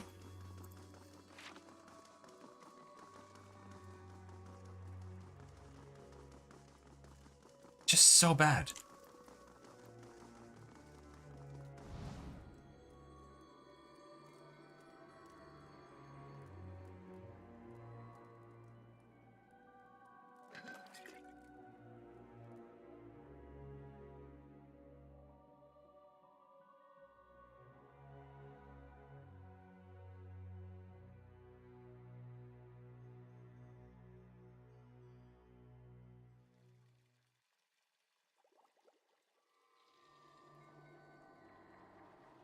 The sacred halls, unsealed! Sacrilege!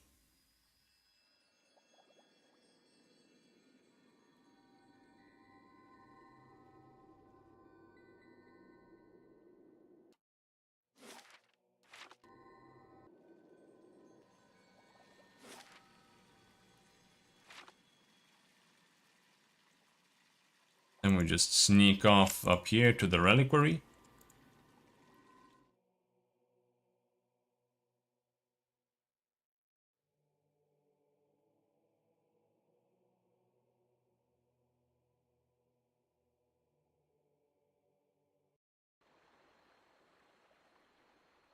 You've made a grave mistake.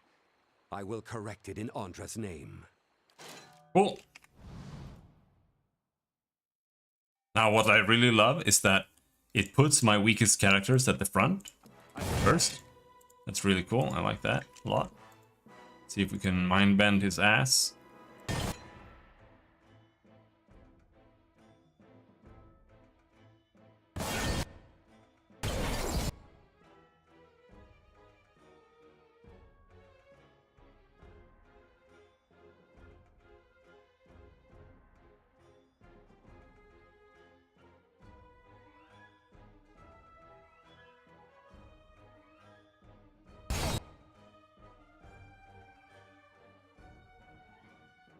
We can try this.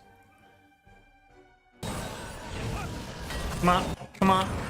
Nope, he's stunned, and I'm instantly dead. Like...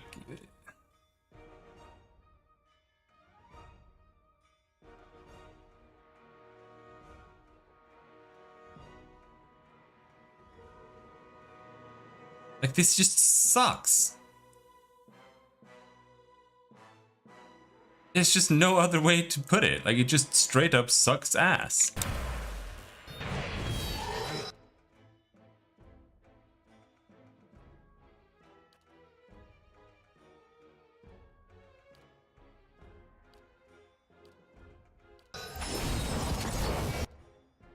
Did I manage to cast? No? Let's try again. No, someone is still damaging me. Oh, there's a guy here.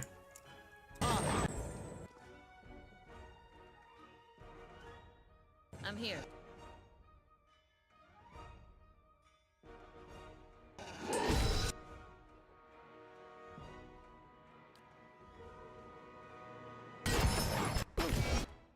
Alright, I managed to cast one spell.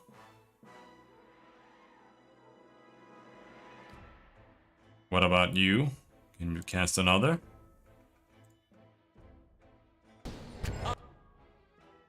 Oh, no, never mind. There's a monk here. I'm down.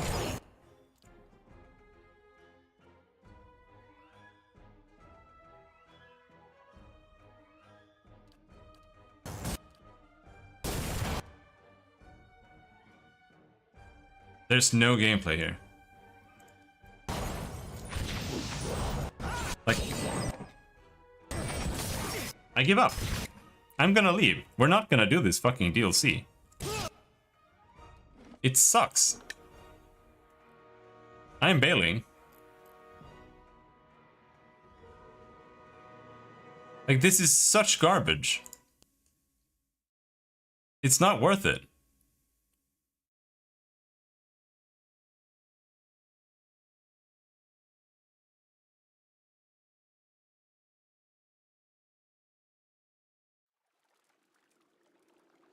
I'm here.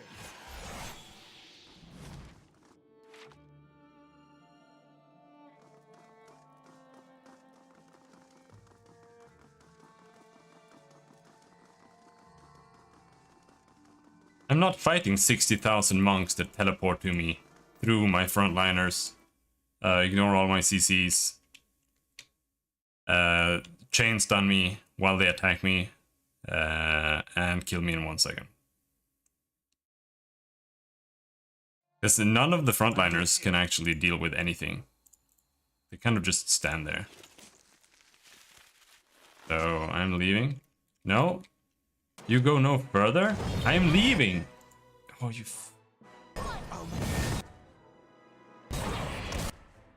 Why are they here? Is it because I have their little thingy? Oh, they appeared because I tried to exit with their relic. Like, look. There's just nothing that works. Nothing that's doable.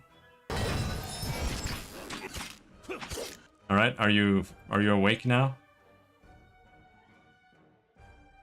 The only thing that works is kind of getting one guy to be dominated. But they also have like 4 billion in interrupt, so you can't use any abilities either.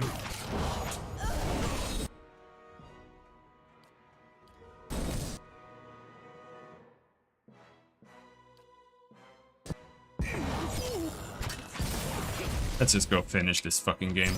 I'm so sick of this.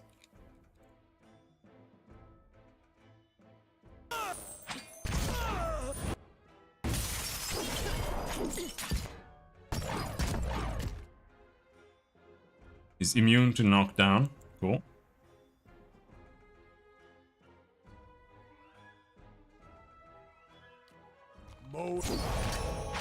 This thing is...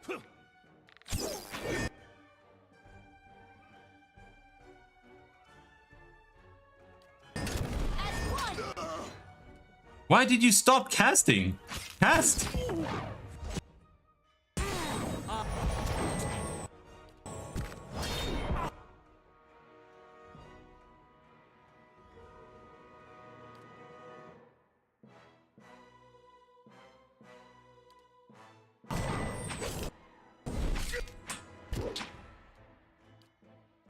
I can't even get out of here. We have to load this one. That's before we pick that thing up. Maybe now we can leave.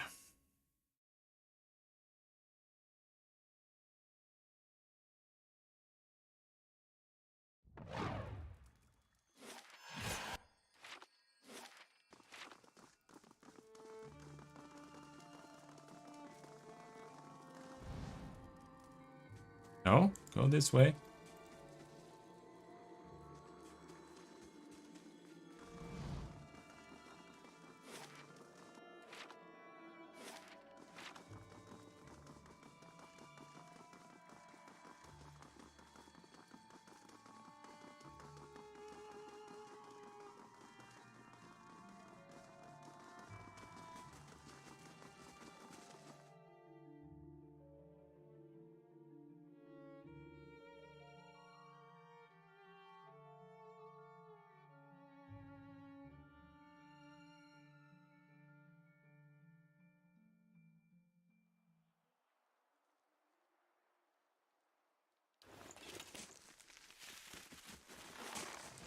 Now we can leave.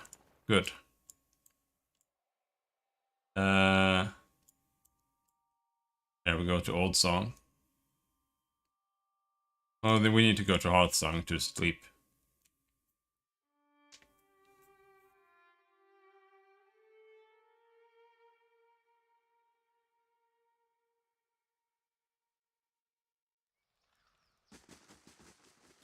White March, absolute 0 out of 10 DLC. Total piece of shit.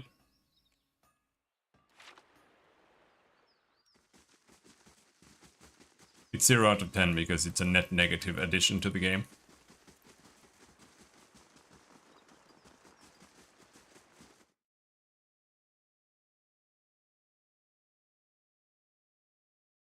It makes the game worse just by existing.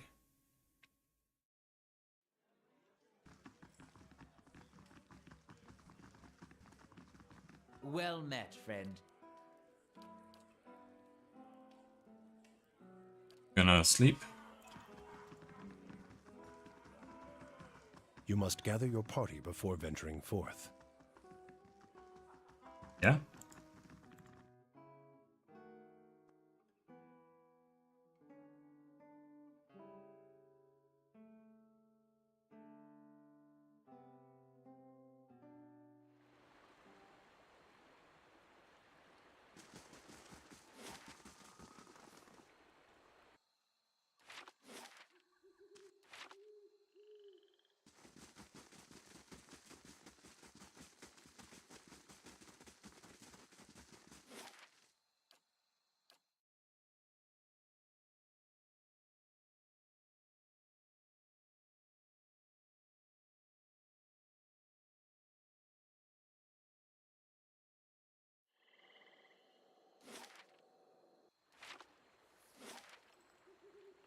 Ah no, we need to go to the big place and do the gold thing first. Reach.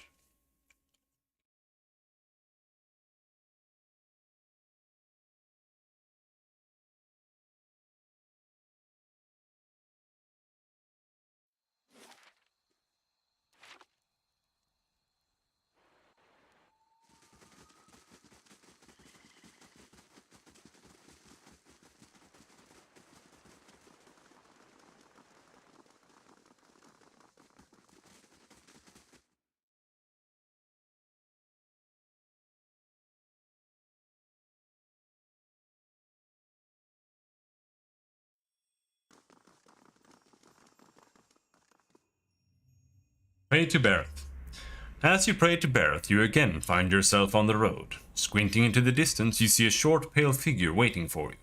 At first, you think it's another vision of Archdruid Reston, but then you notice the figure's skeletal frame and rictus grin.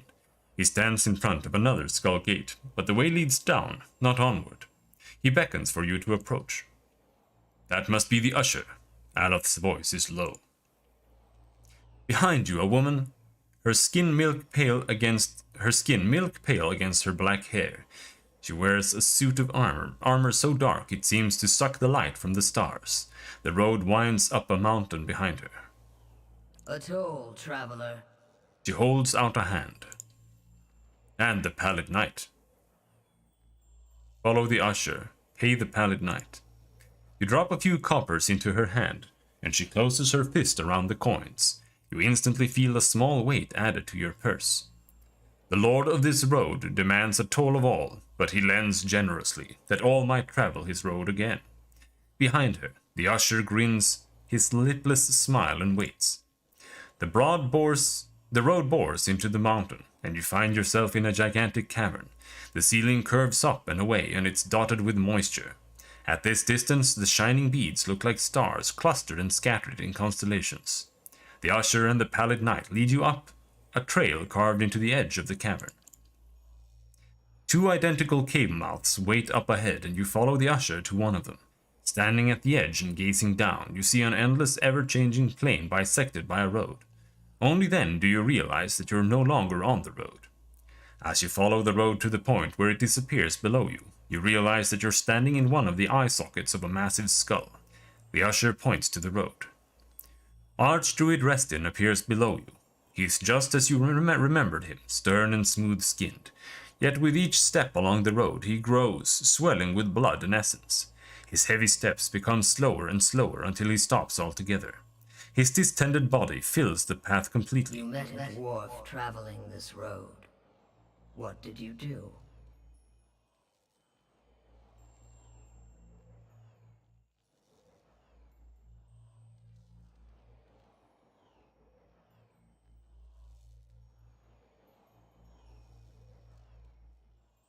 He lived on the blood of others. I saw justice done. There is no justice in the tides that move the seas, nor in the seasons that nurture and slay all growing things. There is no morality in the forces that move the world. They are inevitable, products of their own self-perpetuating motion. As Restin's swollen body ruptures, the effect is like a dam bursting. Ghostly figures, as hazy and indistinct as wisps of smoke, continue along the cleared path. Some tumble and rush along while others amble and drift, but all continue forward. The usher directs your attention to another figure moving down the path. This time you see High Ovate Erona. As she follows the road, her movements become slow and erratic. Her legs creak with each step, and her feet grow long, thick roots that burrow into the ground. She finally stops, rooted in place. You found a tree that had lived for centuries. Its roots were deep, and its boughs sheltered many. Why did you cut it down?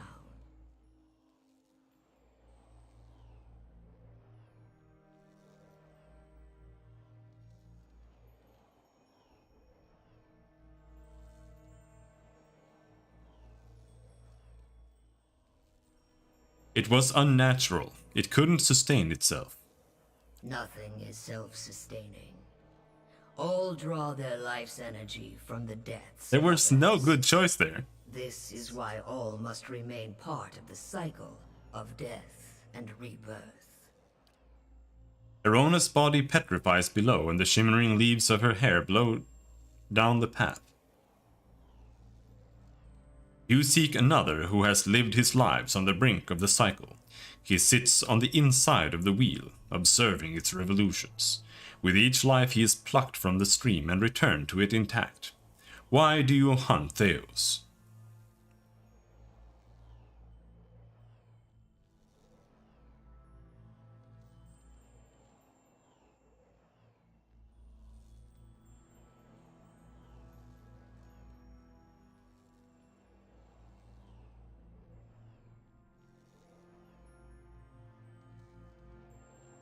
I seek a resolution. In confronting him, I'll put an end to the pain he's caused me. You seek always the practical, straightforward answer.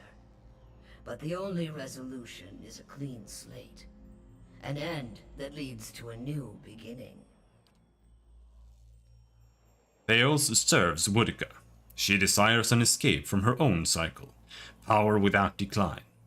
Theos has removed thousands of souls from the cycle so that their essence might empower her. The black depths of her eyes threaten to swallow you. You must stop him, and you must return them to the cycle.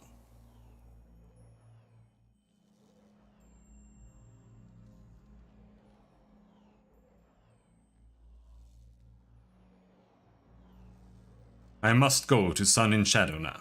No mortal can survive the descent into the pit. But there are souls on the burial isle that are pledged to me. I will grant them to you, and they shall bear you down safely, as well as light the way beyond. A multitude appears at the other end of the road, raising their voices and kicking up dust, and they make their way toward you. Return them to the Cycle, Watcher. Promise that you will, and I will give you power befitting a champion of death. The Pallid Knight raises a finger. Accept my favor, however, and I will demand this decision as your due. I collect from all mortals in time. I promise to return the souls to the cycle. So be it, Watcher. Do not forget your promise. The usher reaches out and places a bony hand on your forehead. His touch overwhelms you, and you feel yourself expand. Blinded, you reach out only to find another grasping hand of the same size and shape as yours reaching back. When at last you open your eyes again, you are standing in Tir Evron, filled with Bareth's power. Hello, Thelonious. How's it going? I'm here. What is it, Watcher? Does what we learned about Boudica trouble you? It stinks of her. It is justice, but if her greater purpose was to think Margaret would fall prey to such deceit. And Aethys, Widewind had always claimed to be invading Deerwood to free it. What if it were true? What if he had come to stop Woodica's plot before it began? Pillars is absolutely kicking my ass. It is not treating me well, because I was doing the DLC, and I fucking hate the DLC. It's so ass. So I just gave up on it, and we're just gonna finish the game so we can get to playing the second one. Because the DLC is just a super dog shit fucking side quest that has nothing to do with anything. And all the encounters are awful.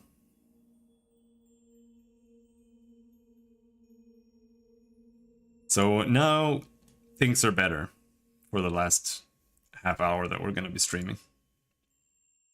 Surely Aethys earned his death at Godhammer Citadel, but not for those reasons. Not to keep him silent. If such a thing has brought about this chaos... Jurans tilts his head as if listening to an inner voice. Then he frowns, the frown deepening as he speaks. Must we always be tools of gods? If Woodica and Magrin, if they are the cause of this, the Hollowborn, if the Purges were never necessary, if Aethys was fighting back...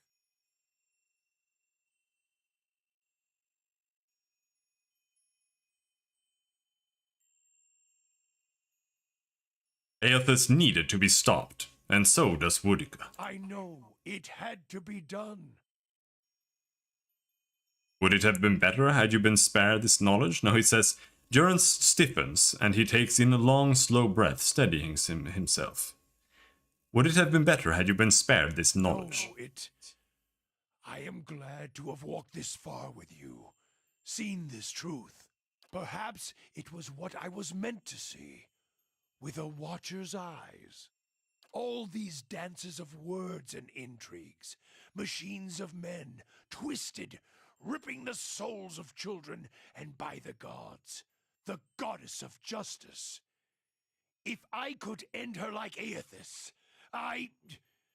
Magrin burned her once. One can do so again. He takes a breath, his eyes narrowing. Woodica.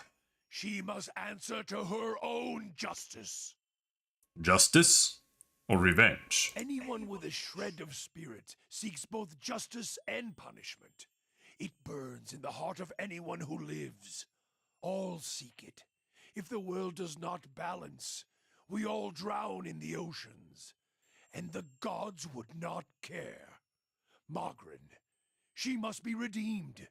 And punishing Woodica, that will serve.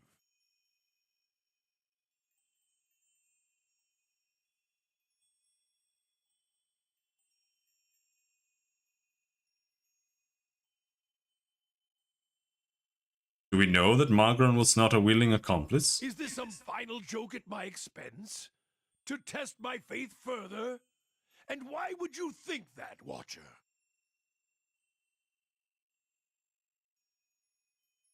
The others who made the Godhammer.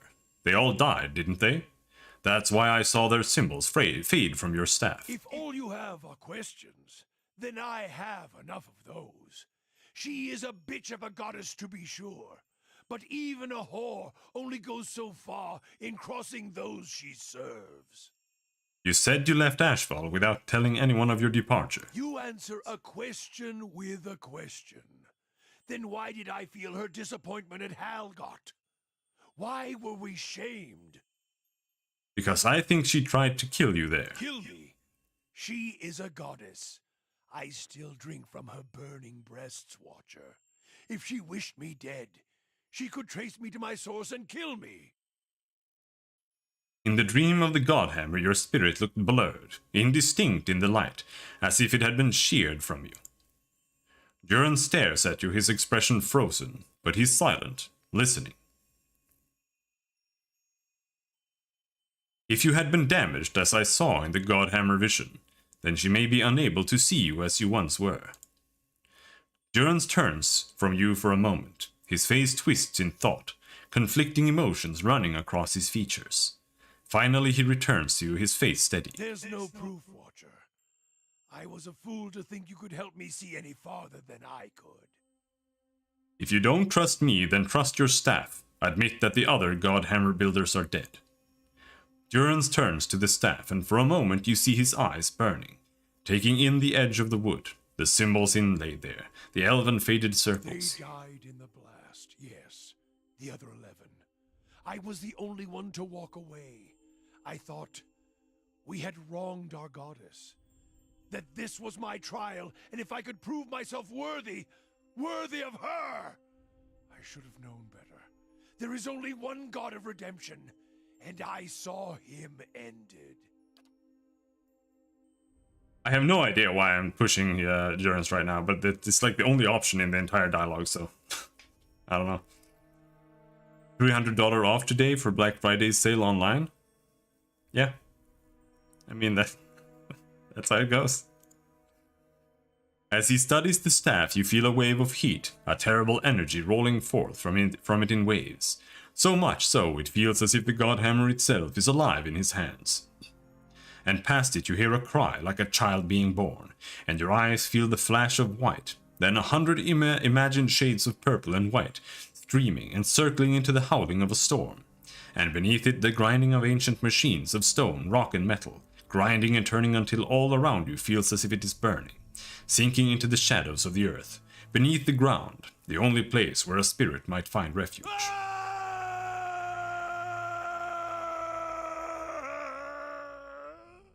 When your vision clears, you see Durance, his hands clutching the staff, and his eyes are bright, burning red. Atop the staff, the flame burns cleanly, brightly. As his gaze burns, he rips his gaze away and howls, a bellowing, horrid howl like a wounded animal, and sweat pours down his brow. Durance, we can make this right. To think I served her, I followed her. Now I shall serve no one. Woodica's lies must be answered. And now it seems I must take fire and war from a goddess's false claim as well. I still take from her strength as I did, for as long as it lasts. For I shall not cast her aside yet, until I have drained her dry and had my fill, just as she intended for me. For I have learned one of the lessons of the faithful. The faithful may wound a goddess greater than any enemy. A purification is coming, and this fire shall consume them both. Let's continue on.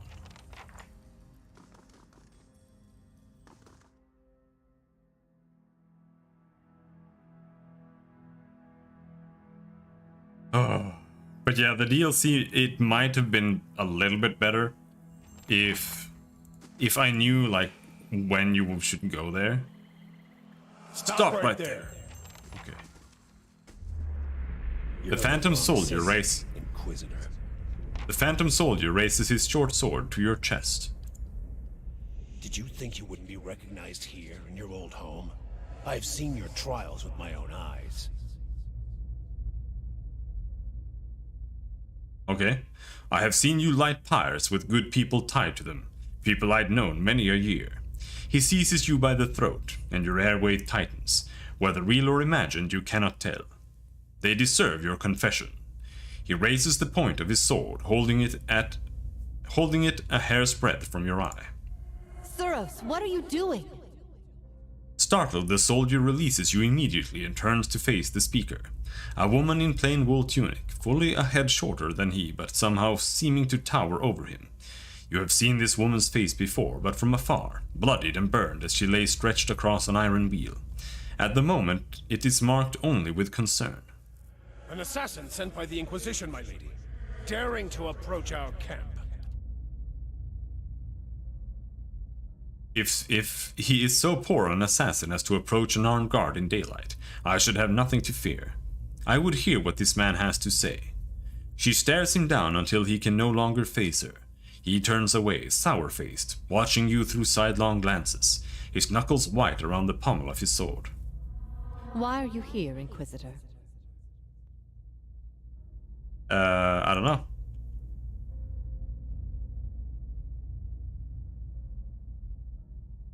This is stupid as well. I don't really understand this. It's because we're like seeing a memory, right? So why do I have choices in the memory? It always irked me. I don't understand. And why am I even making choices?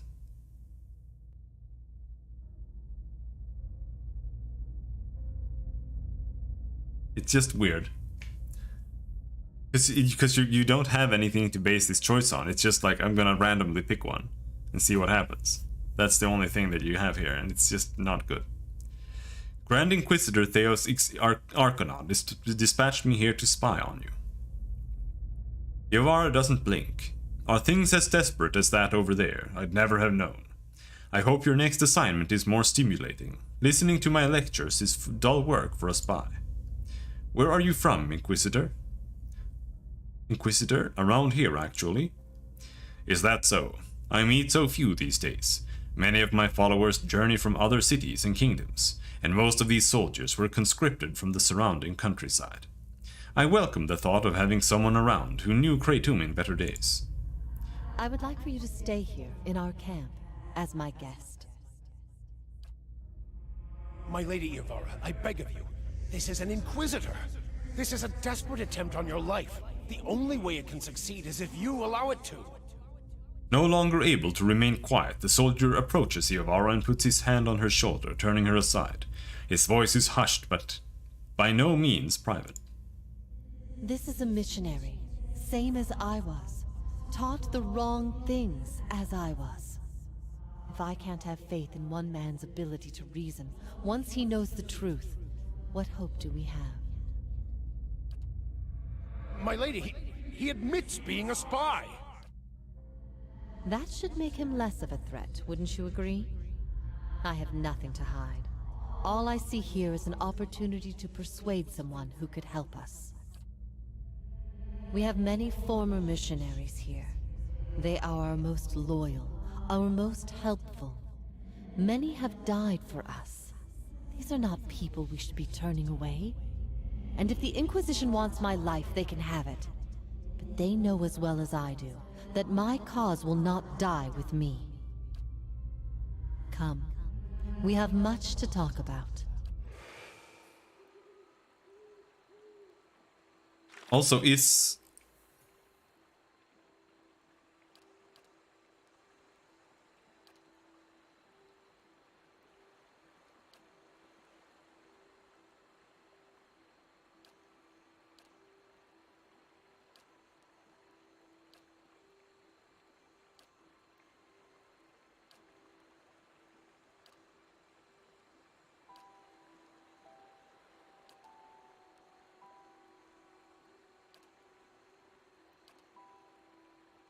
Yeah, I think we're done with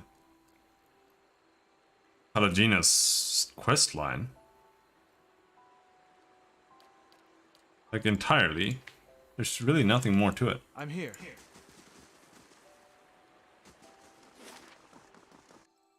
But as I was saying, maybe if we had been playing on normal or something like that, and perhaps even playing on, like, with the unscaled the difficulty, it might have been better.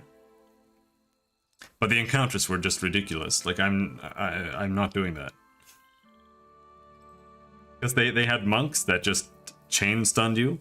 All they did was they charged to your casters, and then they just kept interrupting you, so you couldn't do anything. And not only that, they also knocked you down for up to 20 seconds sometimes. They stunned you every single hit.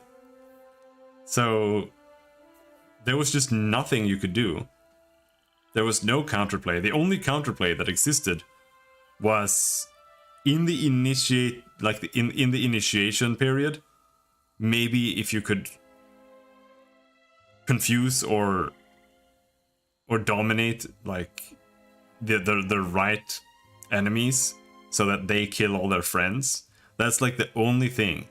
And that's why I usually try to not play on harder difficulties, because it's usually not that it becomes harder and more skill-based.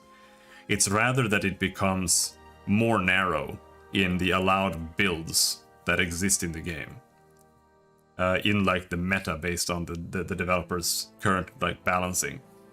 So really what we're seeing here is more that wizards are being pushed out from being able to do damage, and they're more about just you just gotta use them to like dominate or confuse or you know, that kind of stuff in a, like large AoEs and just take over the entire enemy team. Like the this class, the Cypher, can do that too, but Ringleader, it's the range is ass and it's slow as hell. It usually doesn't really do what you end up wanting it to do. That's why I always end up using Puppet Master, because it has longer range and it's faster, and it lasts longer as well to just take over the boss. But yes.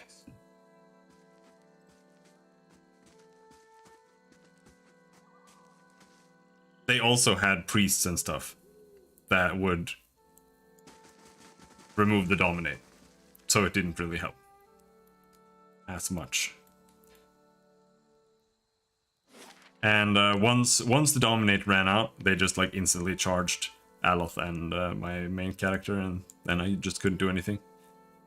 I think I managed to get off like 2 spells at most with Durance before they just kill him.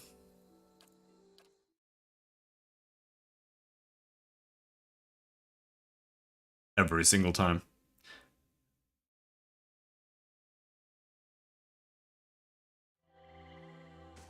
I'm here. Like I tried, there's one buff that gives you 25 more deflection, and that's what I tried to give everybody. But it didn't really help, because they still hit every single time for some reason. But still. After knocking me back, take me across. I will. Take care that you do not lose your footing. These waters have fickle temper. Wait, do I have enough camping stuff? Yeah, I do. This does look like Theos' kind of place. Do you remember when we were children, and the missionaries came to tell us about the gods? They told us we could see them in the stars. Iovara looks off in the distance at something only she can see.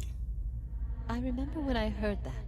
I snuck out at night and climbed the watchtower in the old fort because I wanted to see them better. That fort burned down a few years ago when we cast the missionaries out. It was the missionaries who set fire to it. They didn't want us to be able to use it. Shame. There was history in that fort. They'll do a lot worse if they ever return. Those missionaries are all inquisitors now. Strange to think they're the same people underneath, but I suppose you would know. She looks at you. This is your home as much as it is mine. Do you worry about it? I've been through worse. I tried to remind myself of that. It's nice to have the reinforcement. I miscalculated many things since this began. I'm relieved you weren't one of them. It's a good thing we didn't hang you. She looks off again. This path would have consequences, but I never wanted to see Kratom suffer on my behalf. I don't think I can stay here any longer.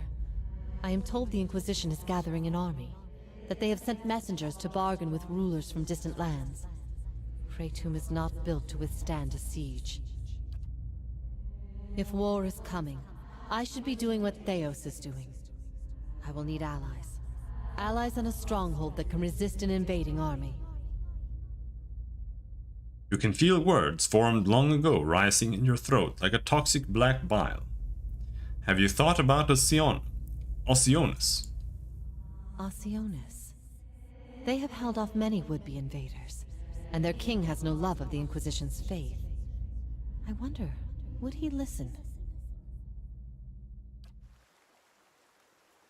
I'm here.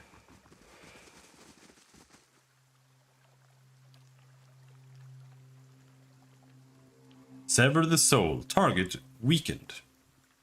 Use her full attack.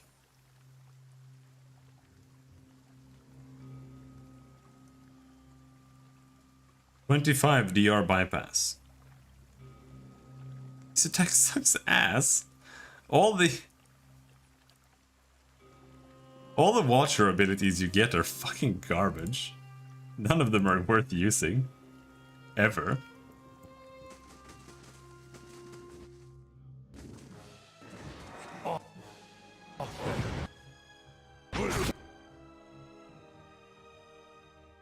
There we go, we're back to the main game where the ghosts are all vulnerable to prone. There we go, they're all knocked down. No use. I need something stronger.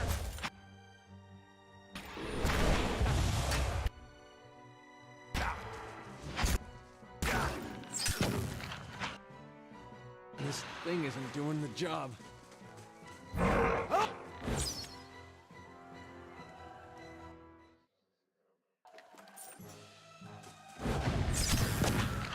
I'm ready.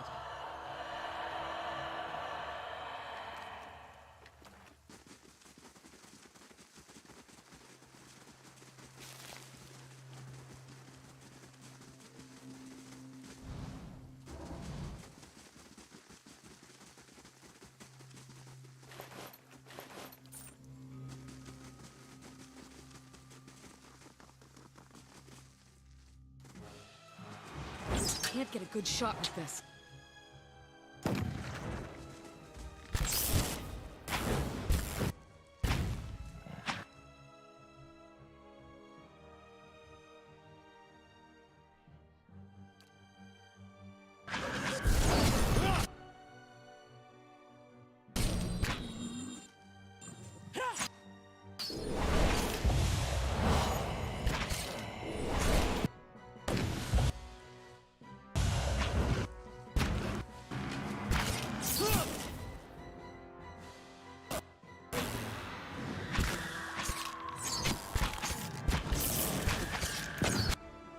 After an each month. After. I'm here. Ready, Watcher.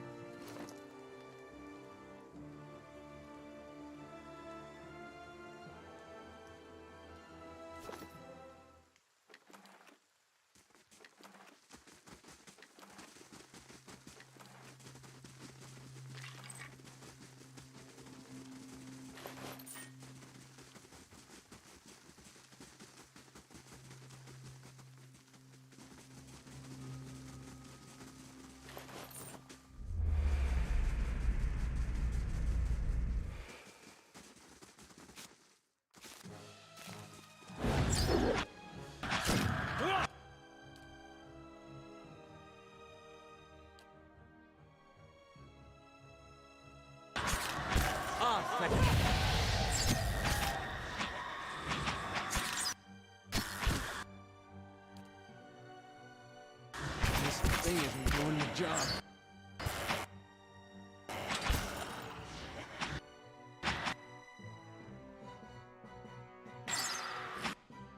No. Got an arrow. For this one. Just trying to kill them with Sagan here.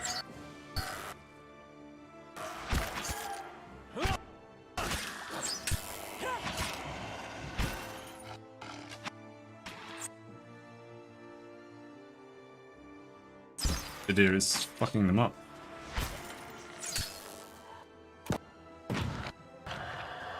What is happening?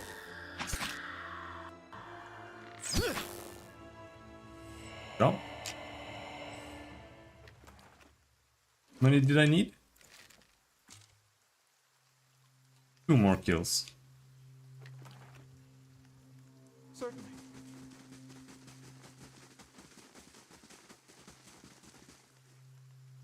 You venture through a doorway into a dim passage. The air is still and musty. Light filters through the collapsed ceiling. A wall of piled stones and rubble blocks the way ahead. Examine the pile of rubble. The mass of stone and debris looks unstable. The floor here slopes down the passage, however. Were you to loosen the pile, the debris would probably roll away from you. Clear the rubble with a pry bar. You wedge your pry bar against a large stone and put all your weight into it. Your efforts dislodge the boulder and it rolls free with a heavy groan. Other slabs and chunks of debris break away. The massive pile creaks and rumbles, finally tumbling harmlessly away from you down the passage. Light breaks into the tunnel up ahead, growing brighter as you continue. Soon the passage ends, opening up the shores of the burial isle.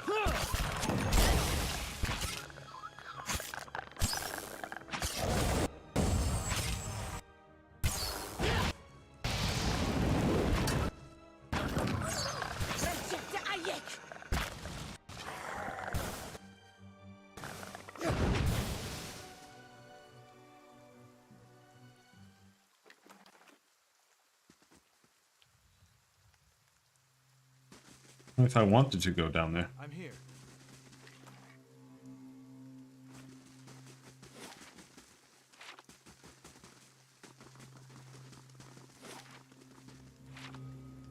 We're even done up here.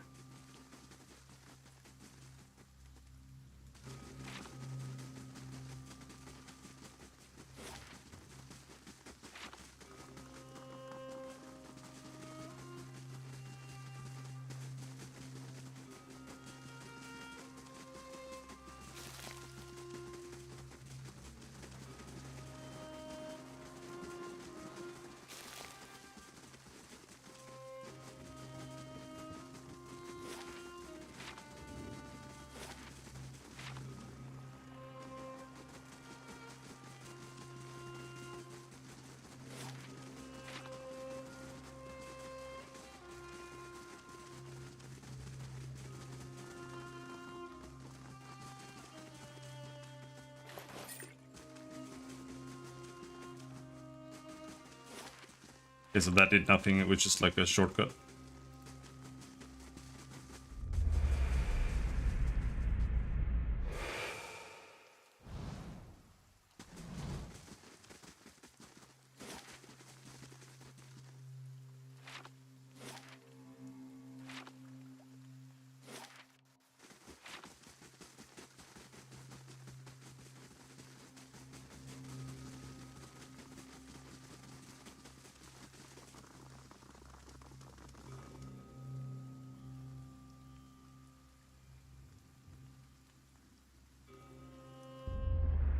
Another turn, Inquisitor. Theo signals some unseen attendant standing beside a large crank.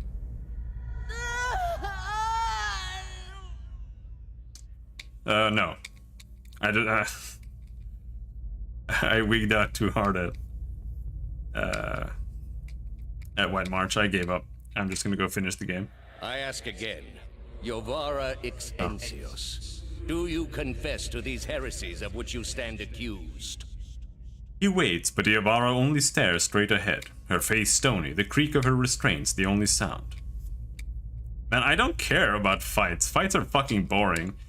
I don't want to do more side trash. Do you confess to apostasy? I confess to renouncing a mistake. She opens her mouth to speak, strands of thin spittle spanning from one lip to the other like a spider's threads. So if we're gonna do Cragholt, what's gonna happen there? There's gonna be a bunch of soldiers, and then we're gonna kill them, and then Cragholt's gonna be like, I'm a mad wizard, and then you kill him after he summons like 14 trolls. Like, is that what the fight is gonna be like? And that's it. That's everything that's happening there. Do you confess to conspiracy against the one true faith? I confess to opening minds. Do you confess to false prophecy? I confess to following a false prophet. Indeed. And where might we find this heretic? He wears the robes of a Grand Inquisitor. You have no followers here, heretic. Your lies hold no sway in the court of the penitents. Only my truth, then. Another turn. Theos nods to the Inquisitor at the crank.